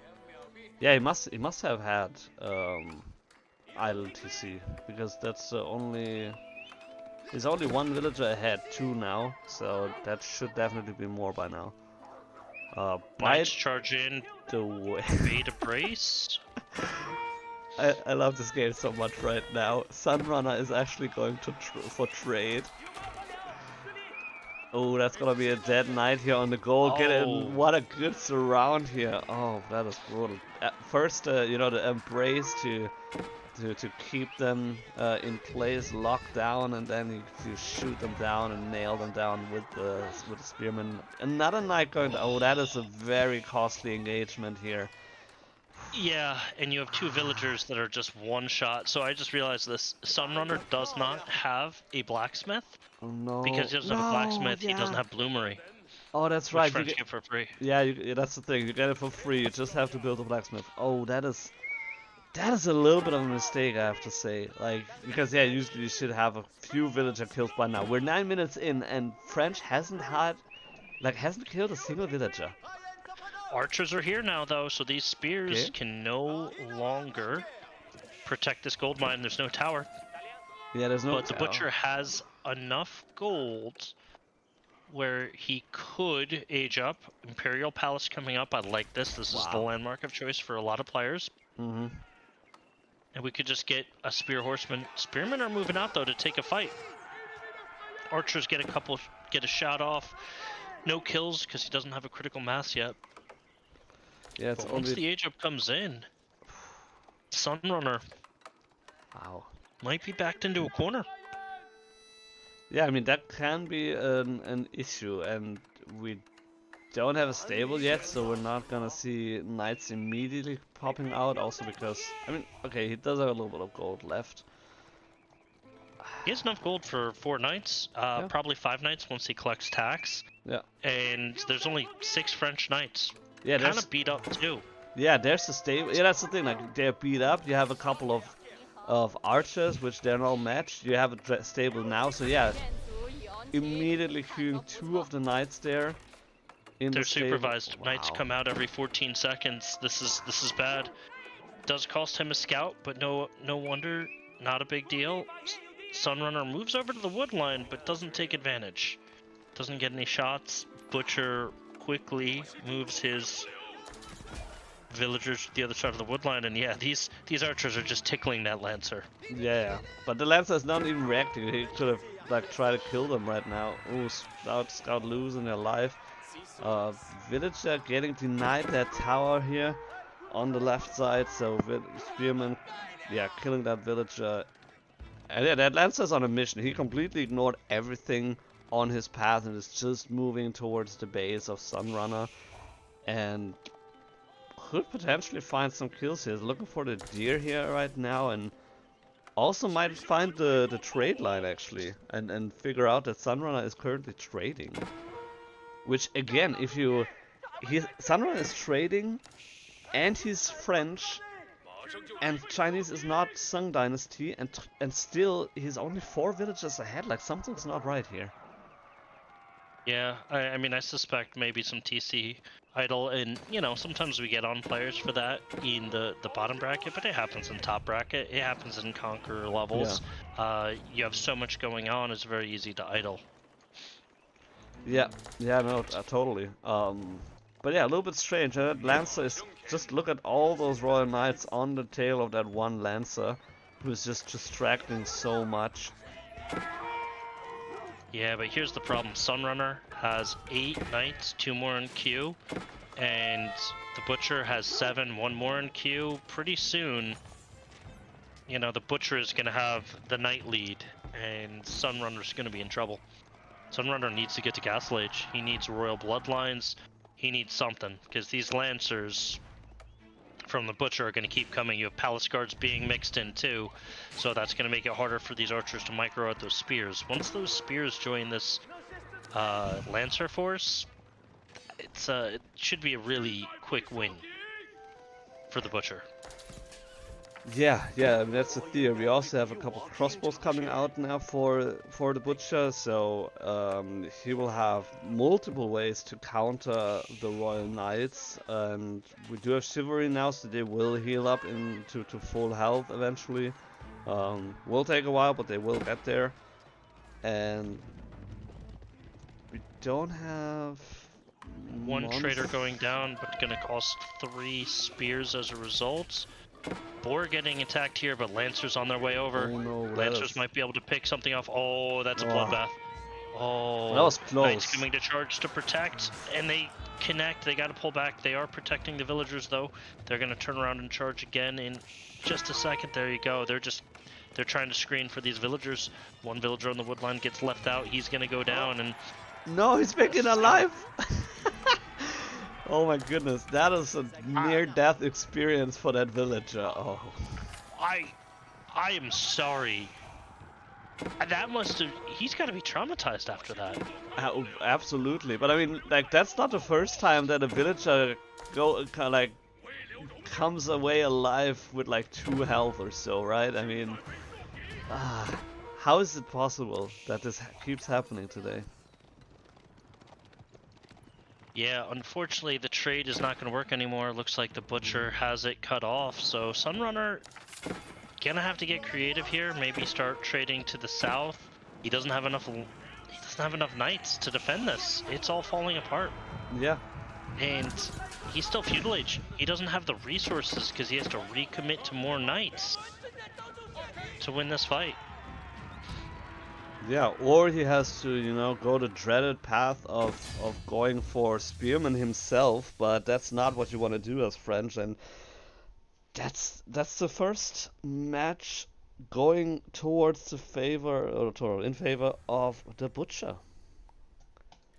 Yeah, and that's kind of one of those, like, with French, if you're making archers, you sort of have to commit to the feudal all-in. He was, like, half in, half out, and didn't do any sort of feudal all-in, and he's left with all these archers that your opponent's now Castle Age, hard switch into Lancers, and you're just got an uphill battle there. Yeah, Those absolutely. are just better. Yeah. Yeah, and not to mention that the eco was fine. He wasn't like way behind in terms of villagers, even though he was in Song Dynasty. And yeah, and if we're looking at the villager graph, there's a good 2 minutes, I would say, where SunRunner didn't produce a single villager, and that almost equalized the villager number. And so even though he was trading, like he built traders, that only came in later. And so, yeah, not a substantial difference here in terms of eco, but yeah. It felt like SunRunner didn't have a plan. If you're gonna trade with French, if your goal is to trade, which clearly it was because he invested early in that, Chamber of Commerce, that's your landmark. Yeah, I was wondering that as well. I mean, when I saw him trading, I was like, you could have just gone for the Chamber of Commerce instead. And then you capitalize on all the eco upgrades that you do, you know, getting free traders, and you just build a stable for 150 wood, and then you can, like, you'll have knights out later, obviously, but it's not a big deal then. Yeah, I gotta look up SunRunner's profile. It didn't look like he really had much of a plan on what to do with French there. And you know what I just realized? Those two are 2v2 teammates. They're friends. They play with each other. You're right, yeah. They 254 games played together. Wow. Yeah, so this one's got to be brutal. These players clearly knows how the other one likes to play. Mhm. Yeah, that is I funny. wonder if And that inside information helped. wow, yeah. Well, the thing is, SunRunner, one of his most played civs actually is French and Mongols, and so it's not that he doesn't know what French do. He clearly does. It's just that it felt off in a way, and maybe that's because he knows that his opponent knows how he's going to play it, and so he maybe tried to do a little bit different. Well, in the context of team games, what he did there works really well. In the True. context of team games. Yeah. In solos, not so much. Not so much. Yeah. No, absolutely. So that might have been the difference there. Yeah, maybe. We're gonna have a very fun matchup coming up, actually. You're gonna love this. Please tell me it's Mongols. Please tell me it's Mongols. One of the civs has a blue flag. Let's put it this way. All right. Oh, this is one of my favorite all-time matchups. If you look at the ladder stats, it heavily favors one of these civs. Yeah. But I lick my lips every single time I get this matchup on ladder.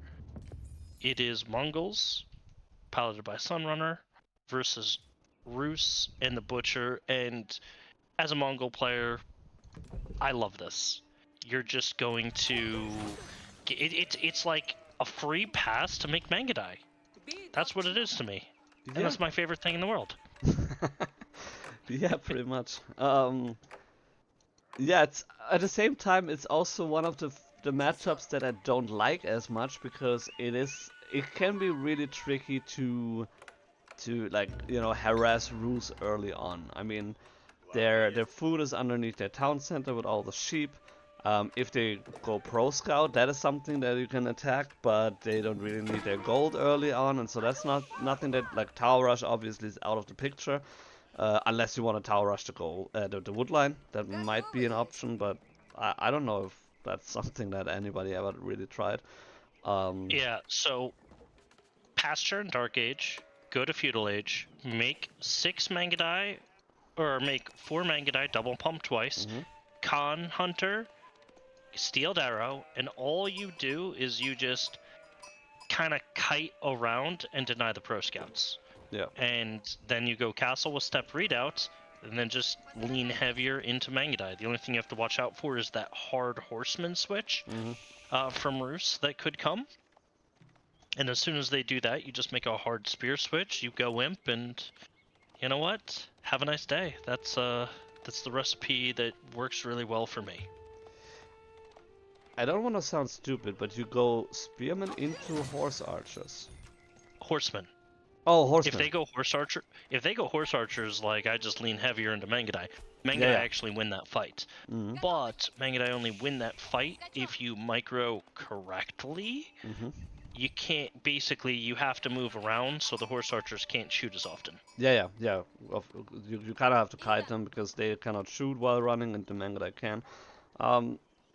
I mean, you know, like, I once again will bring up the Kurultai, because then you kind of have, like, you can run around the Kurultai more or less. You'll get the healing, you get extra damage, and then you don't even really care that much about the horse archers, and you can win even harder, in a sense. Nope. No? The reason why the Kurultai does not work is they have a completely mobile comp, as do you. They decide where the fights happen, and they will decide the fights will not happen near the Kurultai. Well, I guess That's all. so. Well, no, true. And you kind of need the step readout to equalize the economies. Because Rus's eco is just flat out better, but once you get the step readout, it's a lot closer. Yeah, okay, I see. The only thing I would have liked is this TC on top of the Uvu, so you can double pump villagers. In those situations, I will double pump villagers. Okay, yeah, that's definitely the way to get your eco started. But other than that, SunRunner is doing a really good job. I love the early deer play. Yeah. This is This is the making for an exciting game. The only thing is those sheep might get stolen by the butcher. Oh, Oh no. no.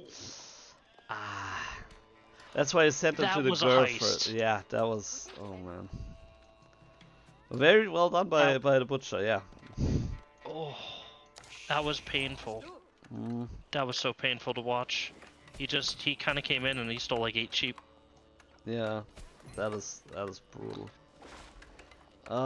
Yeah. Well, and well, the thing is, it's not only like Mongol is now lacking that food. It's also like 1/8 of that, or no, 1/5 of that is gold, right? So We have a silver tree. So already this game has gone off the rails.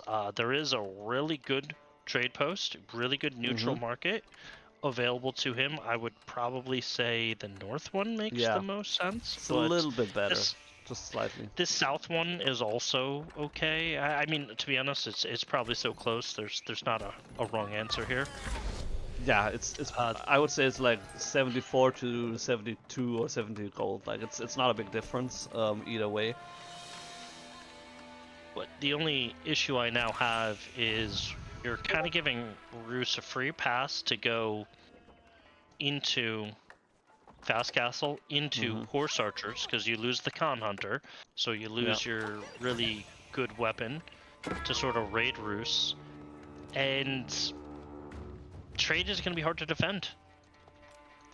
Yeah, especially without the Mangadai, or at least without the Khan's Hunters, they are a little bit less valuable, and so a little bit more difficult to pull that off for sure. Butcher is well aware of that. He sees the Silver Tree coming up, and can transition. Yeah. So the Silver Tree is actually being built on the Uvu, so he's going to double pump traders. So his decision not to put the town center on the Uvu makes more sense. Yeah, true.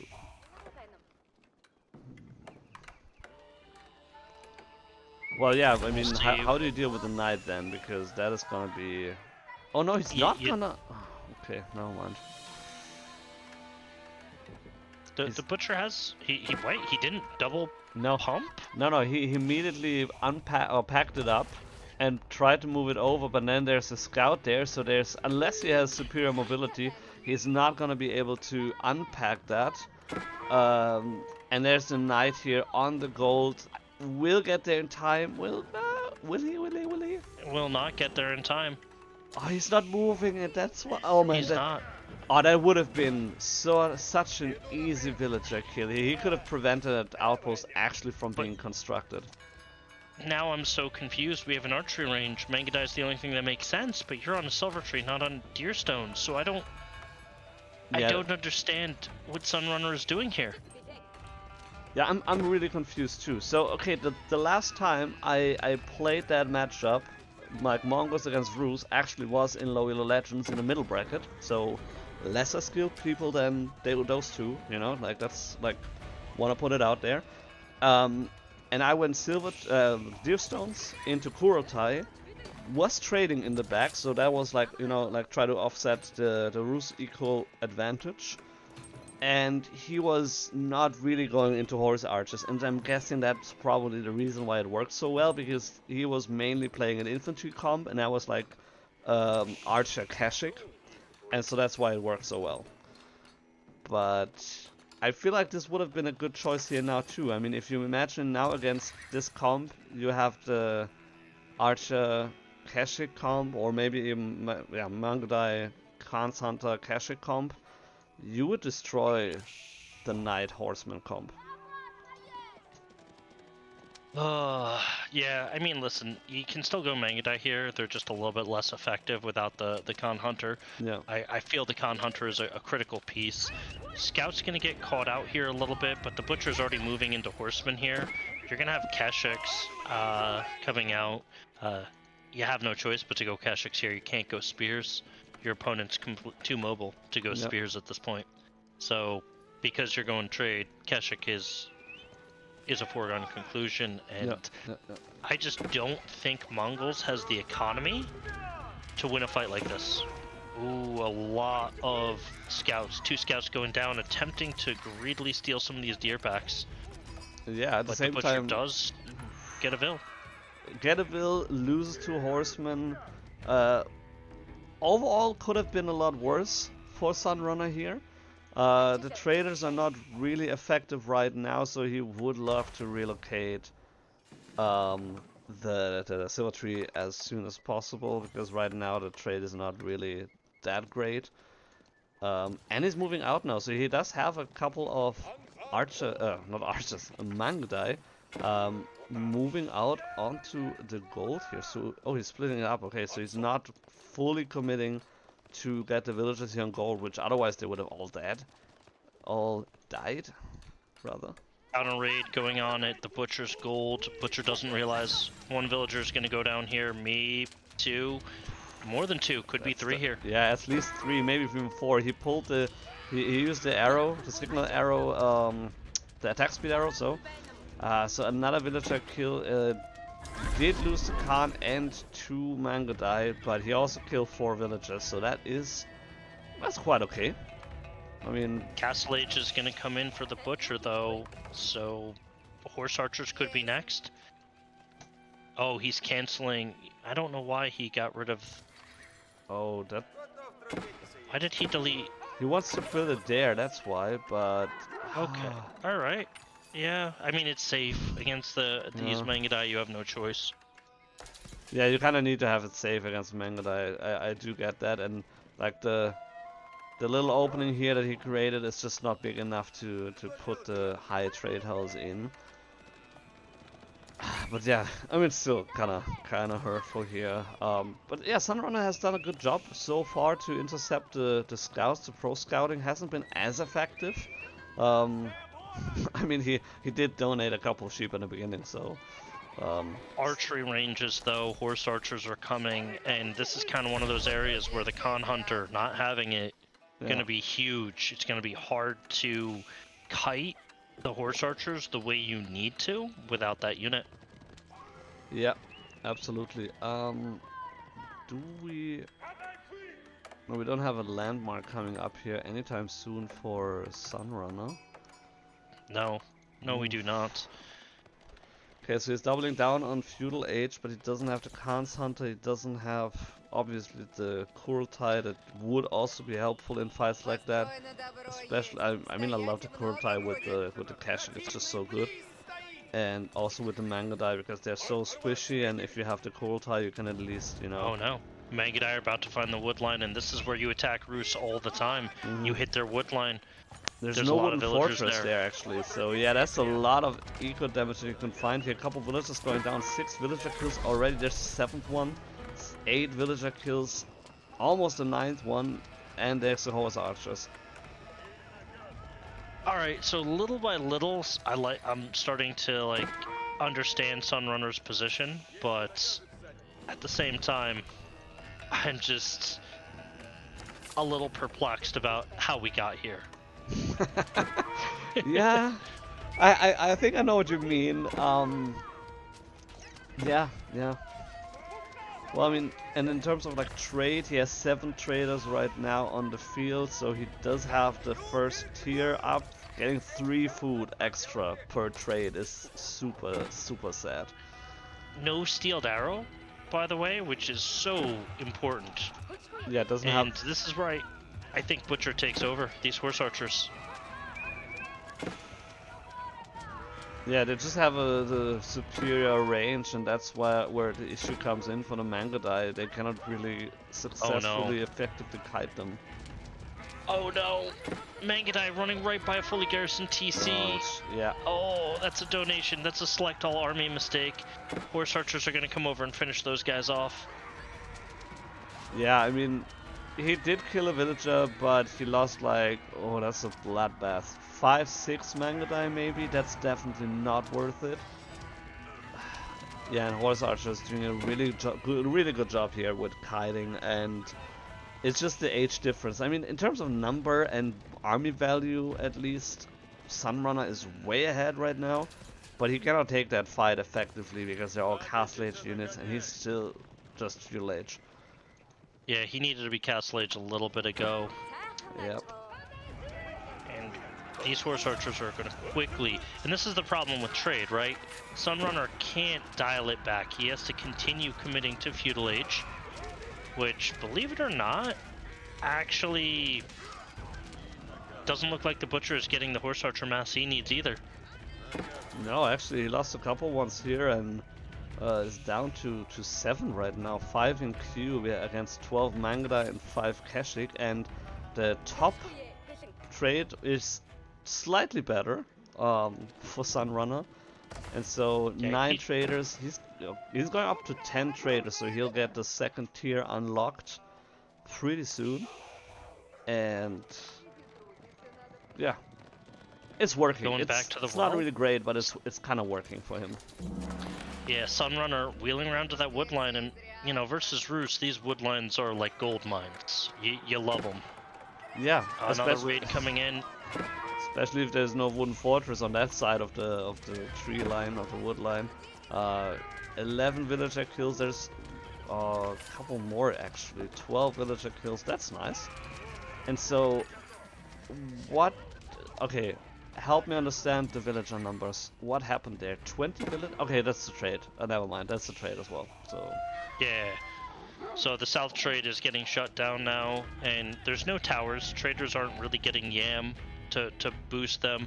Horse archers are moving over. There's 8 villagers on that deer pack that are gonna have to run for their life. Yep. Horse archers going for them. Villagers are running. Gonna lose 1, maybe 2. Yeah, at One least down, 2. Yeah, there's another 2, one down. 3. Yeah. 3 villager kills, losing one of the horse archers for that. That's fairly fine. And almost equal villager kills. Sir, where are my blacksmith upgrades? Where Why does neither player have a blacksmith? SunRunner does have a blacksmith already. I want to say already. He does have a blacksmith now, and on gold, it's not doing anything right now, but he does have one. And yeah, I don't understand. I think it's all about to fall apart. Butcher is getting critical mass of these horse archers, and now we have a step readout coming, which, okay, sure. I don't think the curl tie does anything for you, but if you're trading, that's the thing. Like if you're trading, like why do you need then the step readout? I think that's a little bit too much. He's floating like over the 1,000 gold anyway as it is. Like if you go now for the step readout and you don't, I don't know. I mean, horse archers in the back are getting picked off, so Butcher losing the horse archers in the back at least. There's one more left, and then we might take the fight back to the Roos, but I don't know. I would have honestly, I would have loved to see the curl tie. Like, I'm gonna be honest with you. yeah, but it's just how do you use it with all these mobile fights? Well, like, you use it with siege, and you force your opponent to fight there, because the Roos base cannot move. He's going for a second town center now. If you scout that out, you camp your Kurotai outside of that range, you have 1 or 2 trebuchets, and you just siege it down, and you force your opponent to come to you. And as long as you're in the Kurotai range, you should technically win any fight, unless your numbers are, like, way down. Again, like, you know, talking about like semi-good players, it's not on that high level. That might not work. I'm just saying, in my experience, that's how I would have played it. But yeah, Roos now on 2 town centers. One of them currently not yet working. Nice Ooh. little raid coming in from the Butcher though on the trade line, and yeah, 2025 trade is hard to defend. Yep. And it forces the SunRunner to come back and defend. Hopefully the Butcher can get his forces out of here though, so he doesn't continue losing them. I mean, should he cannot really be cornered. He's mobile. He's fast. Technically, is there any, like, we don't even have Yam network here, right? I mean, there's no deer stones, there's no towers, so Mangadai are just as fast as usual, so a little bit slower actually even than the horse archers. Yeah, I mean, I'm just trying to digest all this. This all this isn't making a ton of sense to me. That's all. Yeah, I don't know. I mean, okay, we have 4 towers up. Yam network is not being researched, so which I mean, obviously for cavalry it's still working, just not for infantry. Which includes villagers, by the way. So they're still, you know, having trouble here against the Rus raids, constant raids here on the bottom side. Oh no, they're not garrisoning in. Oh, wow, that is brutal. 2 villager So Mongols kills. coming out with men-at-arms now. And Mongols is just kind of winning too many fights at this point. Extracting too much value from these horse archers that are dying. And Rus doesn't have Boyar's Fortitude. Doesn't have any blacksmith upgrades. Wow.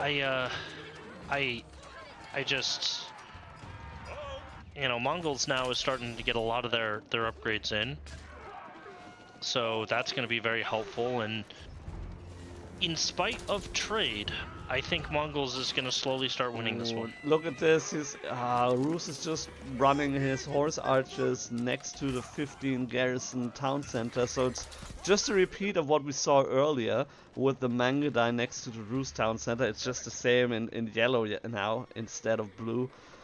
And look at the army value. It's almost 10 times in favor for the Mongols right now. And the only thing that SunRunner would need now to close the game is siege. I think that's... Which, if you want siege, just go get the Cognate Palace. You'll get a Hui Hui Pal. Or that, yeah, or that. That's yeah. He would have to wait for a couple minutes to have the resource for that. But yeah, he could totally do that. At the same time, we have a 3rd town center coming up for Rus. What is happening? I don't know. So to me, this feels like you got all the questions wrong on the test, but you still passed. Like, I don't understand. None of this makes any sense. I mean, why a 3rd town center? Like, I do get his thought process probably is like, oh my goodness, my opponent was trading for 20 minutes. I need to get back into the game. I'm clearly behind. But at the same time, it's not really that, because we have how many? We have 7 traders. Like, it's not he's booming away with 40 traders or something. We need to be fair to the Butcher here. Rus is not even his 2nd civ, it's his 4th civ. So it's very clear Rus is kind of picking just something he has a little bit of experience with. And when you play at the level that these guys play at, you need to be locked in with your civ. It looks like he's more of a China player, which we saw that in game 1. He dominated with China. A little bit more of a Zhu Shi player. So yeah, I feel like SunRunner is probably going to take this one by virtue of the Butcher sort of experimenting with Rus a little bit. Nice Mangudai raid in on the wood line again. More villagers going down, and triple town center just not gonna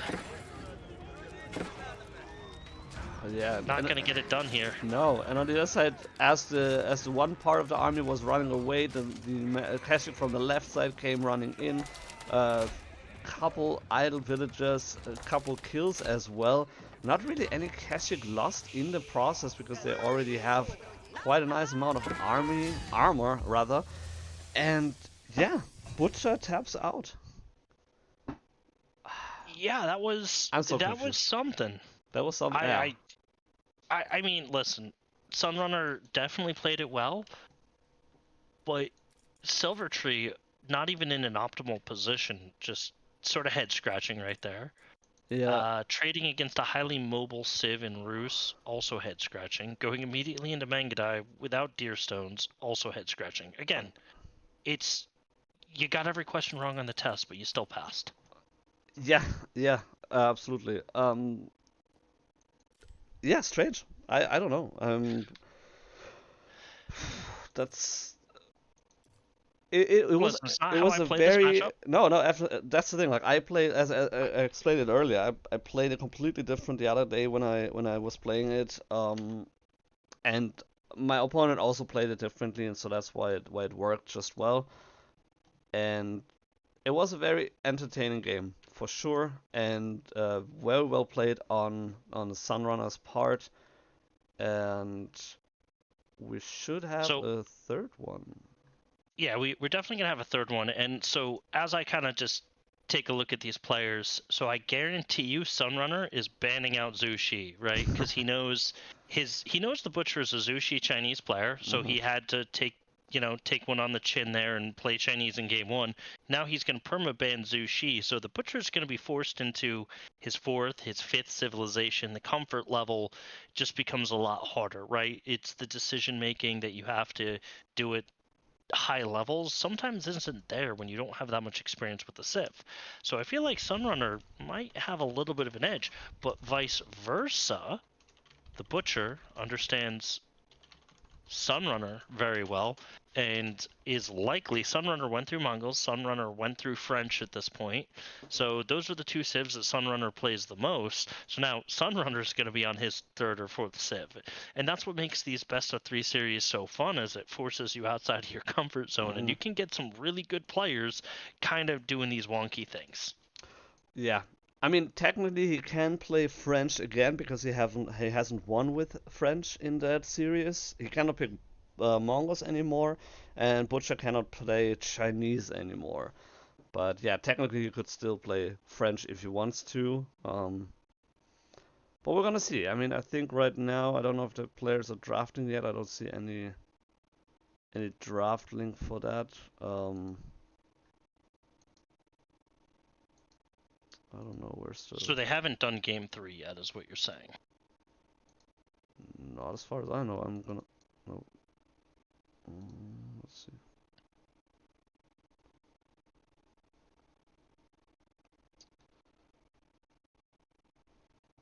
Don't see... Wait, it does say that they're in game.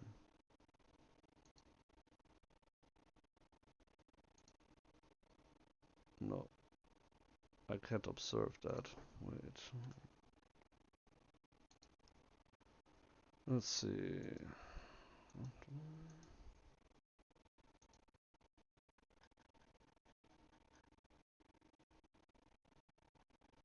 I don't see it in the list here. Oh, they're in the lobby. Okay, never mind. So that should be... They should start it up fairly soon. Yeah, watch, they give us like a 7-minute, observer delay. Ooh. Well, I think 5 minutes is the max, so luckily for us, that's not gonna happen. Meanwhile, in the bottom bracket, AKORS is up 1-0 against IntoxiNate. So let's see, what did they play first? I think the first one was Knights Templar against Ayyubids, so Knights Templar won.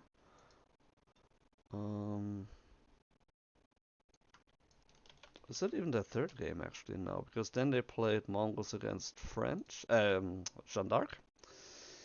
It looks like they're browsing customs right now. Yeah, and, so they probably so play their third one, which is HRE against Abbasid. So we probably will not be able to catch that live. Butcher is still. It looks like they're about to start it up. Okay, Butcher's still in the lobby right now, so. Yeah, I think SunRunner is making the custom. Got it. Now it says he's in lobby too. So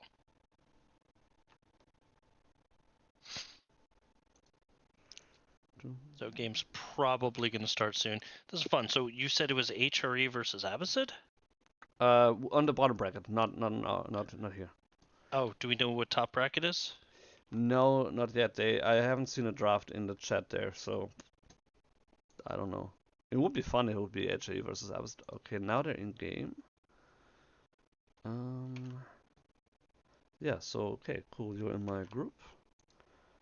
We can just jump in there real quick. And while we load this up, and we're probably gonna be hit by observer delay anyway, folks, if you enjoy what you're seeing here, we're hosting these tournaments usually every weekend. Right now we're having some kind of summer schedule where we have not every single weekend because of vacation time, admins being gone, players being gone, and so on. But we host these free tournaments every week. On Saturdays, you can win prize money, you can win coaching by two of our admins, Askeladd and Draxos, as well as from Myriad, who is a very, very good player, and probably you all know him. Listen, Myriad took me from Hardstock Diamond to that Conk 2, Conk 3 border. So if you can get coaching with Myriad, it is invaluable. Maybe I should get coaching from him sometime. Listen, I highly recommend it. I cannot heap praise on that man enough for his ability to just dissect. Like, he looked at one of my games, he was like, here's your problems, here's what you're doing wrong, here's how you fix it. And I was like, you're 100% right. And I fixed all those things, and it's just kind of been smooth sailing since then. But, you know, now I have to be, you know, fodder for the pros. That's the drawback. Yeah. So, good news is, both SunRunner and TheButcher were kind to us. We have only a few seconds left of observer delay, and this is actually a really good matchup that I think could go a few different ways. So, game is starting. Yeah, I'm gonna switch the screen here, so we just had it paused real quick. So Rocky River, Jeanne d'Arc being played by SunRunner in purple on the eastern side. Butcher playing the Abbasid Dynasty this time, so no Chinese, that was out, not playing Juicy's Legacy. It is gonna be Abbasid. And so this is a matchup where normally you go, okay, Abbasid is going to counter Joan of Arc, so I think Abbasid is going to win this, but I actually think quite the contrary. I think Joan of Arc is in the driver's seat in this game. Yeah, I do agree, but I would like to hear your thoughts on why that is.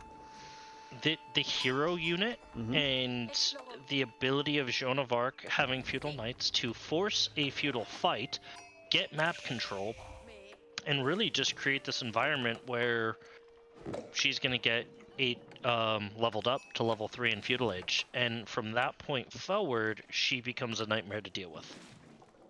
Yeah. So personally, in this types of situation, as Abbasid, I actually like ecoing 2TC into like a spear horseman comp, and the reason for that is it's going to be hard to have map control against JD, so food's going to be an issue. You get a little bit more of a cheaper farm transition, and you get a cheaper second town center. It kind of eases the pain of going 2TC. Yeah. Is how I like to play this, but again, we'll see what these players decide. I think Abbasid has a few options, and I think Joan of Arc has a few options, and given this map, Chamber of Commerce could be one of those options for Joan of Arc.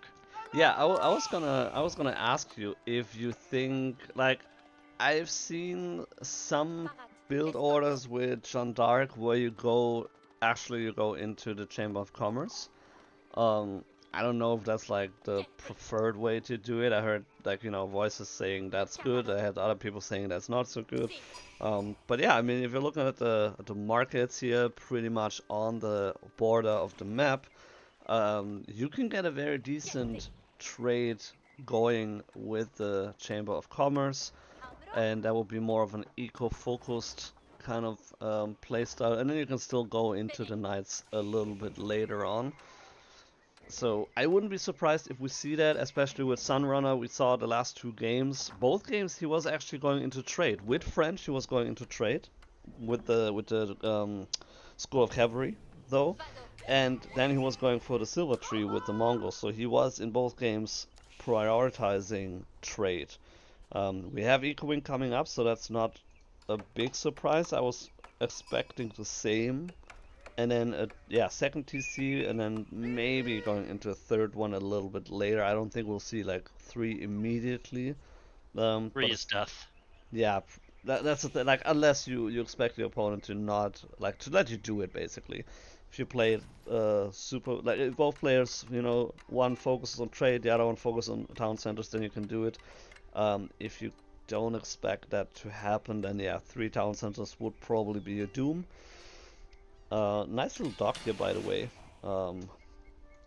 from Jeanne d'Arc, which also is, you know, it's kind of nice because that also is a house basically for you.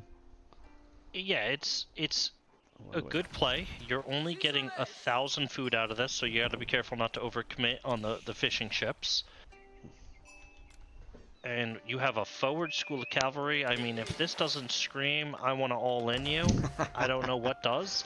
So the Butcher going to TC, likely gonna have to play a spear horseman comp, play very compact, play very defensively, and just weather the storm until his eco can carry him through. Yeah, I guess that's yeah how it should play it. Yeah, going into Fertile Crescent immediately.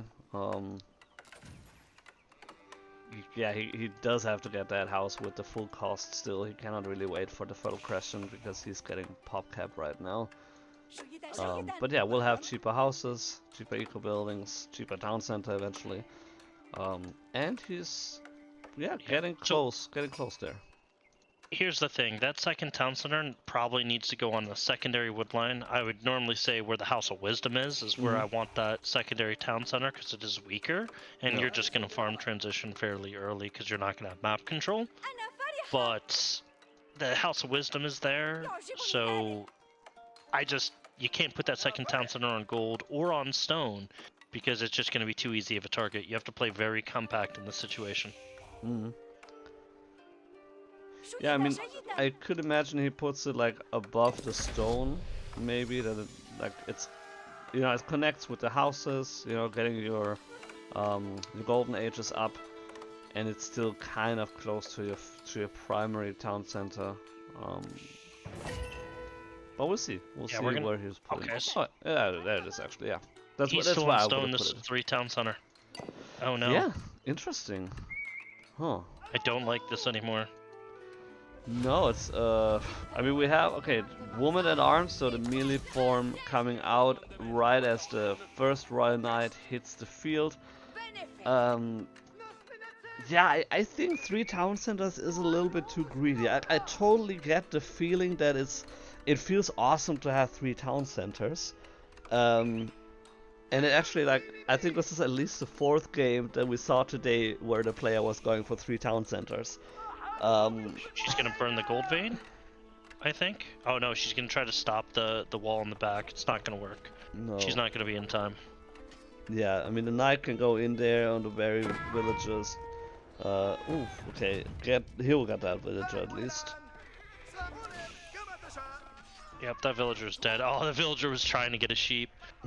Alright, so kind of looking at this, and the Butcher has enough stone for an additional town center, probably going to put an arrow slits tower, but where does this 3rd town center go? That's what I'm curious about. I could imagine he puts it very close, but I mean, yeah, there it is. Yeah. Okay, alright.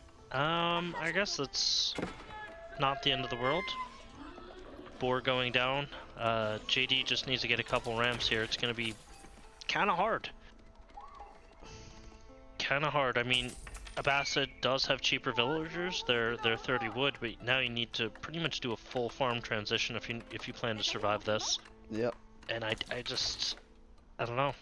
Well, I mean, not to mention that we don't have a single barracks or military building in general for SunRunner here. He's housed again. That will solve it. The town center. But yeah, 3 town centers, and they're all producing. That's at least a good start. But I don't know. I mean, SunRunner knows about that. I was confusing those two. SunRunner knows about that, and if he like just commits and runs in there, he can kill a lot of villagers there. Yeah, he just needs a blacksmith, which he doesn't have yet, and he needs rams. And so he's on a clock. He's well within this window to kind of take this out. But alright, you have the stables and you have the barracks coming up. You need those rams down like yesterday. If those rams don't come down soon, you're just gonna give the Butcher too much time. Yeah, that's the thing. Like, you have a couple minutes, and then it will have paid off already, and at some point it doesn't matter that you have knights. That's cool, but yeah, if you're your opponent can outboom you like 3-1 basically in terms of eco and villager or military production. The Spearman Archer comp, or yeah, Spearman Horseman, as you said, for the Abbasid will do really well. And we see Horseman and Spearman in queue now. So yeah, 2 stables, 1 barracks in the back, and now he's gonna pump production, farm position. So just as you predicted, everything that he said is usually, as usual, comes to pass. I might know how to play this game just a little bit. Maybe. I do give you that. So we have a tower coming up for SunRunner just to get some line of sight, I guess. Still no blacksmith. Those rams should be down already. I don't know what the delay is. Yeah. I mean, not to mention Bloomery is another thing. Yeah. Well, I mean, at this point, you have a 9 villager lead for Abbasid. Is SunRunner going castle? SunRunner is trading. yeah, Okay.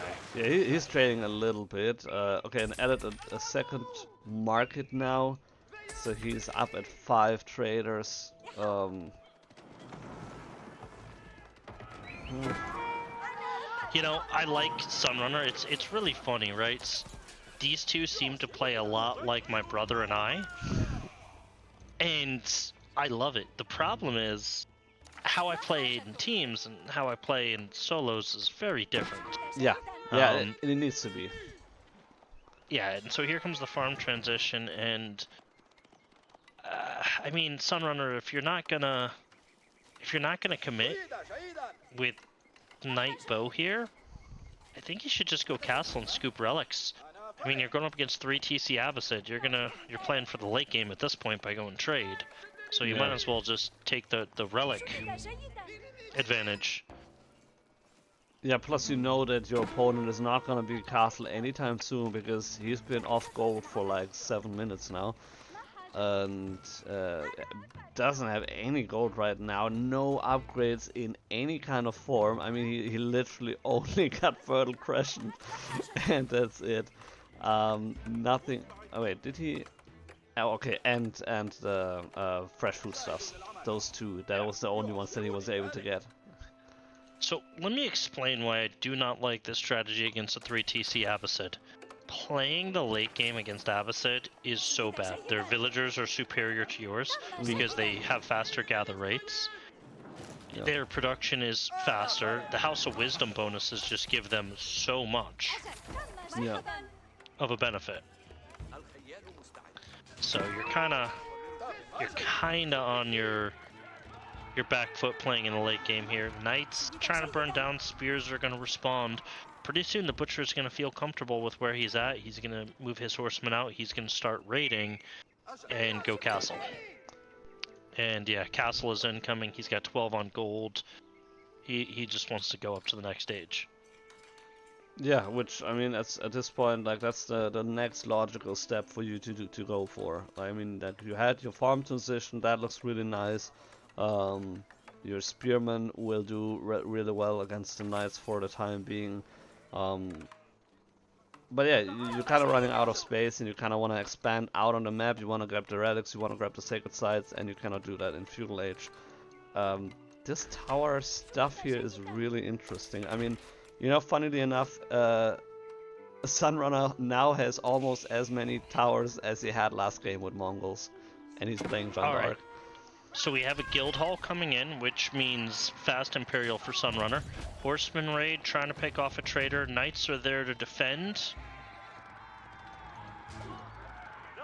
Nice little charge there, picks off a knight, or picks off a horseman, counterattack. The Butcher losing a couple horsemen early. Spear, horseman kind of pushing up the middle here. And SunRunner doesn't have enough. He's going up to Castle Age. He's got to pull back here. And thankfully, the Butcher doesn't press the issue and just pulls back for him. Yeah, I'm gonna switch the players one more time because that confuses the hell out of me.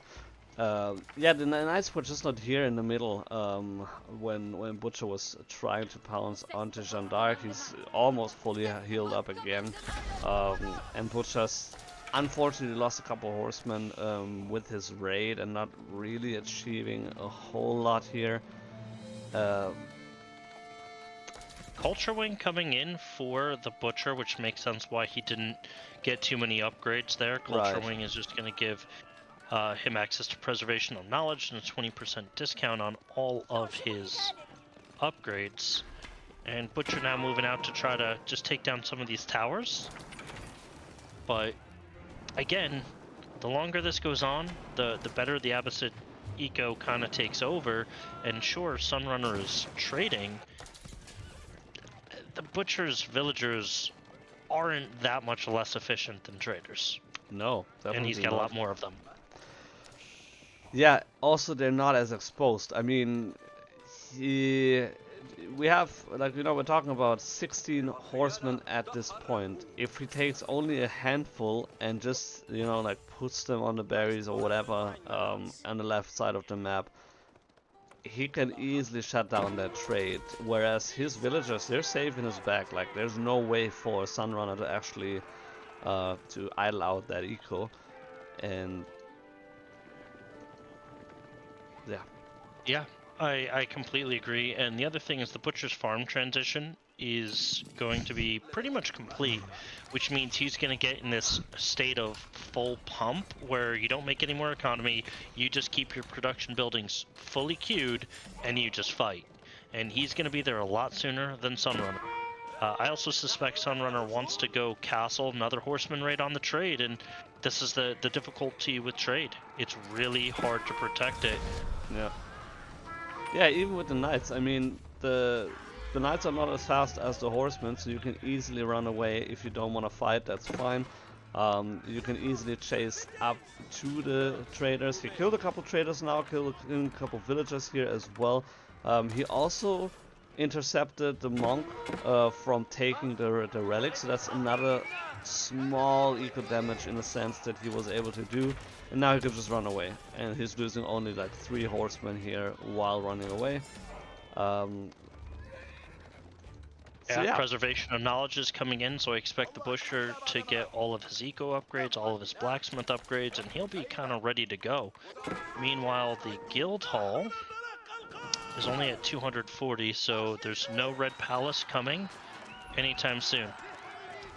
Butcher's pushing up the middle here, and this is a fight that SunRunner can't take. Spearmen, horsemen, this is a tough comp, and horsemen are diving on top of the archers, spearmen diving on top of the knights, and even though they don't have their veterancy in, this is still a really bad fight for SunRunner.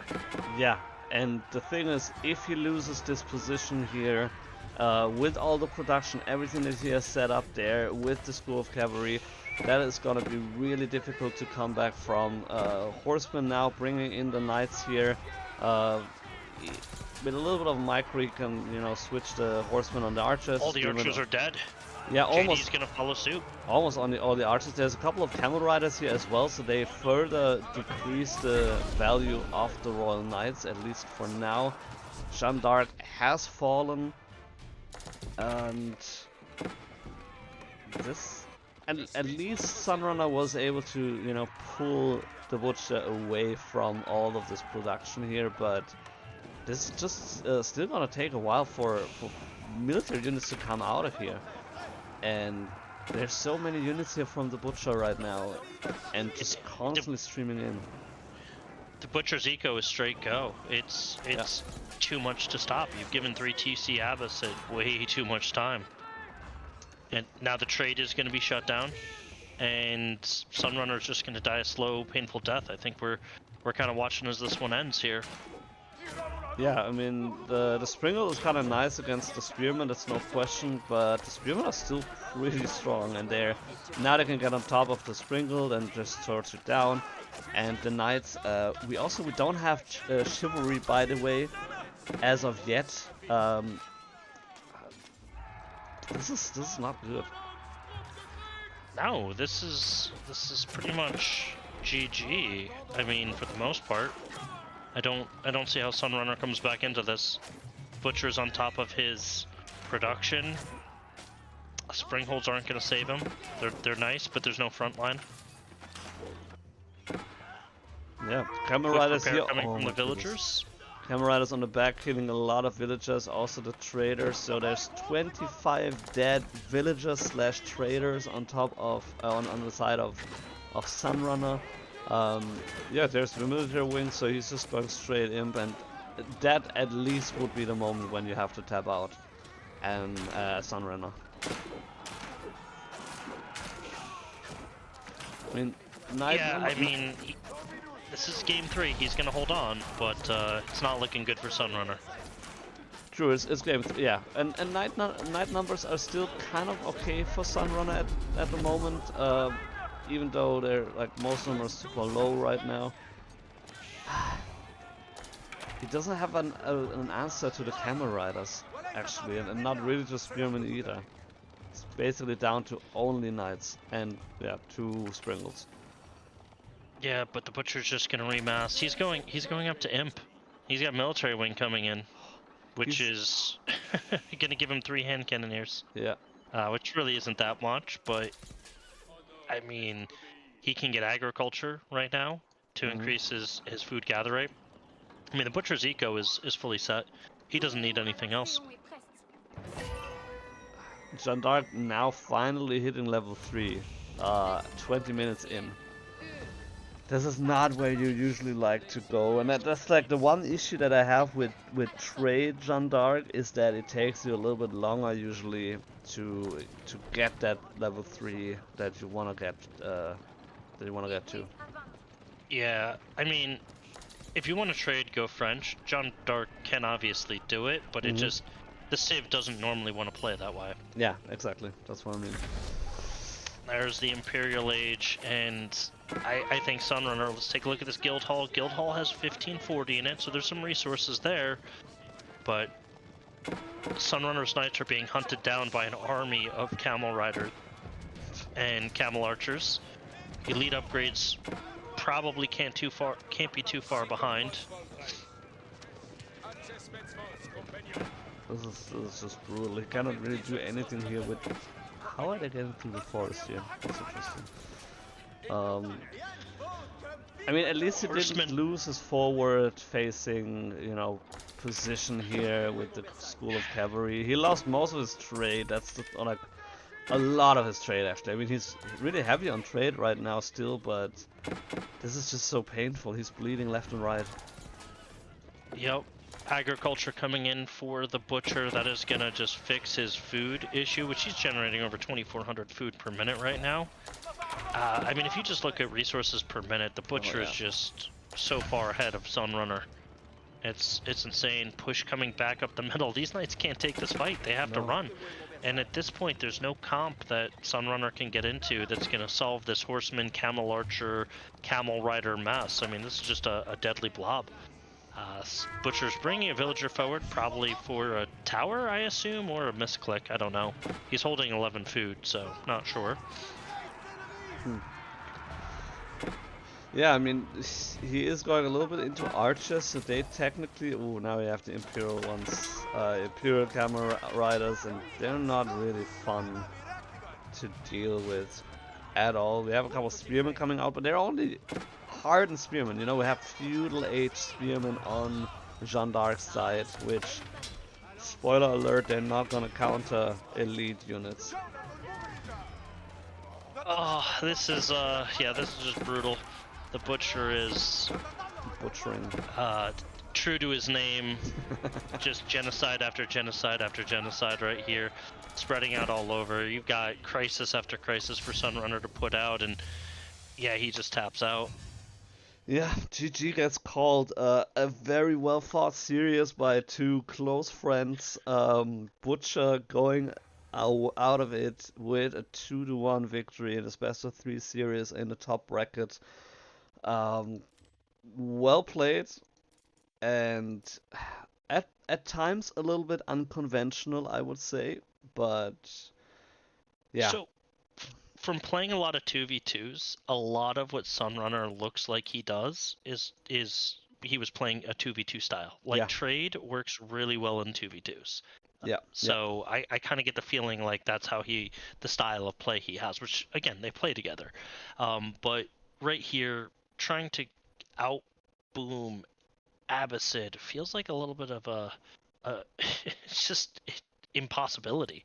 You can't do it. No. No, yeah, you're right. I mean, if it would have been a 2v2, yeah, that totally could have worked. I played a game the other day with some friends where two of them went actually for Chamber of Commerce and were just trading heavily back and forth. And I, as a Byzantine, had more Royal Knights than those two French players combined, just because of the oil and the mercenaries. Which it was a hilarious game, but yeah, in a team game, like it's a completely different game, and so I totally could imagine that maybe was his issue, that he's not as Don't get me wrong. experienced in the 1v1. SunRunner's a really good 1v1 player, but he's only got about 200 1v1 games. He's got over 500 2v2 games, and so you can kind of see where some of his inspiration comes from. Yeah, totally makes sense. Oh my All God. right, Wow. so looks like the Butcher is this week's winner of the top bracket. Yeah. So top bracket is done. Let me see. They wanted me to change something. So they just didn't report. They Yeah. didn't report game 2 or game 3. Yeah, which is fine. We can look at that later. And the bottom bracket is actually also done. AKORS took it 2-1 against IntoxiNate. So HIE did win against Abbasid in the last game. And so, yeah, AKORS, the winner of the bottom bracket. The Butcher is the winner of the top bracket. And that is the conclusion of our this week's tournament. So Yeah, I mean, well played all around. I enjoyed watching the Butcher and SunRunner, and I have a funny feeling me and my brother are going to run into them on the ranked ladder. So, watching some of their games here kind of gives me some insight. But it was definitely a lot of fun, a lot of really good games, and even the bottom bracket games, right? They were solid. Yeah, absolutely. And like definitely enjoyable, entertaining. Again, there were some very unconventional games. I mean, 3 town center Byzantines, 3 town center Rus. Those are not the things that I was expecting in this kind of meta today. But well, definitely very, very enjoyable, very entertaining games, and overall well played. And yeah, Completely agree. good. Well, with that said, again, thanks for watching, and if you enjoyed that, you can follow me on Twitch if you want to, or you can follow us on YouTube if you see it on YouTube, because this video is going to go live on YouTube over the next couple days, and you can join our Discord to not miss on any of our tournaments or events. And if you want or can support us, we have a Matcherino link where we can. That we use to have a prize pool for our tournaments, to have some monetary incentive as well. And I once again want to mention our big event coming this October with the online qualifiers in August, end of August. King of the Rockies 2025 in Denver. Global event, so you can sign up for the online qualifiers, and if you qualify, we'll see you in Denver. All right, thanks everyone for watching. Looking forward to future tournaments and King of the Rockies. That's going to be an exciting LAN. Yeah, absolutely. And yeah, with that, I don't have anything else to say other than Liquid. Thanks as always for being here, for being you. It was a fun time casting with you. Indeed, I always enjoy casting with you as well. you know, it's just always good to get your perspective on some of these different matchups. The maps definitely enjoyable, especially considering you are another Mongol enjoyer.